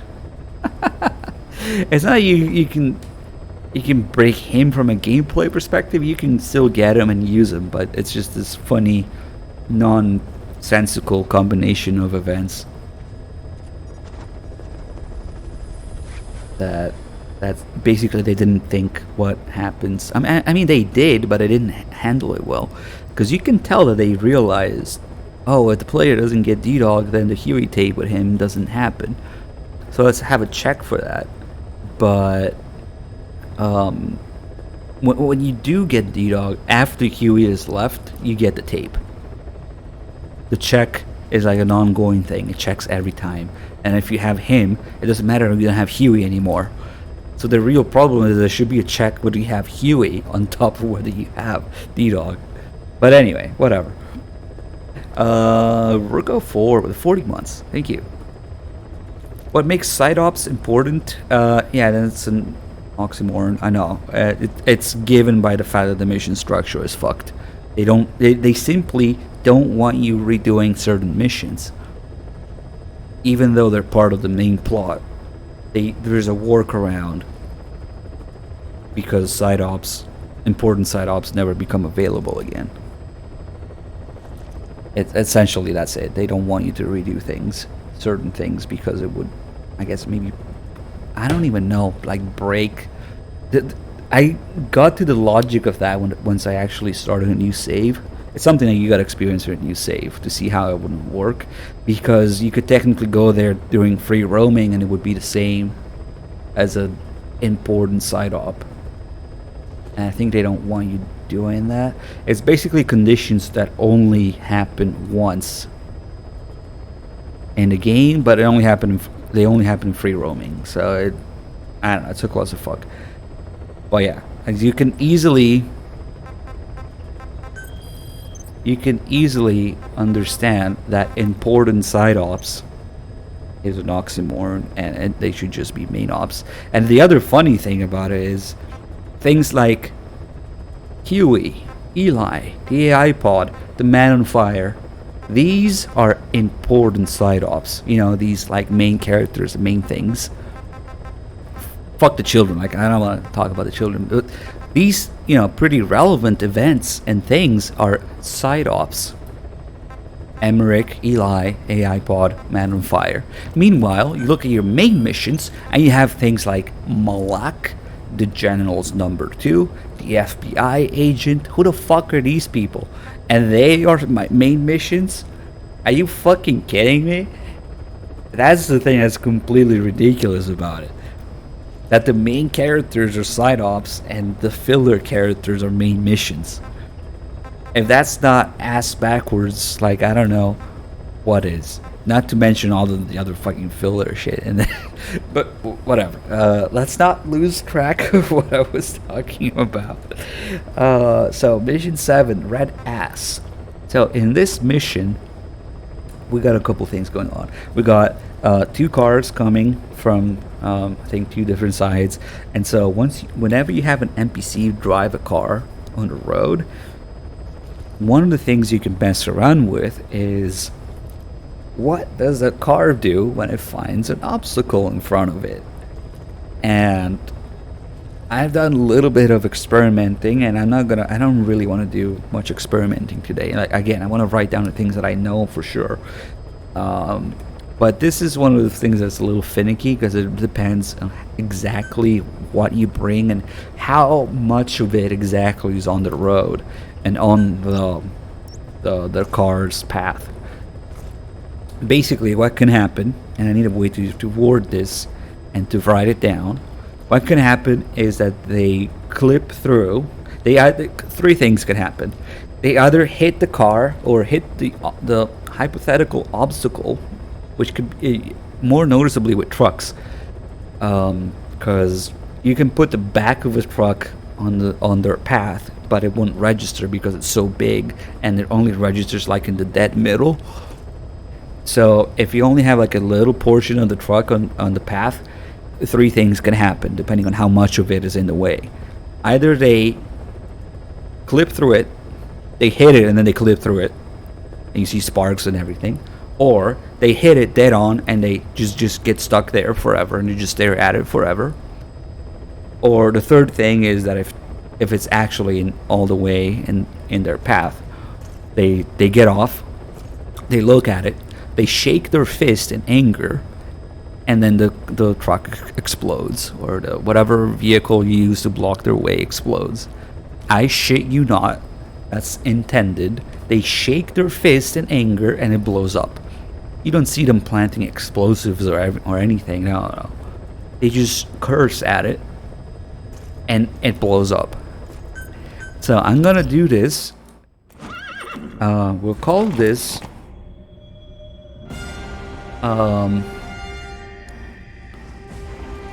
the vehicle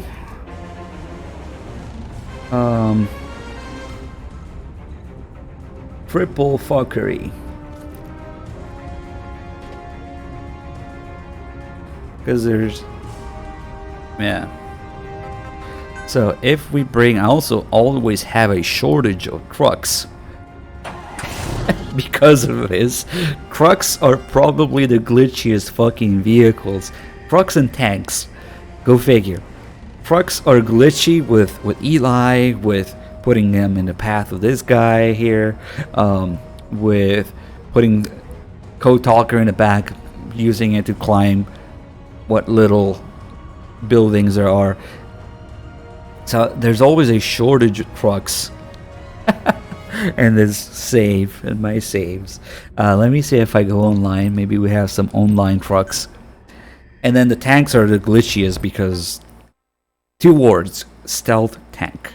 And we'll get to that later because I just cannot handle that right now. Is this the worst MGS? Probably. I mean, in terms of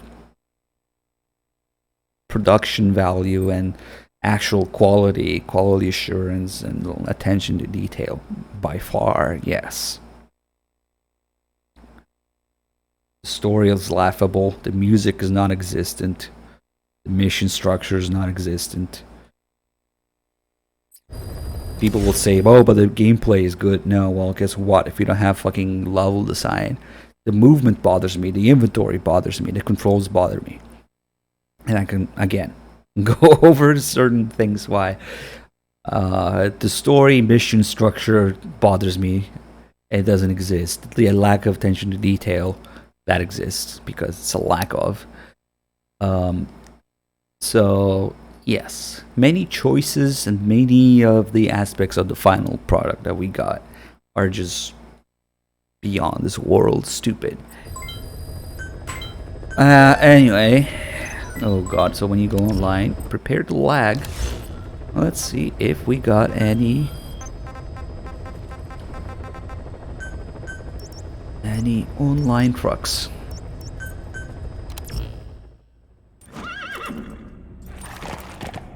People saying, oh, it's a good game, just not a good MGS game. God, okay, I gotta keep going because this is what we're doing. Why we're doing this? So we didn't have any fucking additional trucks here. Amazing. I am going insane. Holy shit. Don't I get to... Why is it that I can buy people? There's fucking like slave trafficking going on, but I can't buy vehicles. Why? I can buy plants, people. That's it. You can't buy vehicles. Fuck. Let's see if there's any, maybe, oh shit. Deploy a buddy from the ACC for a mission or from your iDroid. Think carefully Oh about shit. the mission's objectives before deciding who you'd better take along. They updated this? Develop specialized equipment for them. They'll be able to help you out in even more situations. Your completion of online challenge tasks before the update will be discarded. There's been an update for mission tasks, really? Oh. So if I want a fucking truck now, what do I have to do? Cars, plants, tank. I haven't seen trucks.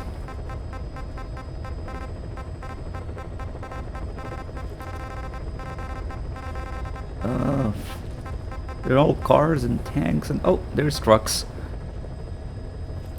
Yeah, we're not picking up 1,500 black carrots. Fuck that. Wait a second. What if I buy them? Can I cheat my way through that? Hold on. This is like 300 IQ move. You can't buy vehicles, but you get trucks for gathering carrots. Or what if I buy the carrots? Okay, 1,500 fucking carrots. Let's do it. 300 IQ move.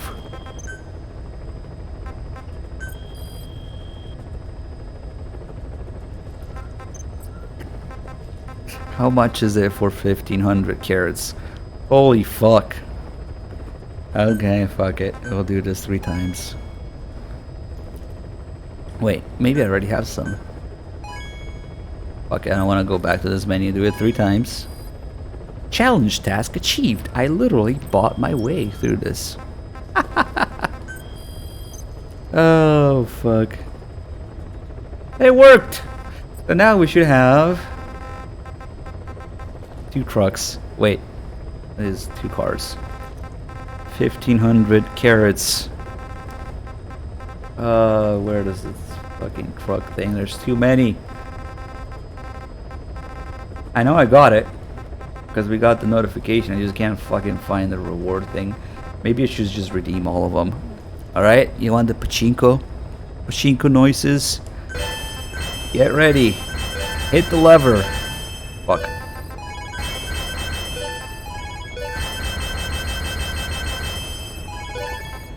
We can't get the GMP though.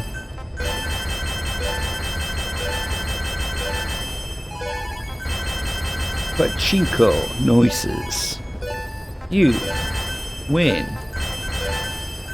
Although you're still playing this game, so I don't know.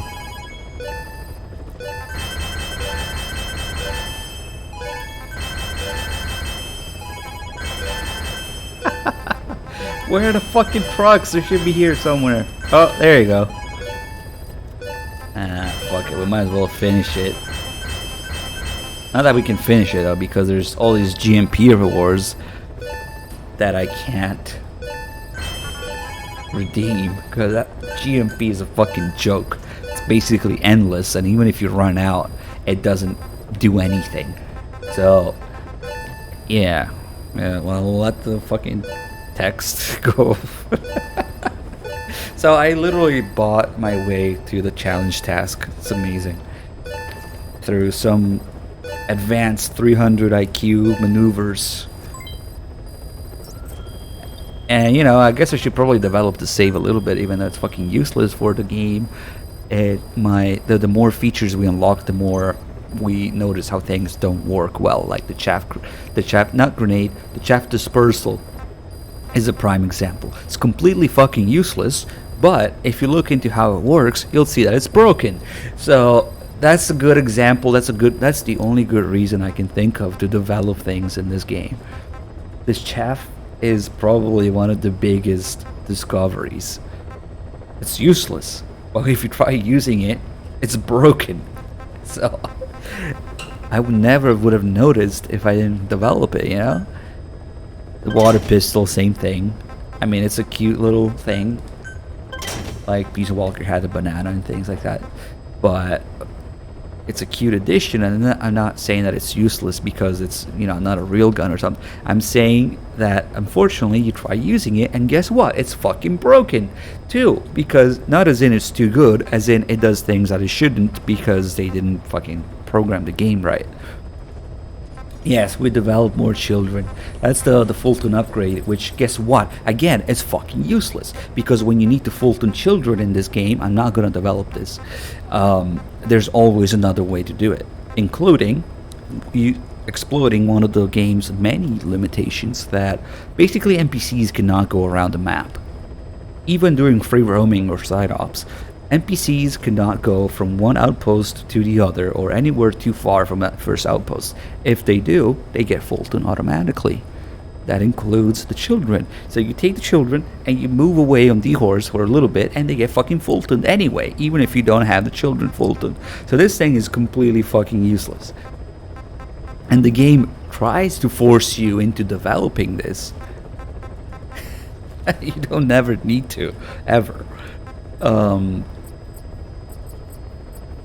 Or you can just use vehicles, or most of the other missions. There's this one mission where they put the kid on top of the where fucking Quiet's shit fat ruins are, on top of the platform all the way up, and they don't put a car there because they expect the player to need the children Fulton, because you can't get the kid down without throwing him or killing him, right? So they expect that you need to Fulton that kid, but guess what? The fucking fall damage is broken. So if you keyfer the kid off the platform, he doesn't get fall damage, and you can bring your own car and Fulton him or take him away. My God, it's, yeah. They just don't know how. Obviously, I would hope that they don't know how broken their own game is. But I'm sure a lot of these things, and I shouldn't just talk about these, I should write them down, and we should go in order. God damn it, I got distracted again.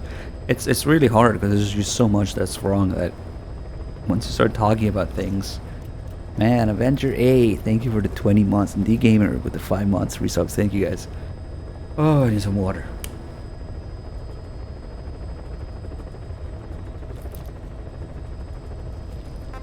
Who would have known that the fucking all damage is broken? Oh man, online weapons, we'll get to that too. As I try to develop whatever is available here just to see how broken it is, I should refrain from talking about how bad the weapon details are in this game. But fucking grenade launcher called Hail MGR. Seriously? Hail Metal Gear Rising. Oh god.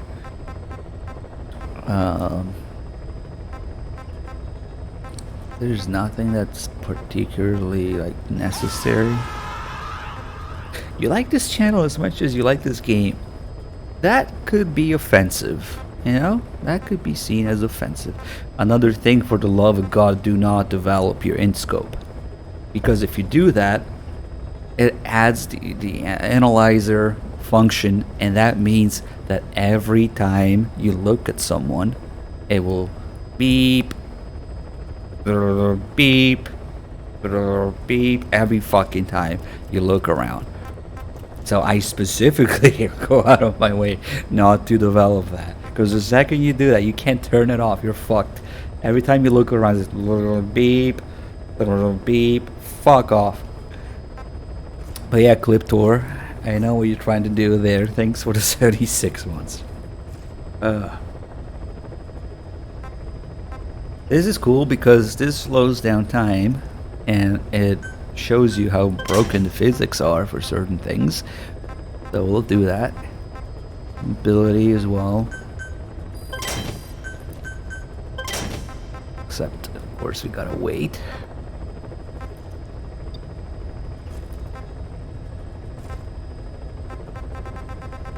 I should just develop anything right now because there's only so many slots of things you can develop. Yeah. Oh, okay.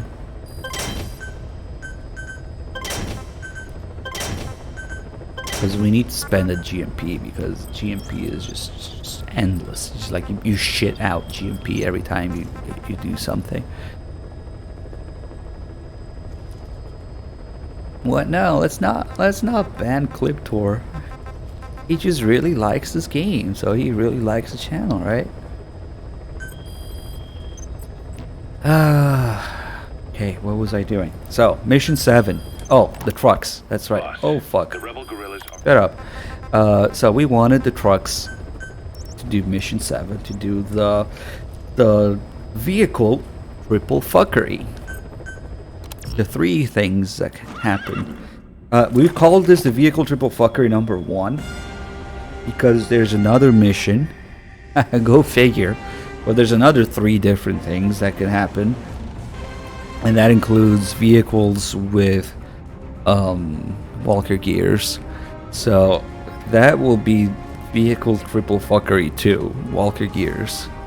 So we even got a name for the sequel all planned out.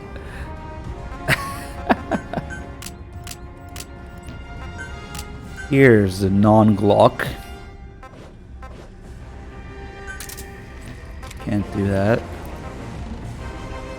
Okay, so we want the trucks for this. And there's some camo. As far as I can tell, the only camo that matters in this game is urban or non-urban. But maybe the desert one matters too. I don't know. Yeah, there's no more camo index that you can see. But basically camos that say works in X area actually works in Y area. So the areas that they're supposed to work in are not right for certain of them. So why am I not surprised? The vehicle camo, I don't fucking know what the deal with that even existing is, but we're not staying in the vehicle. Soviet commanders are meeting at Calais. But yeah, Splitter went from being concrete indoor camo in MGS3 to being a vehicle camo, so that they think, oh, the truck is driving by itself, you know, there's nobody in there, they don't see you. The vehicle camo is a thing now. Oh, that car is empty, but it's driving around, that's okay. And the meeting location to your map. Take a look. What?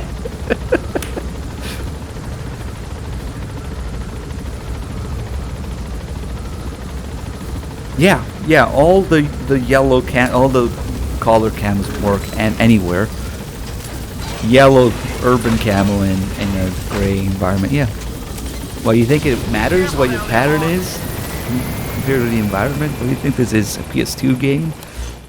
Oh man. Okay, so we know these guys are going through here, so we want to go there with the trucks. Oh shit, I hope I'm not too late.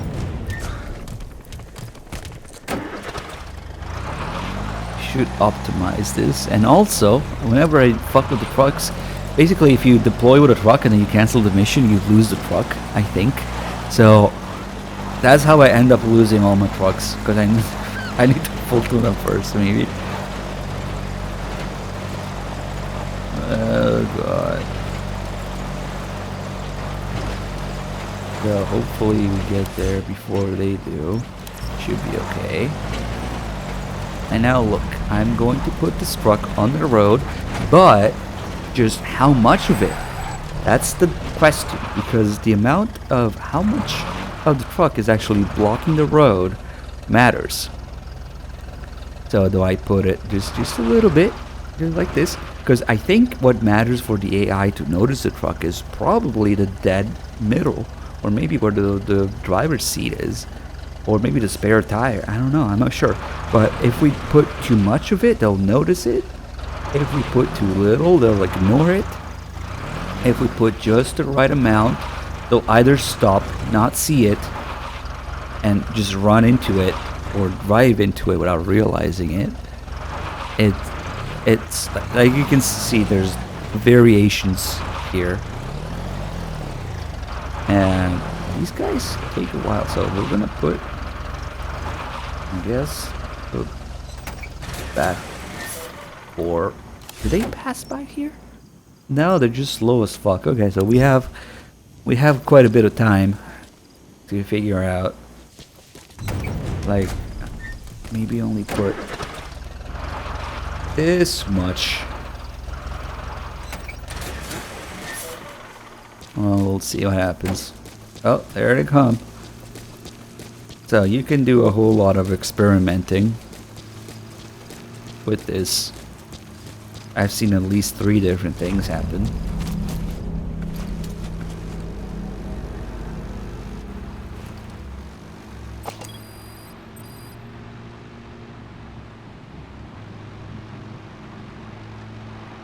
You could just skim it and ignore it. And yep. Is that him? Take a good look at their faces so we can ID the targets. So they have no fucking idea that that thing is in their way at all. But the AI cheats when they're on vehicles, and they they just keep pushing. They clip through anything. I've even had them clip through like multiple buildings and rotate in space to get to where they need to go. But that's another mission. We'll get to that. So what happened there is that it was enough for them to hit it, but it wasn't enough for them to detect it, and it also wasn't enough to block them. Because sometimes they drive straight into it because they have no fucking idea that it's there. But it's actually enough to trigger something to stop them from driving, or maybe it's too much of an obstacle, I don't know. Sometimes it's rare, but sometimes you just look at it and get stuck there forever. I've sent the target's anticipated travel routes and the meeting location to your map. So, is this a good checkpoint? I guess it is. Oh yeah, now we can see exactly where they are because they got marked. So we actually just, fuck, we don't have a lot of time to get there. The checkpoint, as always, changes fucking timing for everything.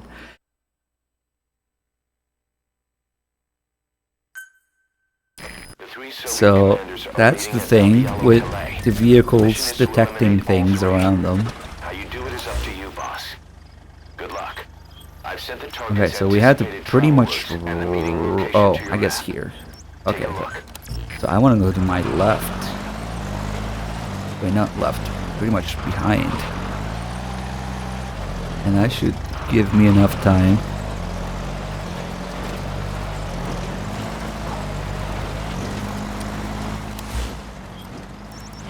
Oh yeah, now we have plenty of time if we go this way. Whoa. That's not mentioned the actual driving itself. It's hard to explain. You have to have played the game to understand how the vehicles are, I don't know. They're a combination of flying all over the place, but also glued to the ground. And so, since the truck has so much of its back sticking out from the middle, I guess, or wherever it is, where they detect it,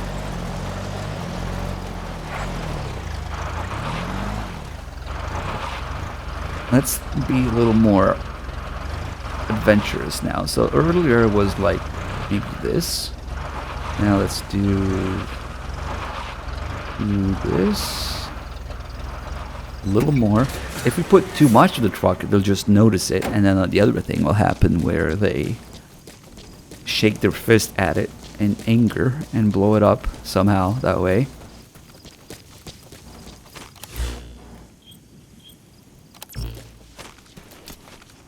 So it's always a question of, are they going to notice that it's there? Are they going to care? Are they going to stop, or are they going to skim it? But safe to say that the vehicle detection, collision, and AI reactions are fucked. I think that's the gist of it. And, you know, we'll get a bunch of footage of all these different occurrences. So, let's see.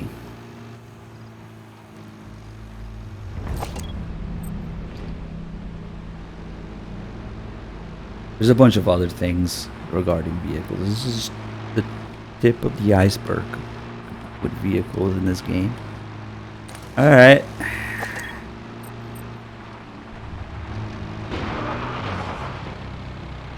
Yep, nothing to see here, guys.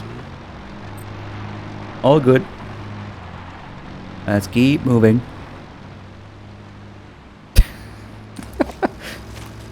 No, that still wasn't enough for them to notice that there's a vehicle there.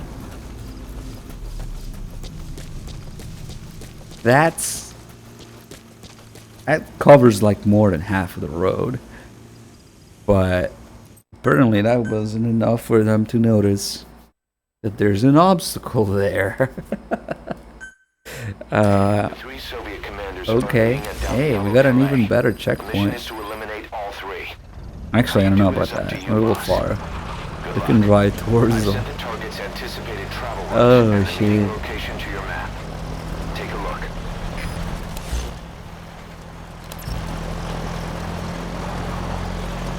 Fuck, I wish I had an exact checkpoint again. But, okay. Somewhere where I can take, like, a reference point in the terrain or something and be consistent with the placement. Okay, we need to start doing something. Like this rock here, maybe? I don't know. Okay, look, if they don't notice now where it covers like 3/4 of the road, I don't know what to tell you.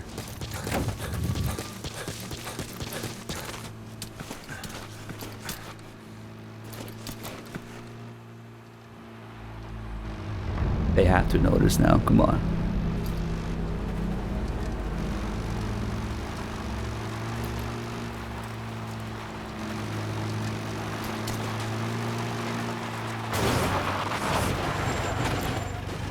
Nope, all good, boys. Keep going. Or they notice after. Okay, that's weird. They just did both. Okay, yeah, that's kind of weird. I don't know if I've seen that before. Now they're acting like it's in front of them, but after they face through it. Oh, if I let him blow it up, even after the checkpoint, I'll lose the truck, huh? Okay, we're not gonna let that happen then. How did they... Okay, so they noticed, but like after... Okay, so this is kind of an okay checkpoint in which it puts me directly in front of it. But the downside to that is that we gotta keep listening to Kaz every time. And we have to wait a little longer for them to get here. But that's probably worth the trade-off to have the consistency. Is it really the driver's seat maybe that they consider? So they don't notice the rest of the fucking truck. Oh fuck. That was a little too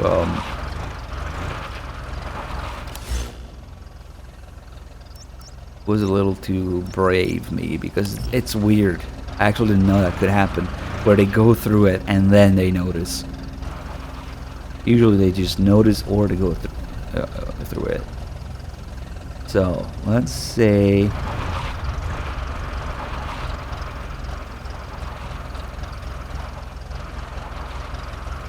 maybe like this. Oh, and I got another checkpoint? Is this just checkpoint land? The vehicle should come back if they explode it, I think. With a checkpoint. Fucking slope engine. I think we're okay. We'll let them blow it up if they notice it.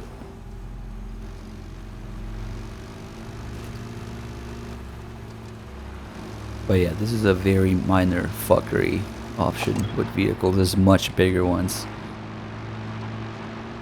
So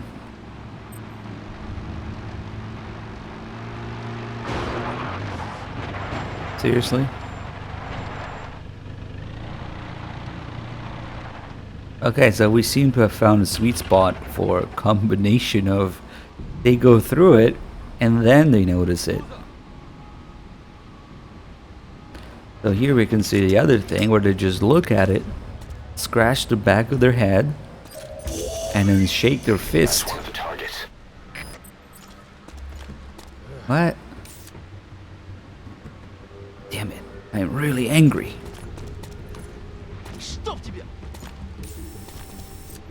So he shakes his fist and then it blows up. Because reasons. And suddenly everything is okay. And this is not a glitch. This is intended. This is the intended behavior when they find an obstacle in front of them.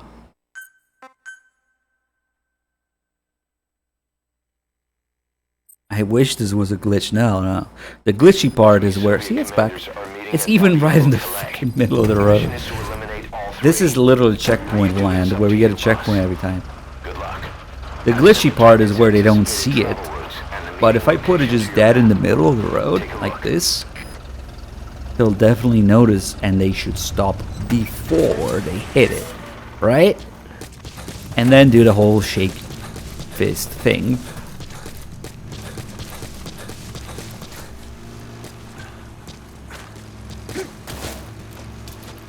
They should notice and stop before they hit it.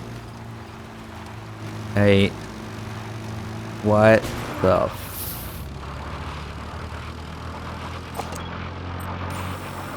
this time they didn't even notice. They just... Oh, there you go.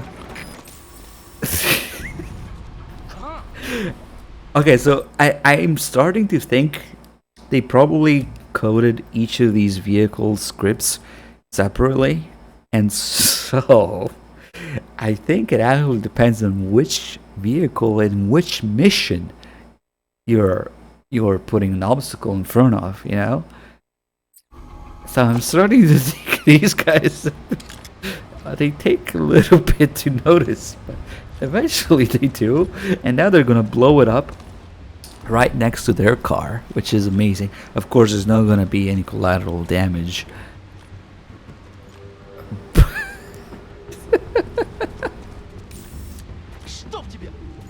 Yeah, okay. What?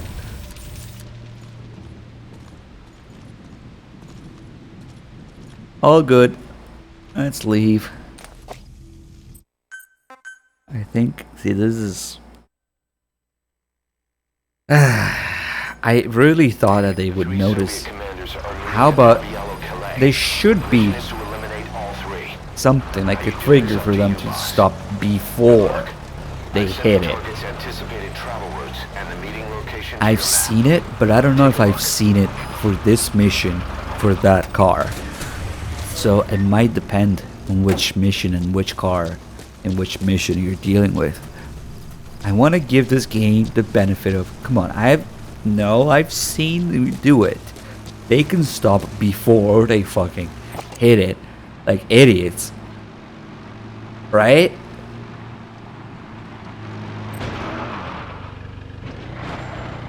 What the fuck? They just completely... They don't notice until like a few seconds after... Wait. Okay, this particular car and this particular mission does not seem to want to brake before they fucking hit the thing. Another mission, the one where you retrieve the microfilm. That one, I think they notice. Oh shit! This is a checkpoint now? Oh fuck! Amazing! I can't even do it anymore because every time I step there's a new checkpoint. It shortens the lifespan of the checkpoint. But at least we can watch this happen over and over and over.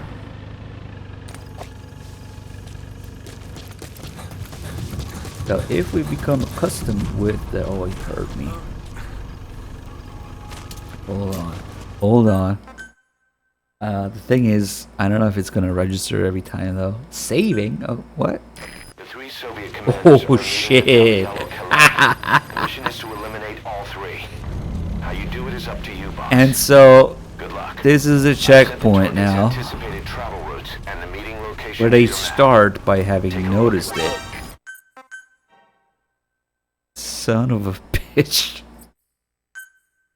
That's not how checkpoints work at all, but okay. The mission is to eliminate all 3. Wait, so now, How you do it is what up if I to can you, distract the boss. guy before... Oh, Good oh, luck. fuck it, they heard my footsteps. Let me see. I've sent the target's anticipated travel routes and Ah, the meeting fuck. location to your map. Take a look. Heh. Что за... What the fuck are you doing?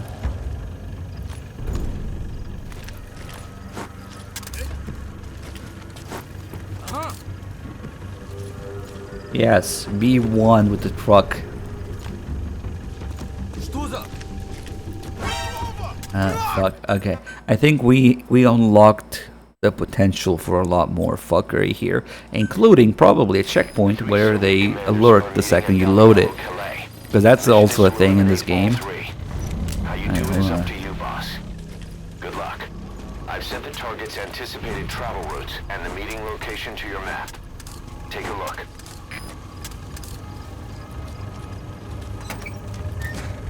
I think we just unlocked the potential for a lot more fuckery.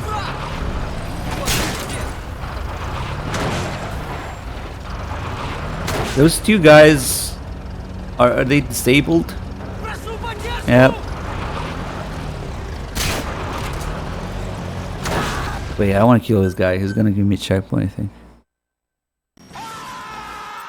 Something is... As you can see, the potential is always there for more fuckery.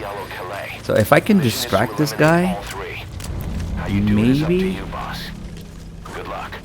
I've sent the target's anticipated travel routes and the meeting location to your map. Take a look.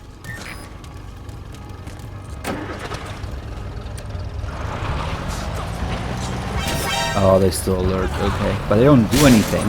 They're just sitting there. Why can't I do what they do when they phase through there?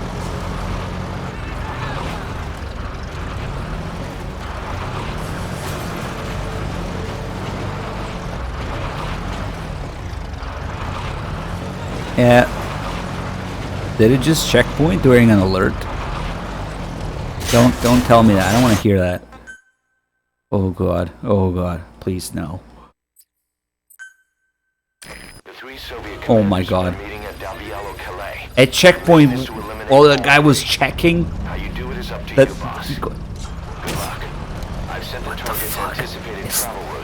so the checkpoint doesn't give a fuck what's going on. It just checkpoints anyway, depending on the exact spot that you walk on. So if you do all sorts of fuckery on that exact spot, you end up with things like this. And they don't notice. Just like with the stealth tank. What? Did something hit me? What? What's that? Huh? Let me check.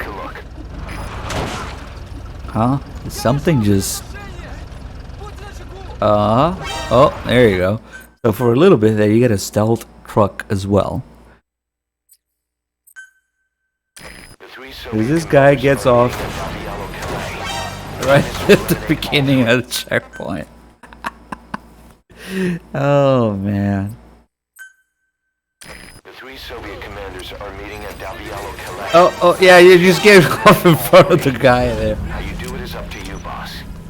And he's really committed. Oh. It's anticipated travel routes and the meeting location to your map. Whoa, whoa, whoa, whoa, whoa, whoa. Fucking shotguns in this game. Oh, of course, that's the other amazing thing. You get an alert and they start shooting a decoy. They are, and this is separate, but they're actually fooled by the decoys during alerts.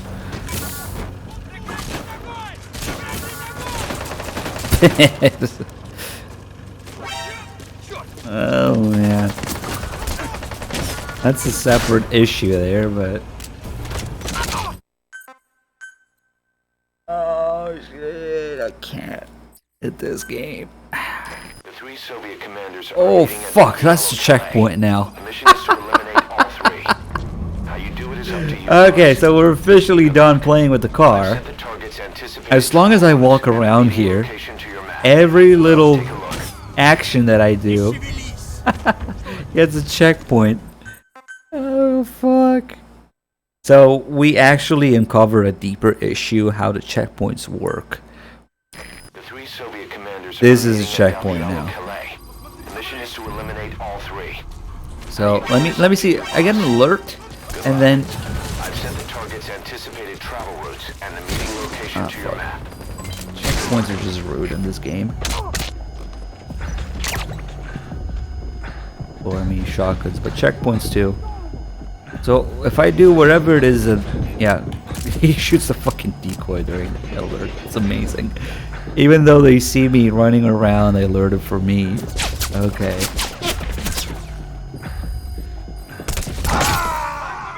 I would want to die too in this. So this is actually, I will put this in parentheses, maybe checkpoint issue.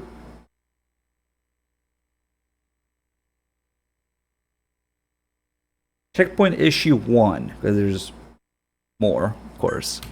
The 3 Soviet commanders are meeting at Dalbial So Calais. yeah, we're done fucking with the mission is to car, eliminate all 3. unless we restart the How you whole do it is up to mission. you, boss. Good luck. And I've set the target's checkpoint! anticipated travel routes I and the just meeting killed that guy, and now... Why is there a checkpoint? The 3 Soviet commanders are meeting Now at he's fucking Dalbial dead. Calais. The mission is to eliminate all 3. What the fuck does it depend How you on? do it is up to you, Oh, boss. Good luck. shit, I walk on that I've set exact the spot, target's anticipated and there's a travel routes checkpoint and the meeting every location to your map. time. Take a look. It just happens to be where this guy is. Is it him, or is it the spot? Let's find out. Fuck.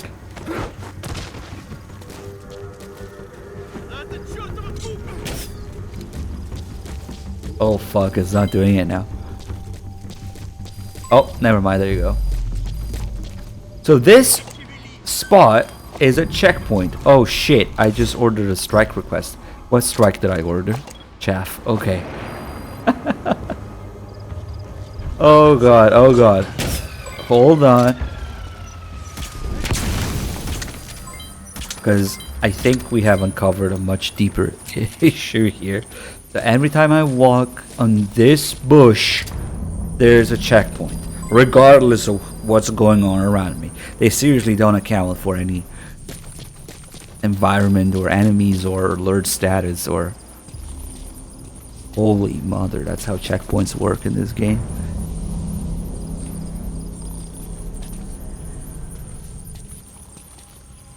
Here.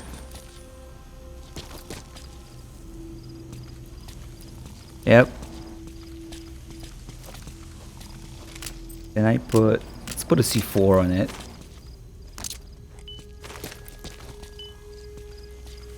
Wait, what? Oh, there you go.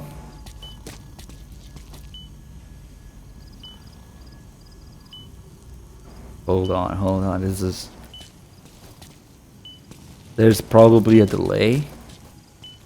Or wait, is it because I'm aiming? If... Oh, no. Maybe there's just a delay. Is it a border? Nah. Yeah, there's just a cooldown. It's just around the spot, but there's a cooldown. It just keeps doing it. So maybe we're on the spot.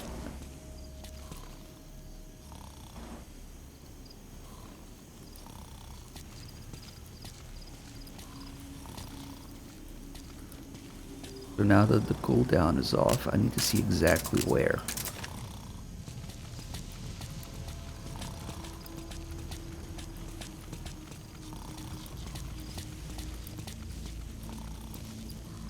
Okay. That's That's pretty fucked.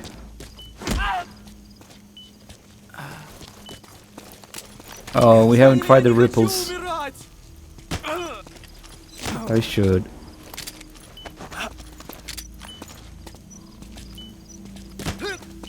You're getting a checkpoint with me. Yes. Now you're in a checkpoint.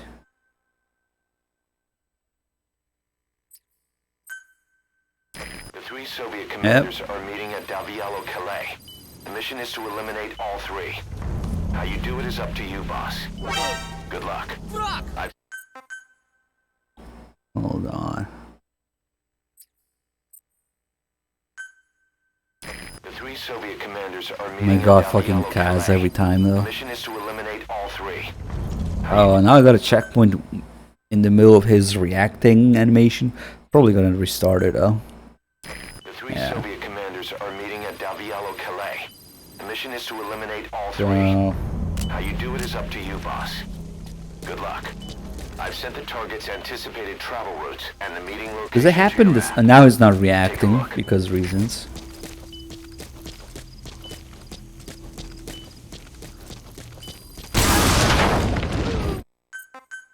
Oh, I think I fucking killed him. So that's his checkpoint. The 3 Soviet Wait, commanders are meeting at Davialo Calais. Okay. The mission is to eliminate all 3. How you do it is I don't know. I mean, maybe with the car full of people I've and sent the target's anticipated travel routes and there's the more meeting location to potential. your map. Take a look. like that one time the fucking vehicles in Back Up Back Down stopped and had eyes. I shit you not. Nice. The vehicles had eyes at one point in this game. Where'd you get your shotgun?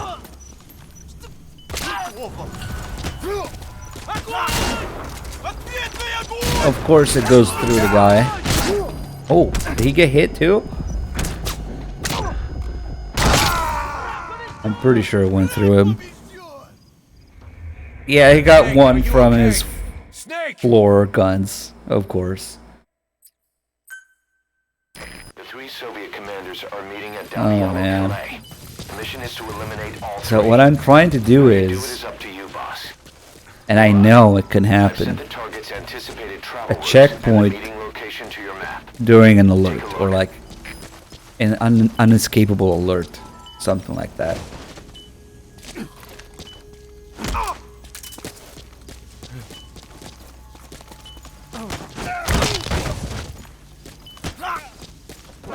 Oh shit. Now what is this checkpoint gonna be?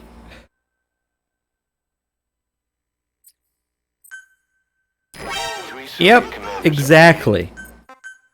So these, and this is artificially created, but believe you me, this can happen during normal circumstances. And now we have the confirmation that the game does not give a fuck about what's going on when it gives you a checkpoint. What a checkpoint. So I artificially constructed this, but it can certainly happen. My god. Death loop? If my health was low enough, maybe. All I have to do is get another checkpoint while I get hit. Maybe. I don't know. Hey, These quit kidding checkpoints are around. rude as fuck though. Snake? Snake! And the shotgun. The shotgun is rude as fuck. 3 Soviet commanders are meeting at Davialo Calais. The mission is to eliminate all 3. I can keep bumping into him until the checkpoint thing resets. Oh fuck. Now he can shoot me faster. Boss, come in. Boss? Boss! Or maybe when you reset, you start with full health. Yeah, that makes sense too. Soviet commanders are meeting at Davialo Calais. The mission is to eliminate all 3. How you do it is up to you, boss. Oh, but this is another good feature. 3 Soviet commanders are meeting at Davialo How you do it is up to you, boss. Good luck. I've sent the target's anticipated travel routes and the meeting location to your map. Take a look. Big Medic isn't quite sure what to make of this, like everything else in his life. Every once in a while he will look around, confused, looking for an answer. Not quite sure what's going on.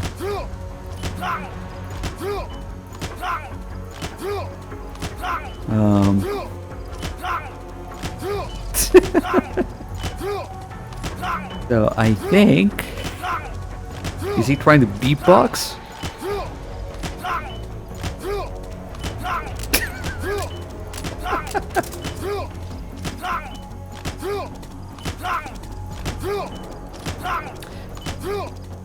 You know, there's something similar in MGS3. However, they actually bump through you, and they bump both backwards and forward.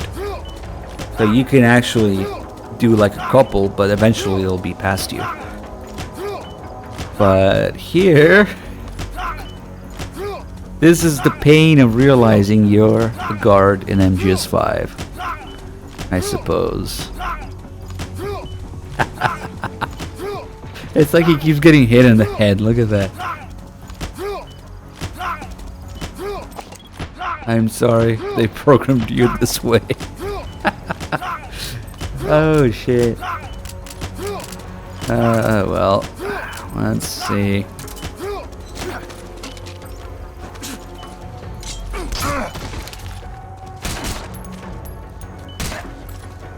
Now that he's got a handgun, can I get a checkpoint?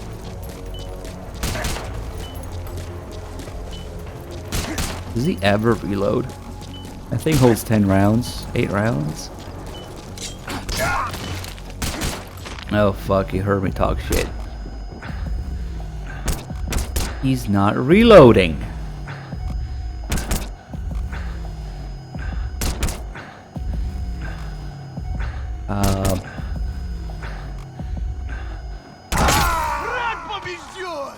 I was just trying to wonder if he did enough damage to kill me. Snake! Oh. Okay, so the NPCs don't reload. They're... Was it 38 rounds? Oh shit, I shouldn't have done. Oh fuck, I got a checkpoint again! No! Oh my god, what is this fucking checkpoint now? Oh! No! No! Fuck! I've sent the target's anticipated travel. My god. Meeting location to your map. Take a look.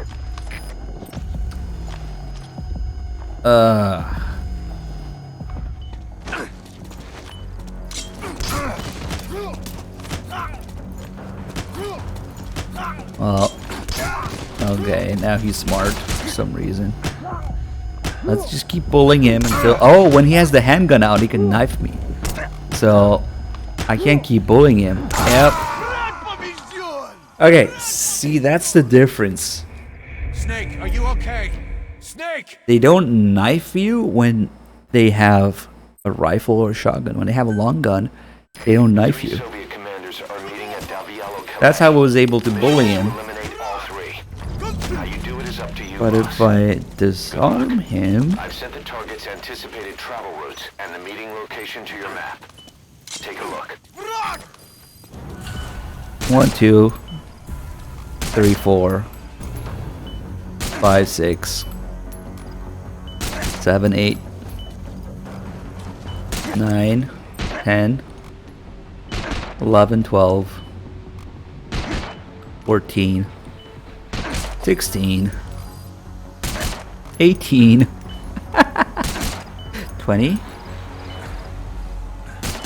22, 24, 26, 28, 30, 32, 34, 36. Yeah, but the hits taken I think are total. Boss! That was 36 hits. Not just to kill me, but without reloading. Let's see how the hits counter works. The mission is to eliminate all three. How you do it is up to you, boss. Good luck. I've sent the target's anticipated travel routes. It was and the meeting 40 location to your something. map. Take a look.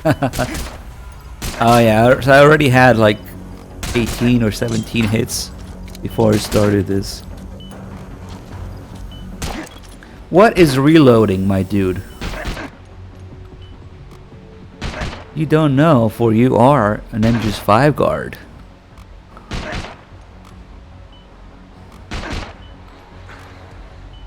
Man, he takes his trigger figuring out of the trigger guard every time. He does not know what reloading is, because this is MGS5.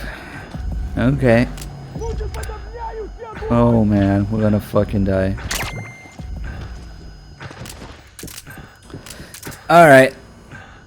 So, I guess I'll write these down. No reload. You just look quiet. Quiet doesn't reload either. So not reloading sidearms. We'll add that to the general gameplay nonsense, not mission specific.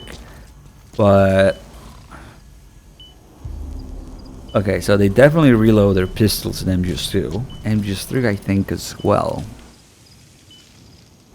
And they probably do in 4 because 4 has the best gun details in the series. So it would appear that once again MGS5 is inferior. Go figure. Man, this checkpoint spot though.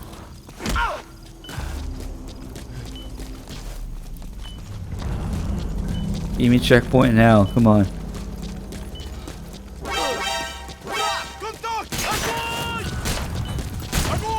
Oh fuck. Maybe I shouldn't get close to them. And neither of them fucking reloads. No, don't get your shotgun. Oh fuck.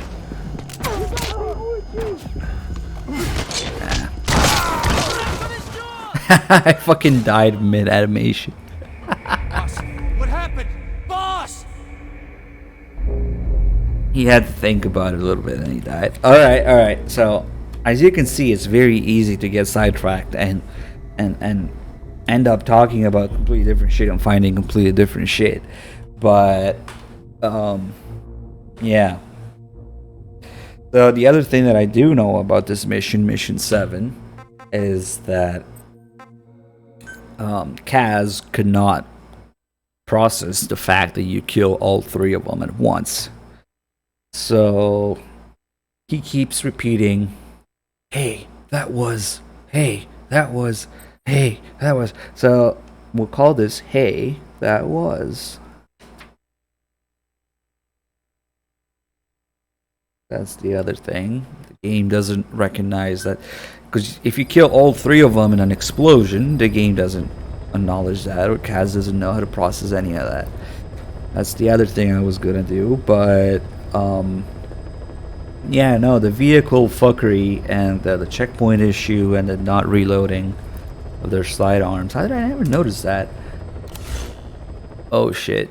So we went online, so that means we're being forced to do something, as always. Why am I forced to do this now? Isn't this like the first fucking deployment mission?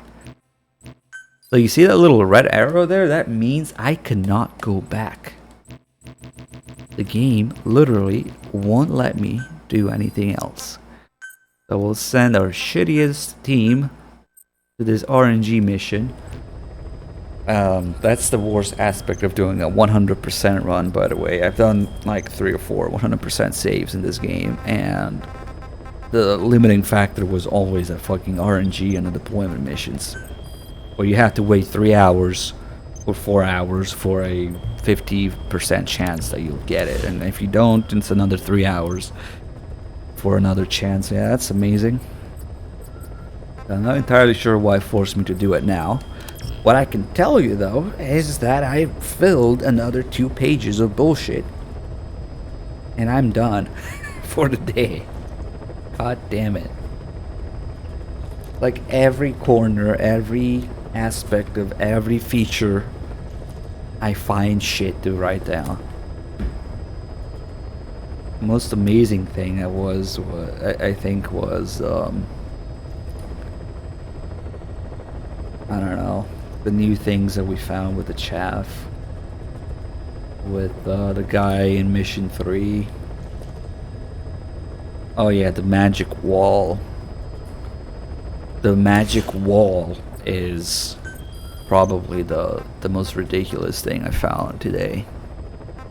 The magic see-through wall. But yeah, be patient and remember, this is just going through the missions. And even if we do get to the end of the missions, that's not the end of the notes or the video or anything else. There's still all the shit in between missions, all the things in generic gameplay, like all the gun details, all the checkpoint nonsense, all the vehicle nonsense, all the shit in the tape that's wrong, in the tapes that's wrong. There's just so much shit. All the shit in the trailers that they lied about. All the better things in the other games, like that, how you compare something similar, like a holdup to MGS2's holdup. So even going through all the mission list, it's not over. There's more. So, my God. Right now we're gathering notes. That's the thing. And we'll get to this again some more tomorrow. And yeah. What can I say, guys? Thank you for going through this with me. I'm glad to not have to do this alone. And I hope you saw something new about MGS5 today. Oh God. There's a lot more going on. Ball ass. That's what this game is. Ass. Thanks for the 73 months. I'm not sure about the ball part. Fire Fist Ace, right? Thank you for the 83. Those are very long, loyal subs. Thank you guys. Okay, so I only have energy to do this like so many hours a day. Just again, look how many fucking missions there are, and think of all the shit that we had to go through for each mission, and then think about how there's more. You know, there's the game's like total design as a whole, like the side missions, the shit in between missions, all the gameplay things, all the shit in the tapes, all the shit in the cutscenes, all the shit in the FOB system, the menus, the base management. It's just endless. And the direct comparison with Peace Walker, same features there in Peace Walker are done like a million times better in Peace Walker. This is the music, the story, the dialogue. It's, as far as I'm concerned, this might as well be endless, but I know that this is all information that's already inside me. Plus, we'll find more as we go. And it's just we had to start from somewhere, you know. This was only part 2, only session 2. So, again, thanks for watching, guys. We'll be doing other things as well. Don't worry, it won't be the only thing ongoing on the channel. I'll take breaks. Maybe we'll actually do something different tomorrow, because I don't know if I can take 2 days of this. We'll do other story runs, marathons, and other challenges and good stuff with the better made games.